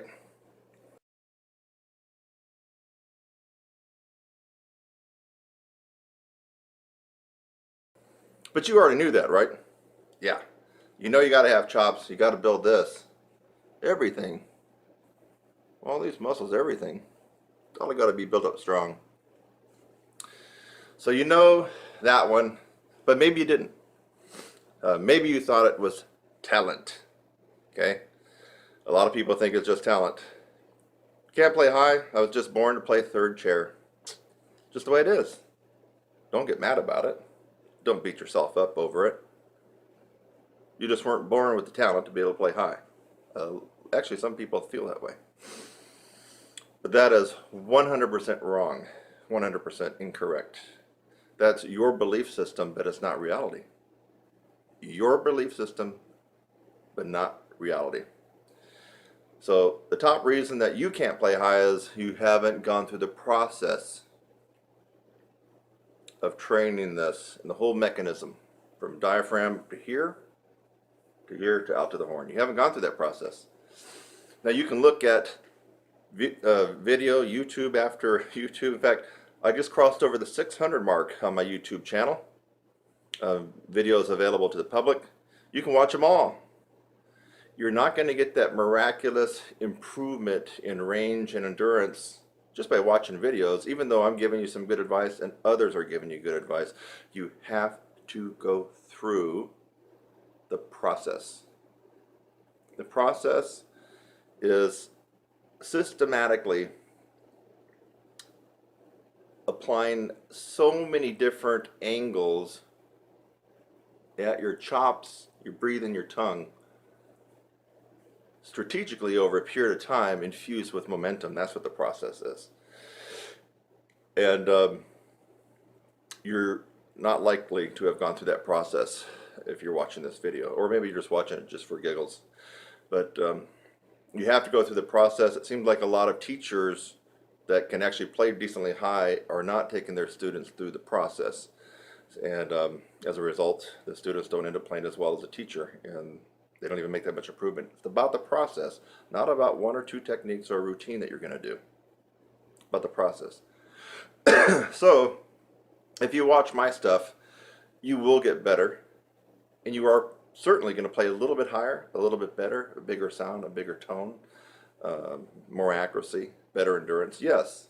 But you're not going to get that miracle, amazing, oh my God, I was playing high Z's and D's a few months ago and now I'm zinging out double high G's. Now I can actually do some Broadway shows if I wanted. No, you're not going to get that by watching just individual random videos on how to play trumpet better from anybody. You have to go through the process. I happen to know what that process is, by the way. And according to most of the people that have been working with me, it seems like they know it now too, and they can demonstrate it. So let's go on to number 2, or the second top reason that you can't play high. That. Tongue and tongue arch. Now, you can still play high without the tongue arch. I'm going to play high right now, leaving my tongue dropped in a low C positioning. And now it's not going to sound good at all.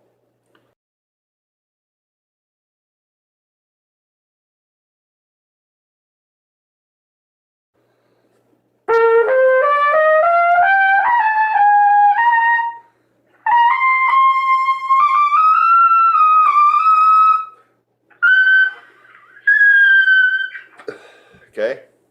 How am I able to still get up there even though it sucked? I had the chops. But having the chops is one part of the equation. If you don't have the tongue arch, my friend, you can have the range. F, G, weak, kind of brittle sounding, stiff sounding, not that powerful. But I can get those notes. That proves to you right there that if you're still not doing some things right, that you can still gain some altitude just by developing your chops. But that's not going to be the panacea. And what you're thinking about is an end result of how you want to play. So the tongue arch, the less space you have in your mouth when the air is coming out, you're going to zing out higher notes because the air is going to be speeding past the lips, vibrating them faster, vibrating the air that goes into here, coming out here, it's going to all be faster. Okay. So how do we do that? It's the tongue arch. And it's kind of one of the most elusive techniques on the trumpet. It really is. I get people that can actually play pretty decently up to high C, D, even E, and they're not using tongue arch, but they're so used to not using tongue arch that they can actually play sometimes at the professional level or as a professional in a symphony. It's quite amazing how they can do that. They're making things in life very, very hard by doing that, but yet they've accommodated not knowing about the tongue arch or not being able to do it. So what if you had a screwed up embouchure, or what if you thought you didn't play correctly? Well, here's my natural setting. What if I played poorly? Let's move the mouthpiece over a little bit. There we go, see it?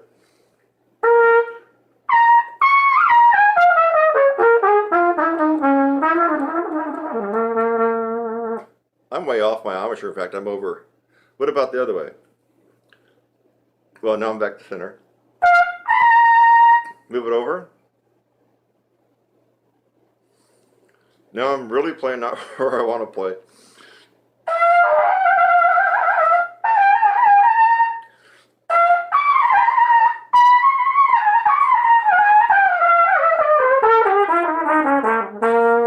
I can still do it, but it sucked that on that one side compared to the other. So I've showed you that with no tongue arch, I can still play high. Playing on a totally screwed up embouchure, one side to another like that, I can still play some, actually into the upper register above high C. So it's the tongue arch. Tongue arch. So quit looking at whether or not you got a bad embouchure, a defective embouchure, whether or not you think that you're playing a little off center and your teacher's on you for that. You play too high, play too low. You can work on that stuff later, but that's not your problem. The problem is tongue arch, especially if you've got the other part handled, the musculature, the embouchure, and the strength. But a lot of people don't got that handled either. But it's the tongue arch. With the tongue arch, you can do quite amazing things. So if you can play high B flats, B's, and C's with the perfectly executed and advanced tongue arch, that those high C's automatically turn into E's and F's with no change in the musculature and the strengthening of the embouchure here. Tongue arch works wonders. That's the second reason that you can't play. And if it's the second reason, or it's the second place why almost all brass players can't get altitude and can't have good endurance.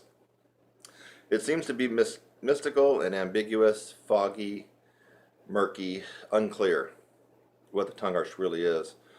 But basically, if you can take the tip of your tongue, that's the tip. Take it and put it under, behind your teeth, your lower teeth. Here's upper, lower. Take the tip, go down, anchor it. I have the tip anchored right at the bottom of my lower teeth, where the teeth kind of almost turn into the gums, right at that gum line, or you run out of teeth, and you can feel the wet gum. That's where you anchor the tip of your tongue. Yeah. And then the tongue arches up, like you're saying in, or E-I-N-G, swimming. Yeah. So that's when you're at maximum tongue arch. And here's a good test for you. I made another tutorial about this, but it was kind of shorter. So you can try this on different things. Here's me going from second line G to C on purpose. Okay?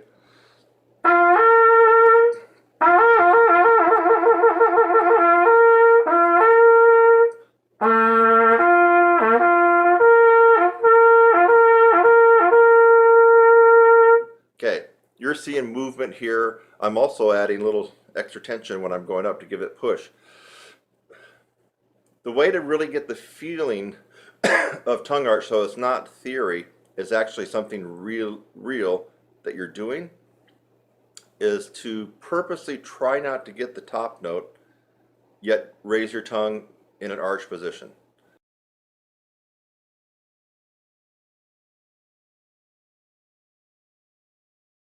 So right now I'm going to take a big breath, I'm going to hold a G, but during that time what's happening inside my mouth is this. My tongue is arching up. You already know that tip is placed behind my teeth. So it's going here, up. And I'm purposely going to try not to get the C. Watch what happens.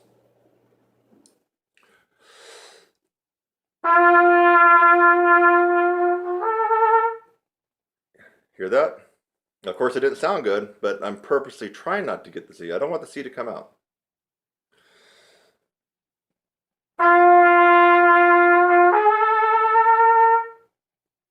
Watch again.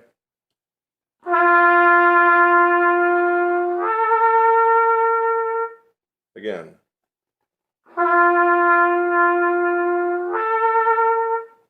You notice no movement going on here at all, right? And I'm really trying not to let the C come out.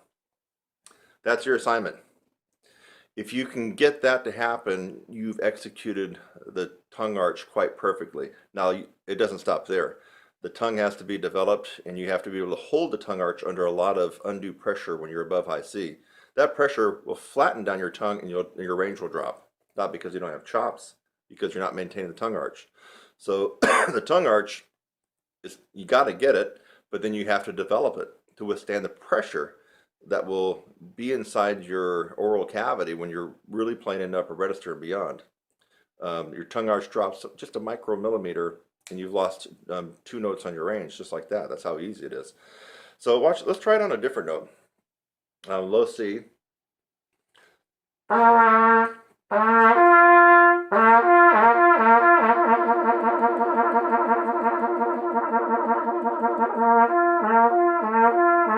I'm trying to do that, right? You can tell. What if I take a big breath and purposely stay on that low C? Don't let that G come out.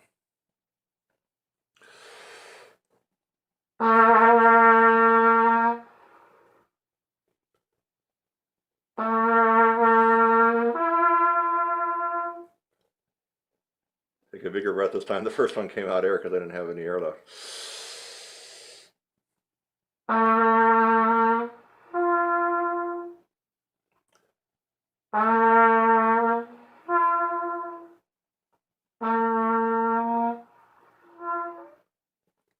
Even low C to G, which is a wider interval, isn't it? It's another note wider. So you're going to fifth. Now, a lot more air is coming out on low C than it is on G because you have the placement of your jaw and your tongue even lower. But still, you could hear that something was happening. In fact, the air started to cut off. And on that first one, did you hear that? It was almost no air. I mean, it was just air coming out. But the low C would not come out. So don't think that was a mistake. The low C would not come out anymore. Let me just see if I can go for the air again because that was pretty important. I'm raising the tongue up to the point where the low C will not vibrate anymore.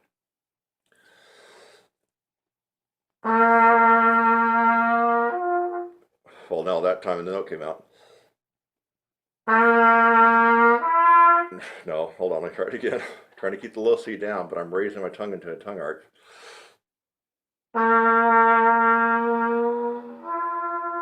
No, it's not going to do it this time. I guess it was kind of a fluke, but still, that was important to realize I'm trying to play the low C, which even beginners can get. So you know something was going on inside here.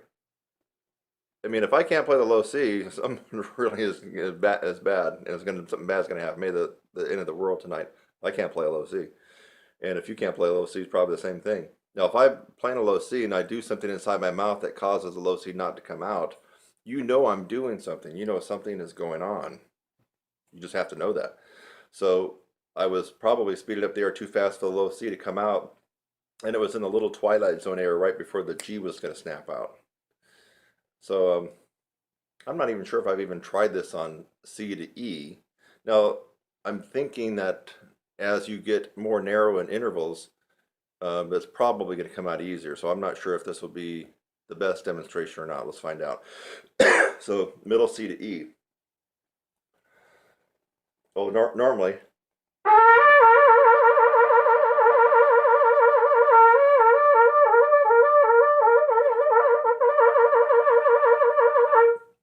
Now, I'm going to try to keep it at middle C and not let the E come out.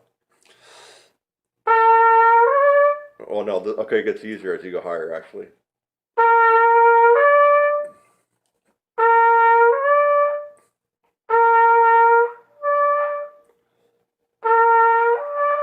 Yeah, okay, so that's why I was experiencing that air at the low C to G. So this demonstration is actually perfect for you at G to C.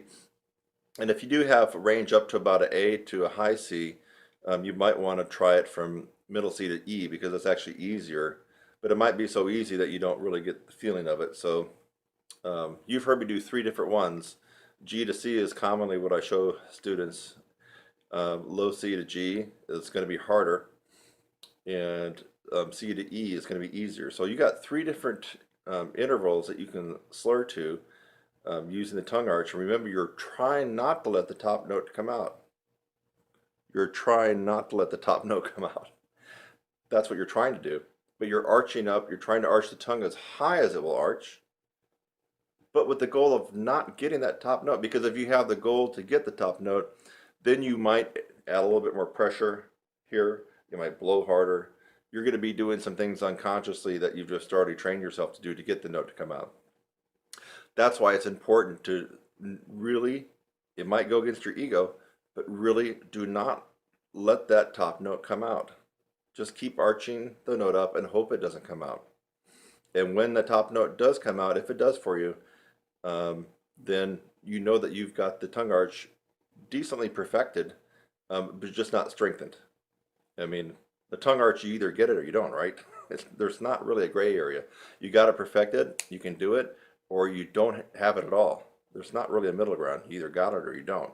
After that point, it's about developing your tongue and the tongue arch to really be refined and just amazingly versatile when you're playing. That's where I come in.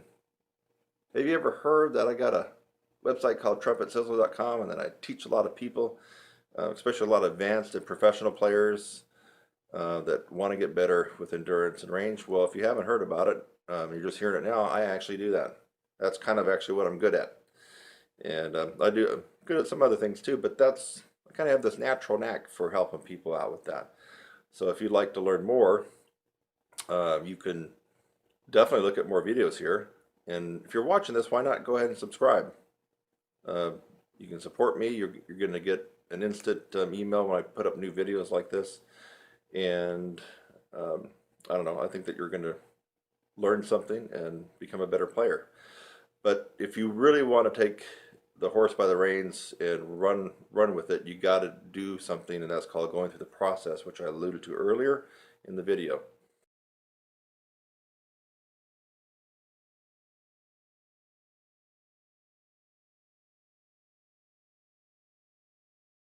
So, but this tutorial on tongue arch should help you. And now if you're not getting the note to come out at all, even though you're trying not to, but it still doesn't come out, that's where, again, you need a coach, you need someone to work with you on that, because that is the second reason you're not able to play high, play with power up the upper register, or even have great endurance. If you're constantly playing a low C position in the upper register, you're gassing out all the muscles here. You're just putting such a load on them, and that's why you don't have any endurance. So you might even have a little range where you have no endurance. You got to get the tongue arch. It's the second reason people have problems in the upper register and with endurance. Since you've already heard me say that, it's a no-brainer. Work on it. Get it going. It's worth the investment in time. So that's a wrap. And for right now, I would just like for you to subscribe to my channel. Look down below and click the subscribe link. I would love to have you as a subscriber on my channel. I'm Kurt Thompson. I'll see you in the next one.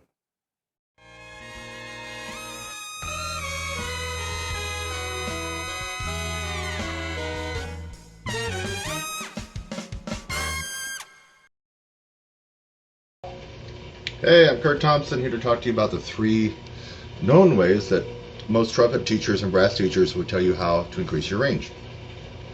And in some videos you may have heard me kind of disrespect these a little bit, and that would only be because you've tried these 3 ways, yet you keep trying these 3 ways to really bring out the most amount of range. The 3 ways I'm going to talk about are the main themes and concepts behind your beginning range building and endurance increases and improvements. And this is what you're going to probably hear when you go to most instructors for private lessons, and maybe even on the internet forums. So this will get you actually a little bit of a ways. If you don't have any range at all or any endurance, you at least be making sure you're doing these. And that's why I'm giving these away for free, because it's something that you at least have to start at this point. It will only take you so far. So once you use these techniques and only get to a certain level, and you can't really seem to get beyond that, that's when you have to come to me in my course, the 16-week upper register course, and add another 3 or 4 notes to your range. But this will get you a little bit of a jump start, and might as well do it if you haven't been doing it. A lot of you watching this video will have already undoubtedly heard about these and have already been doing it, and then you're watching this to see if you can increase your range past that, but this won't help you. So you do these 3 until you reach a certain level where you plateau off, and you're not going to be able to break that barrier. You're going to have to do something different. And in this particular case, doing something different, I'll put my website address, would be taking a momentum-based course to really supercharge your range and endurance. But anyway, let's get to these 3 known mainstream techniques. Number 1, long tones. You go to any trumpet teacher around the world, any college, university, you ask about playing and increasing your range, they're going to tell you long tones. It could be in the form of pedal tones. F, pedal F. Or the harder range would be tier 2, would be your pedal Cs. C. So any kind of long tone, even in the regular lower middle register.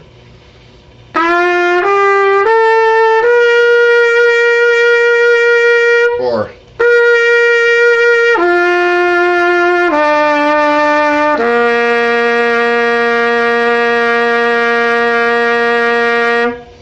and on and on and on. You can go down chromatically there, you can go up. So long tones, there's just too many to even list here, but I just gave you some examples. Long tones will help out your range and endurance. Also, a good tone comes from practicing tone studies and flow studies. Remember, tone, a gorgeous, big, beautiful, brassy tone that you can almost just reach out and grab. You just kind of get that feeling that when you hear someone play with a great tone, that comes from tone. So you want better tone, it comes from tone, long tones. All right, let's move on to the second one. So the first one was long tones. and you can include pedal tones, and there's just a whole myriad of ways to do long tones, but you got to be making sure that you incorporate some kind of long tone study in your practice. As far as how much to do it and what to do, that's where people like us come in handy, because we need to hear you play and get a feel for where you're at, and then we could better prescribe the right long tone study for you. Second thing would be lip flexibility studies. And the lip flexibilities are broken down into 3 parts: glissandos, lip trills, and regular lip slurs. So you need to have that incorporated into your practice as well if you're trying to increase your range and endurance. Obviously, lip trills would be a very fast oscillation between 2 notes. G, start on G with a staff. Or it could be lower if your range is that high. Let's do a C. C to E.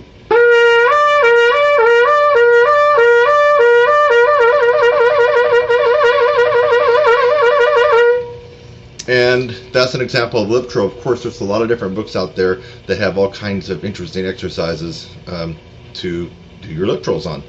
My favorite right now, my favorite right now is Dr. Charles Colin Advanced Lip Flexibilities for Trumpet. It's a big red book with white lettering. I swear by that book. I love that one. So there you have it. So lip trills. The second part of lip flexibilities would be your glissando. In fact, I remember reading Roger Ingram's book, and if my memory serves me correctly, he really swore by practicing 1-octave glissandos. I think that's his claim to range fame, if I remember what he said in his book. Now, don't quote me perfectly, because I read it a long time ago, but he really swore by 1-octave glissandos. So, and you're probably going to want to do them where at least you reach out of the staff, like A, or even high C. And then you can start at an octave.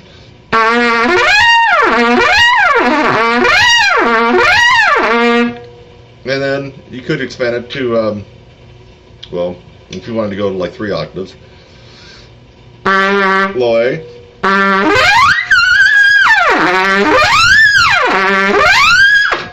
So that's your glissandos. The third and final way, as far as lip flexibility is concerned, just basic lip slurs, easy for me to say. So you get it around the horn, and you're trying to be clean and precise with your lip slurs. Something as simple as this.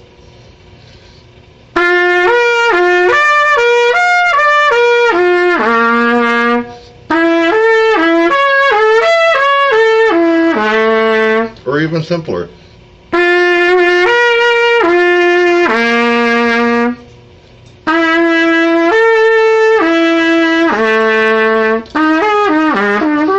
Get the idea. Lip slurs. Okay, so far we discussed long tones in their various formats. Lip flexibilities, which are broken down into 3 parts. There's only 3 ways that you can get around on this horn without using these and without using that. And that would be the glissando that we just talked about, lip trills, and lip flexibilities or lip slurs. Actually, lip slurs would be part of the lip flexibilities. And now the third way that most trumpet teachers would tell you or advise you on how to be able to increase your range would be able to take something up an octave. The first thing that comes to mind, if you're more of a beginning or intermediate student, probably intermediate, or you simply just don't have that good of a range, and you're hanging around G's above the staff, and you're still a good 4th away from even the beginning upper register, which starts at high C, I would at least have you work on scales and arpeggios up an octave. If you're used to practicing the C scale, and you kind of staying around that range, you want to start giving it a go an octave higher, even if you have to go slower.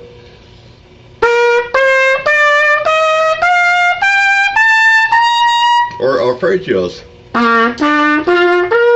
If you're used to being in that range, try to see if you can squeeze it out an octave higher.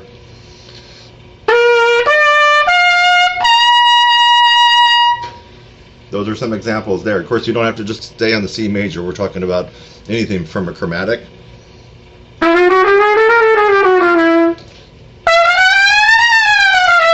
chromatics, arpeggios, scales, you name it.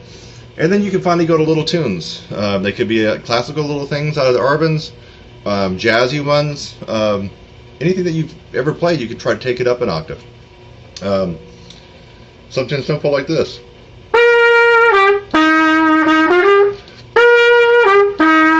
Take it up an octave.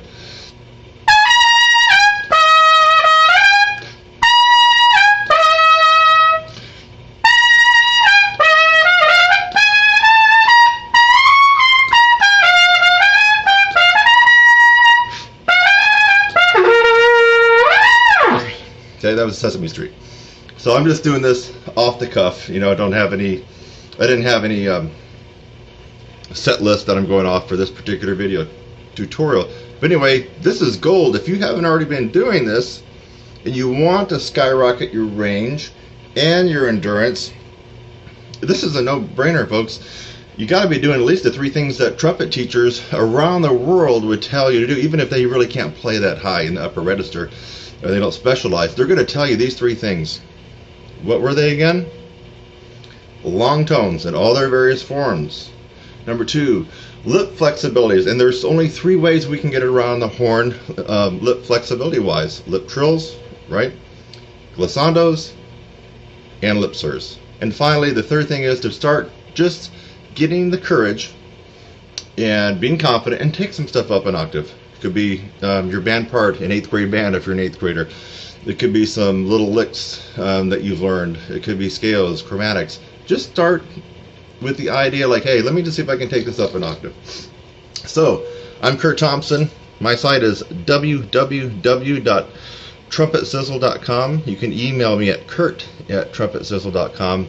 Now, you're going to use these techniques, and they're going to take you a little bit of the way up. But you're going to find at some point you get stuck. Everybody gets stuck, and that's why they come to me or other people that teach and kind of focus on the power side of the horn, the physical part, the volume, the tone, the sound, the range, the endurance.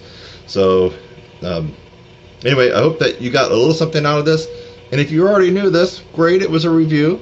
And then go get my course. Come on. You want to get another 4 or 5 notes? I know you do, right? Bye-bye. 3 tips to help you get the pedal C on trumpet, and then pedal C downwards. Pedal C starts off tier 2 pedal tones. Many of you can't even get the pedal C to even begin to get into the tier 2 range of pedal tones. Tier 2 range of pedal tones is the most difficult of all pedal tones, and they are also the pedal tones responsible for really increasing your power and your high range. They tend to have a real raspy, nasally trombone sound, and we do want to play them as loud as we can. So, alright, tip number 1, we're going to cheat. Sometimes cheating helps. So, if you can't play the low C and then drop down an octave to the pedal C open, that's actually really, really loud, folks. That's probably about 3 Fs. I can back off a little bit. You can actually cheat and play 1, 2, and 3 for the pedal C. Now, what happens when you play 1, 2, and C? You'll notice that the quality of tone and timbre changes to that of tier 1 pedal tones. So, tier 1 pedal tones are medium in difficulty. So, they're not too easy, they're not too hard, they're kind of right in between. By adding 1, 2, and 3, you now bump the pedal C back up into tier 1. It'll be a little bit easier for you, but at least you're still getting it. Now listen to the difference. Low C. Now I'm going to cheat and play 1, 2, and 3 for the pedal. Sounds pretty, right? Compared to... That's the real pedal tone. Okay, so first way to get it is to cheat and to use 1, 2, and 3 to get the pedal tone out. While you're doing that, you could, just for giggles, throw off the all 3 valves at once and see where you are at and trying to get a piece of that pedal C. Watch.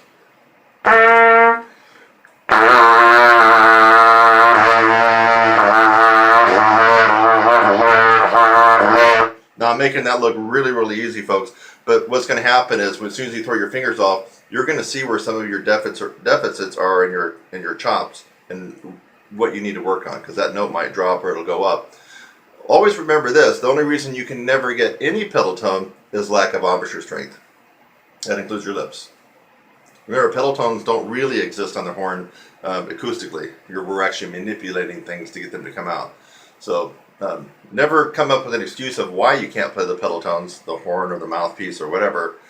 It's always due to a lack of embouchure strength. If you can't go through all at least 4 tiers of the pedal tones, all of them, it's due to a lack of strength here and also your lips. So that's something to keep in mind. Okay, the second tip now, to be able to help you reach that pedal C, is, for many people, they describe the pedal C as a note that's not on the horn, that they can never get. It doesn't exist. It's just not there. Remember, the only reason it's not there is because you don't have enough strength here. That's simply the answer. So, okay, what can we do for our second tip to get into the pedal C? Do the scoop method. A lot of times, intermediate and advanced players will try to get the pedal C to come out, but they'll come in around an A or B flat. It comes out something like this.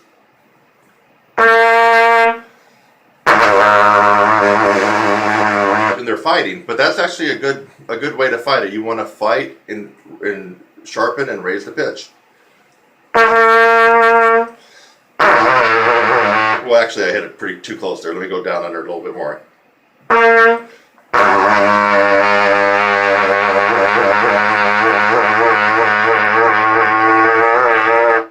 See how I did that? We're scooping into it. So that's tip number 2, scoop.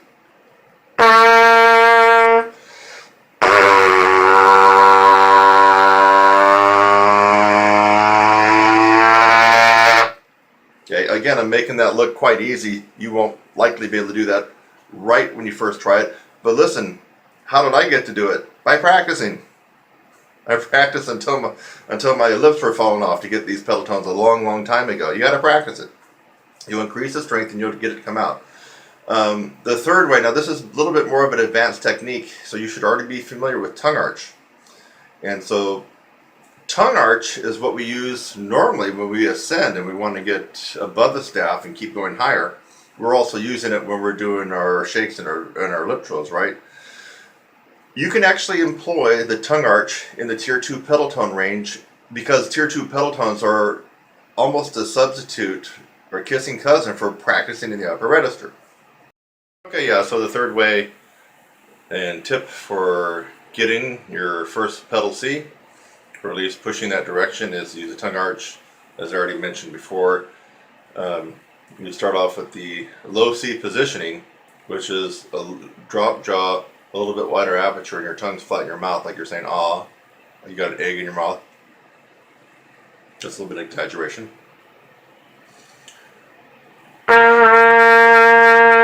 But instead of freezing and keeping that same position in your mouth, you're going to bring your chin up. You're going to arch your tongue up into a knee position as you go down to the pedal C. Ah yee. Ah yee. And so you're going to have, of course, when you put your tongue into the tongue arch position, you're going to have to actually blow harder, because now you're bloating against more resistance. That resistance is the tongue in your mouth. You're going to blow harder. You got to blow more air. Actually, you're not going to blow more air. You're going to blow air. It's going to seem like you're blowing more air, but you're blowing against this resistance, and that actually speeds up the air. There we go. That's a little bit better description. But you'll feel like you're forcing, like you're blowing more when you put the tongue in that arch position. I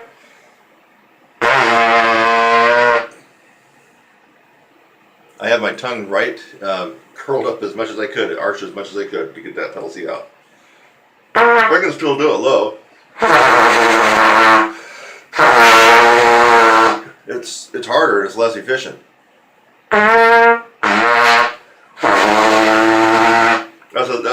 That's no tongue arch. That relies on lots of air and pure embouchure strength, so the tongue arch makes things more efficient down in the tier 2 pedal range. That was with tongue arch. So to recap, the 3 tips and tricks and techniques you can use to get your first pedal C to come out and then keep continuing down in tier 2 pedal tones all the way to G flat, pedal G flat. What was the first one? What, you don't remember? Cheating. Cheating's number 1. The second one is doing the what? I think someone got it. You know, it's like those Fritos. Ah, you got it. Scoops. You seen those Frito scoops? Yes. Scoop. Got to scoop the note. And then the third way is what we just finished up on, is using the tongue arch. So these are the 3 ways that are going to push you in the right positive direction for getting your first pedal C out on the horn.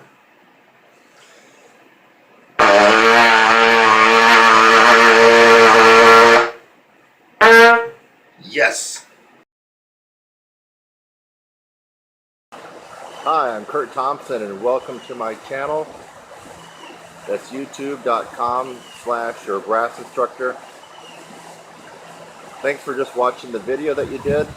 Maybe it's the first one that you've watched, or maybe you've watched tons of my videos. In fact, as of June 2016, as a brass player and trumpet player, I have the most tutorials free on the planet.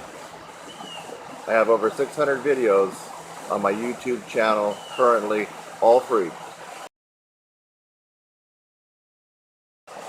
So again, thanks again for watching this video. I hope that you got something out of it. Sometimes I make a video just to make you laugh. A lot of times I make a video to educate you on something and maybe even help solve a problem. So I hope something like that occurred for you in this video. And while you're at it, again, subscribe, click on my website link, and go on to the next video. It's lovely out here. Have a great day.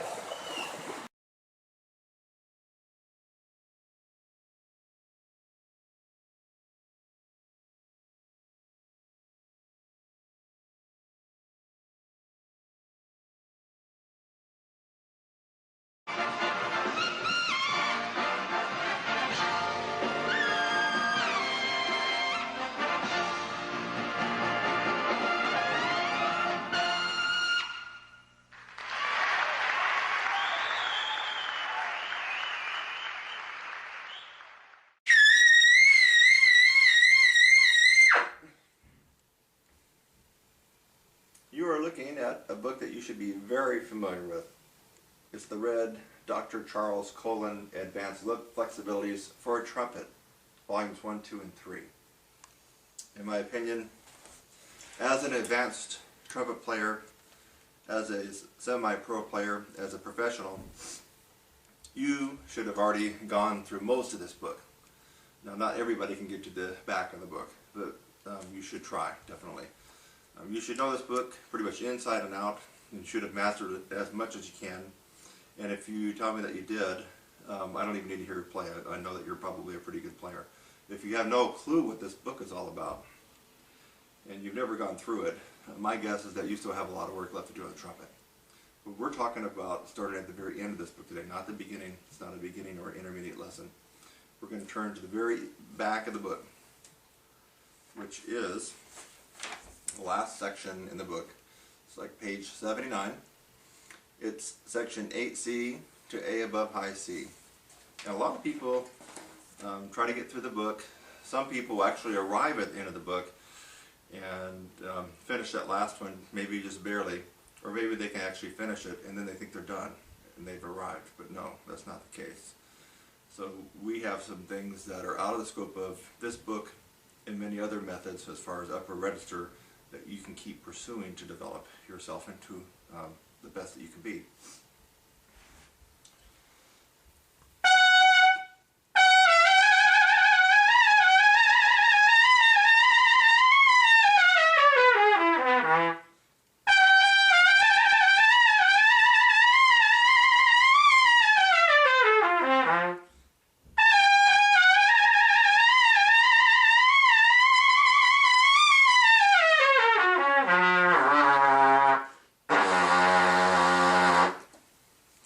Popped out the first 3 on that page, and now we're on to the last page. I'm not going to go through all of the rest of these just for time's sake, because my important message to you is what we're going to do after that. So let's do maybe one or two more of these. And I have my own way of doing it. I realize that some of you guys may start and hold that in the first note as indicated with a fermata. You may go to the other notes and hold those longer, but not me. I have my own way that I've been doing it for years. And so I'm just going to do it how I do it. It works best for me. I do throw in some extra notes at the end. I throw in some pedal tones just because even though you're doing lip flexibility studies and the name flexibility implies some flexibility in your lips, well, you do a lot of these and your lips actually start to stiffen up if you do too many. And you have to do too many on a regular basis, not every day, but to be able to build. To maintain you don't, but to build you have to do kind of overdo it so you get stronger. So I'm going to pick another one. Let's go to 24E. And that starts on high C. First valve.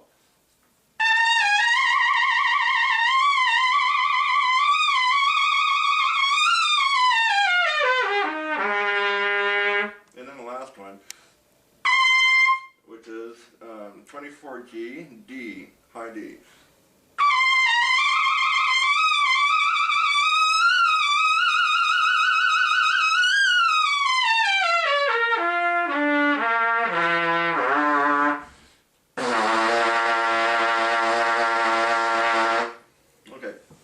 So now you've just finished the book, think that you're done, and maybe you're going to go back and dibble dabble through the book. But that's not going to get you anywhere because you've actually done the hardest one in the book. So if you kind of work your way backwards just for maintenance, you're just going to maintain what you got and you're not going to get any better. Your range is not really going to improve. You might improve your endurance a little bit, but that's about it. So where do we continue on this exercise? We continue with E flat. And you start off with 2 and 3. So you got E flat, 2 and 3 up there after the D. That's where it continues. The same format.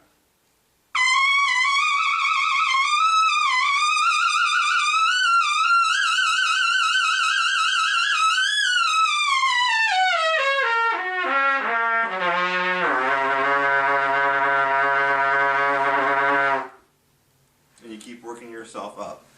Now I'm not going to go through each one, but for me, I actually go up to double G. So that was E flat. So I do E flat, I'd rest a little bit. E, rest, F sharp, and then I'd hit the double G. When you do that last one on double G, you're actually getting up to like a triple D, or some people might call it a double D. Anyway, you're above super C that way. That's usually where I stop for my maintenance right now. If I'm really preparing for a show, or if I'm really trying to build, I will actually force out some more lip trill studies above that one. And there you start approaching the triple C when you do that.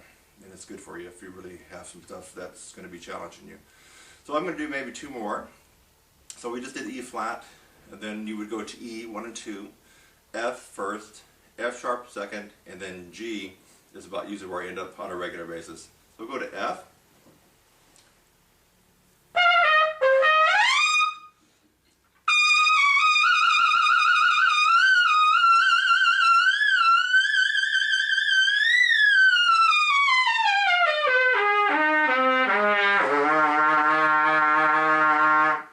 So if you did F right, your top note should have been double Z. So the last one would be G. Let's just pretend that you did F sharp, which I didn't do, but you're going to do F sharp, take a break, and then you're going to start on double G, and your top note should be the D above that.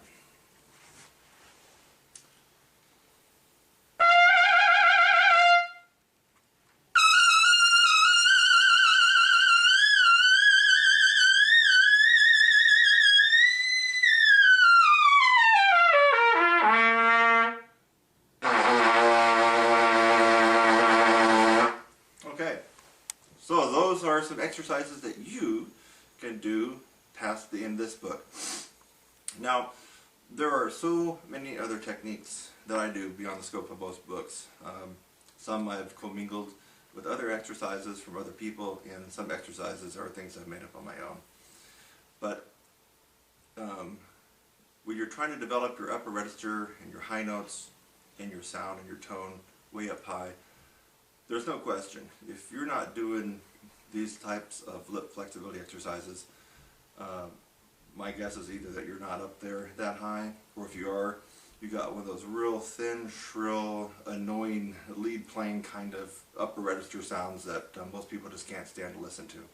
And there's some famous people out there who have that kind of sound. I think we know who we're talking about. But you don't want to end up sounding like that. You want to get a nice, big, round Bill Chase, Doc Severinsen, Maynard Ferguson. Should have mentioned him first. But those are the sounds that you want to get. A nice, big, round, beautiful tone in the upper register. Not a shrill, shrieking, thin, annoying high note sounds that sounds like someone just backed over a cat. And some people can play high and sound like that. But hopefully you won't be sounding like that after this. See you in the next lesson. And for right now, I would just like for you to subscribe to my channel. Look down below and click the subscribe link. I would love to have you as a subscriber on my channel. I'm Kurt Thompson. I'll see you in the next one.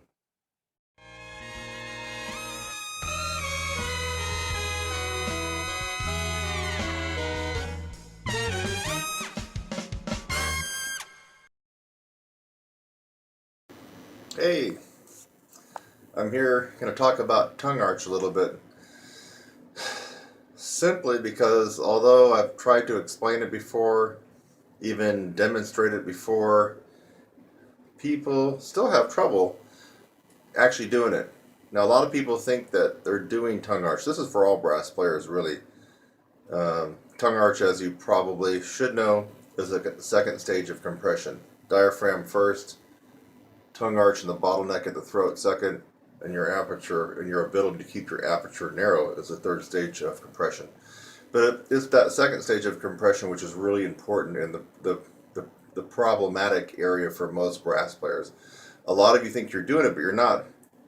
I can instantly recognize, I don't even need to hear you in the same room. And that's why I'm so effective teaching on phone and by Skype. I can hear when someone is not doing tongue arch because they have this strained, forced sound that does not come with a tongue arch. It comes when you're not doing the tongue arch. You got the tongue arch, it's free and it's effortless. You can just tell there's a different kind of quality to the sound. I'm going to try to get down and dirty in my mouth. I think you can see it. It's not going to be pleasant. But some of you got to realize what's going on. When I talk about roll in and roll out, a lot of people don't get that. I'm not sure why that is. So first off, you need to understand the concept of roll out and roll in. Roll out, roll in. Okay? When you are going higher, eventually, when you really get an expertise at the upper register, you can do both of this in real time. And you can do it in the form of a glissando. Here's like low A. I'm not warmed up, folks, so pardon me here. Look at, that's kind of a roll out, isn't it?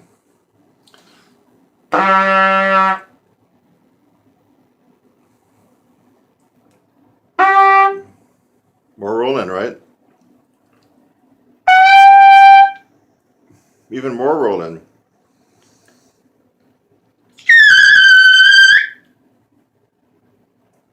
Awesome roll in, okay? So I went from here. Sorry, it's flat. Not much roll in. In real time. A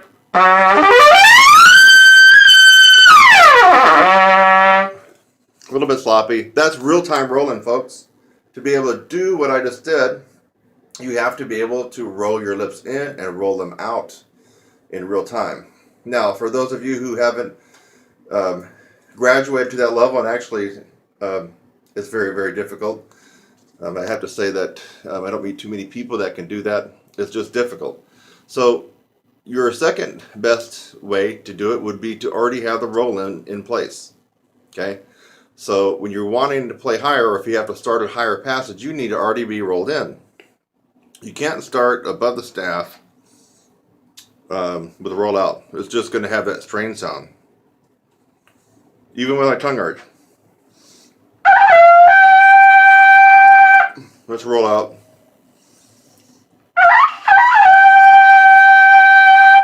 Recognize that sound? I certainly do, because I hear it in a lot of people that I teach. And most of the time when they get done with me, they don't make that sound anymore because they've learned proper tongue arch and roll in. So you can't start a passage. Let's go back real quick. Ultimately, you want to be able to do what I just did, roll in and roll out in real time. Okay, that's ultimately. But during the interim, while you're still getting this down, you at least got to roll in when you're starting a higher passage. So you can't start above the staff with a roll out.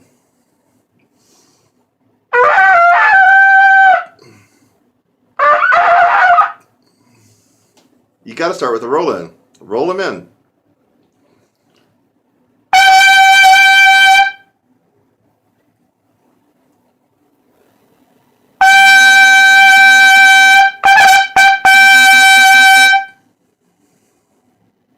Rolling. That's rolling, folks. Seems like a lot of people don't get that. I hardly ever get on the forums anymore for obvious reasons, but when I've gotten on there, it seems like every other topic is about roll in and roll out. So people are still having tons and tons of problems with roll in and roll out. So get the roll in down. Now when you get the roll in down, you roll in your lips as much as possible, and you're trying to put as much lip tissue into the mouthpiece as possible to play higher. So I'm rolling in. Let's say I want to go, let's just like ridiculously higher. I got to really roll in. I am a dry lip player, by the way, but sorry. I'm just trying to get my roll in without scraping up my lips too much. Roll in. Now I'm going to put some pressure and put as much lips in the mouthpiece as I can.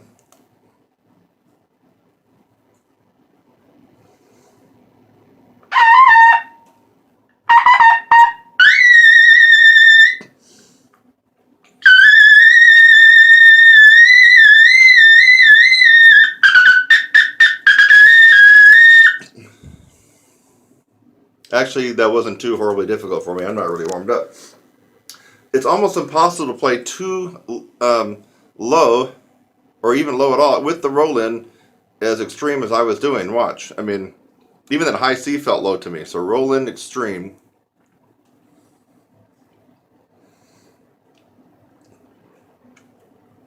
I mean, I'm having trouble getting the high C out practically because I've rolled in so much and I got so much lip tissue that it really narrows down the aperture. Now I'll roll out a little bit more.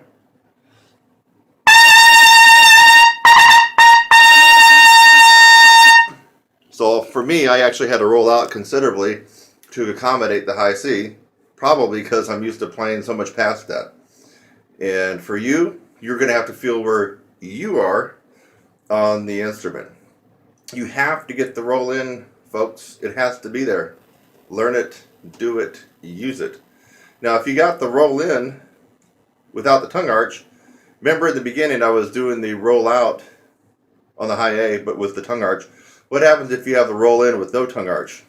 Other people sound like this. So you got the roll in part down, but they don't have any tongue arch. So it sounds like this. Roll in.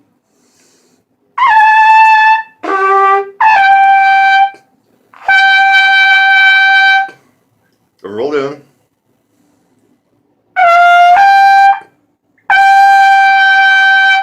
Again, the hallmark of somebody who is not doing the tongue arch properly is a very forced and strained sound. And of course, you don't really have a lot of good range if you're not doing the tongue arch at all. So, hope you recognize that sound. If you hear that in your own sound, you need to start paying attention here and get with the program. Get that tongue arch down and get the roll in. So, roll in, but no tongue arch. Listen to the difference when I go higher. Okay, roll in. Drop my tongue.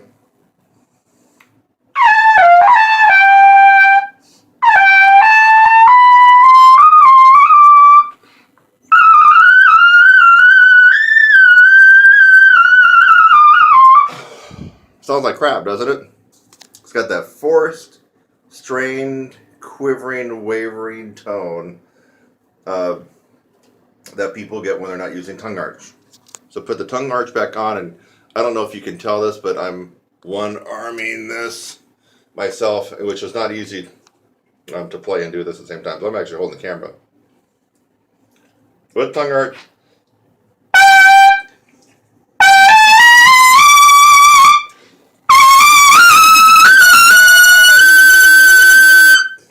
Notes lock in. In fact, that almost hurt my ears, folks. That was louder than, okay? Wow. So, and I was one arm banded on that double A scale, right? So now let's go back to what's going on inside your mouth. Low C positioning. Ah. Ah. There you go. You can see my tongue. Ah. So for low C. Ah.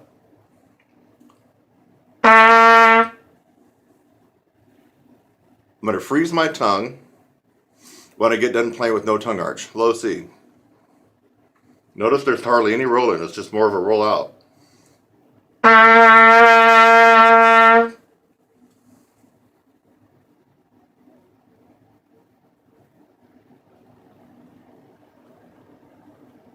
That's where my tongue was. Flat with that kind of dip into it.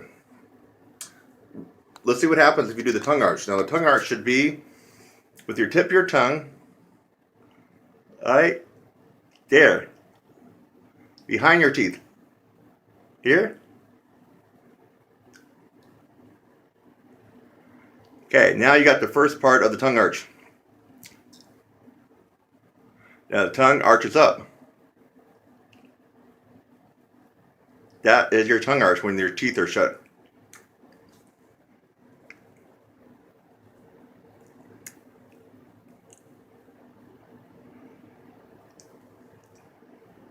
Okay?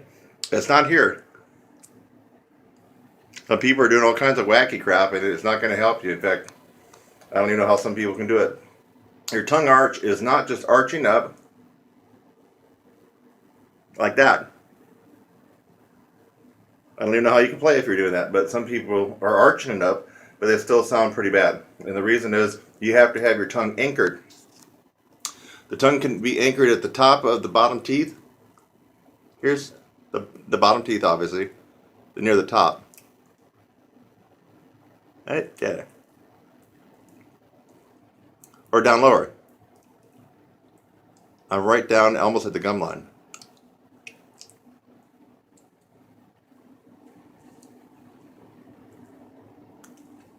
You getting this, folks?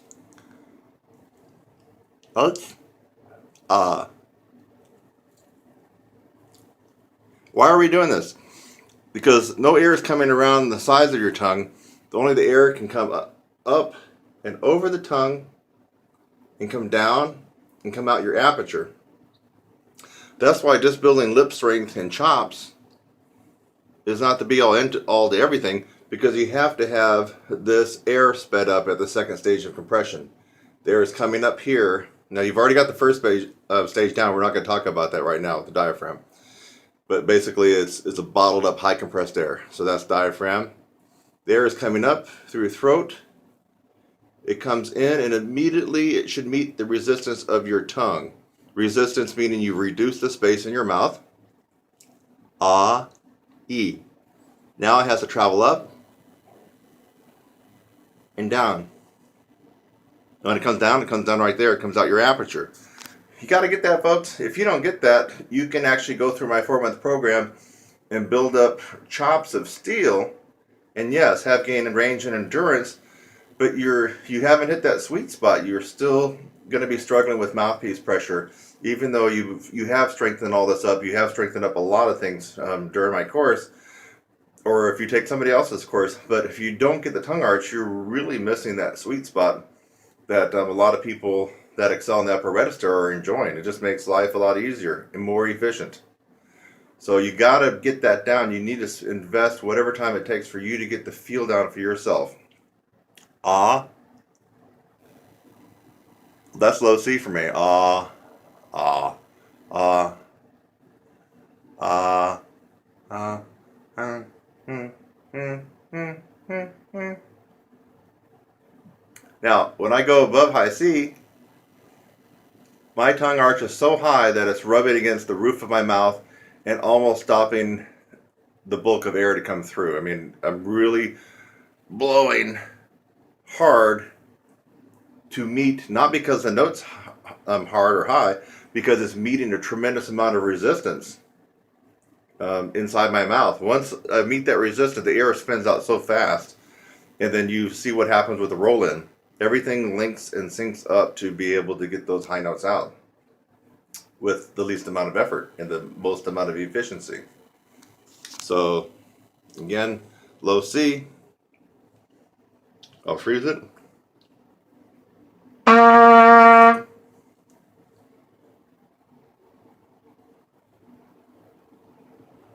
That's where my tongue was, and you saw where my lips were pretty much a rollout.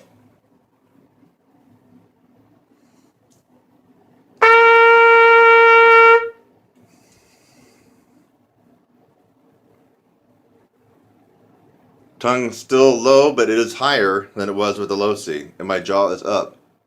Low C, the middle C is more up. So I think your jaw dropping down when you go lower. I'm exaggerating. Up.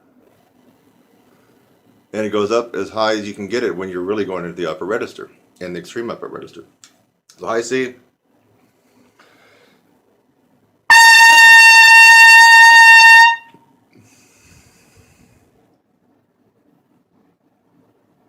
Hey. You see the beginning of my tongue arch? So I didn't even have a full tongue arch for my high C. Don't need it.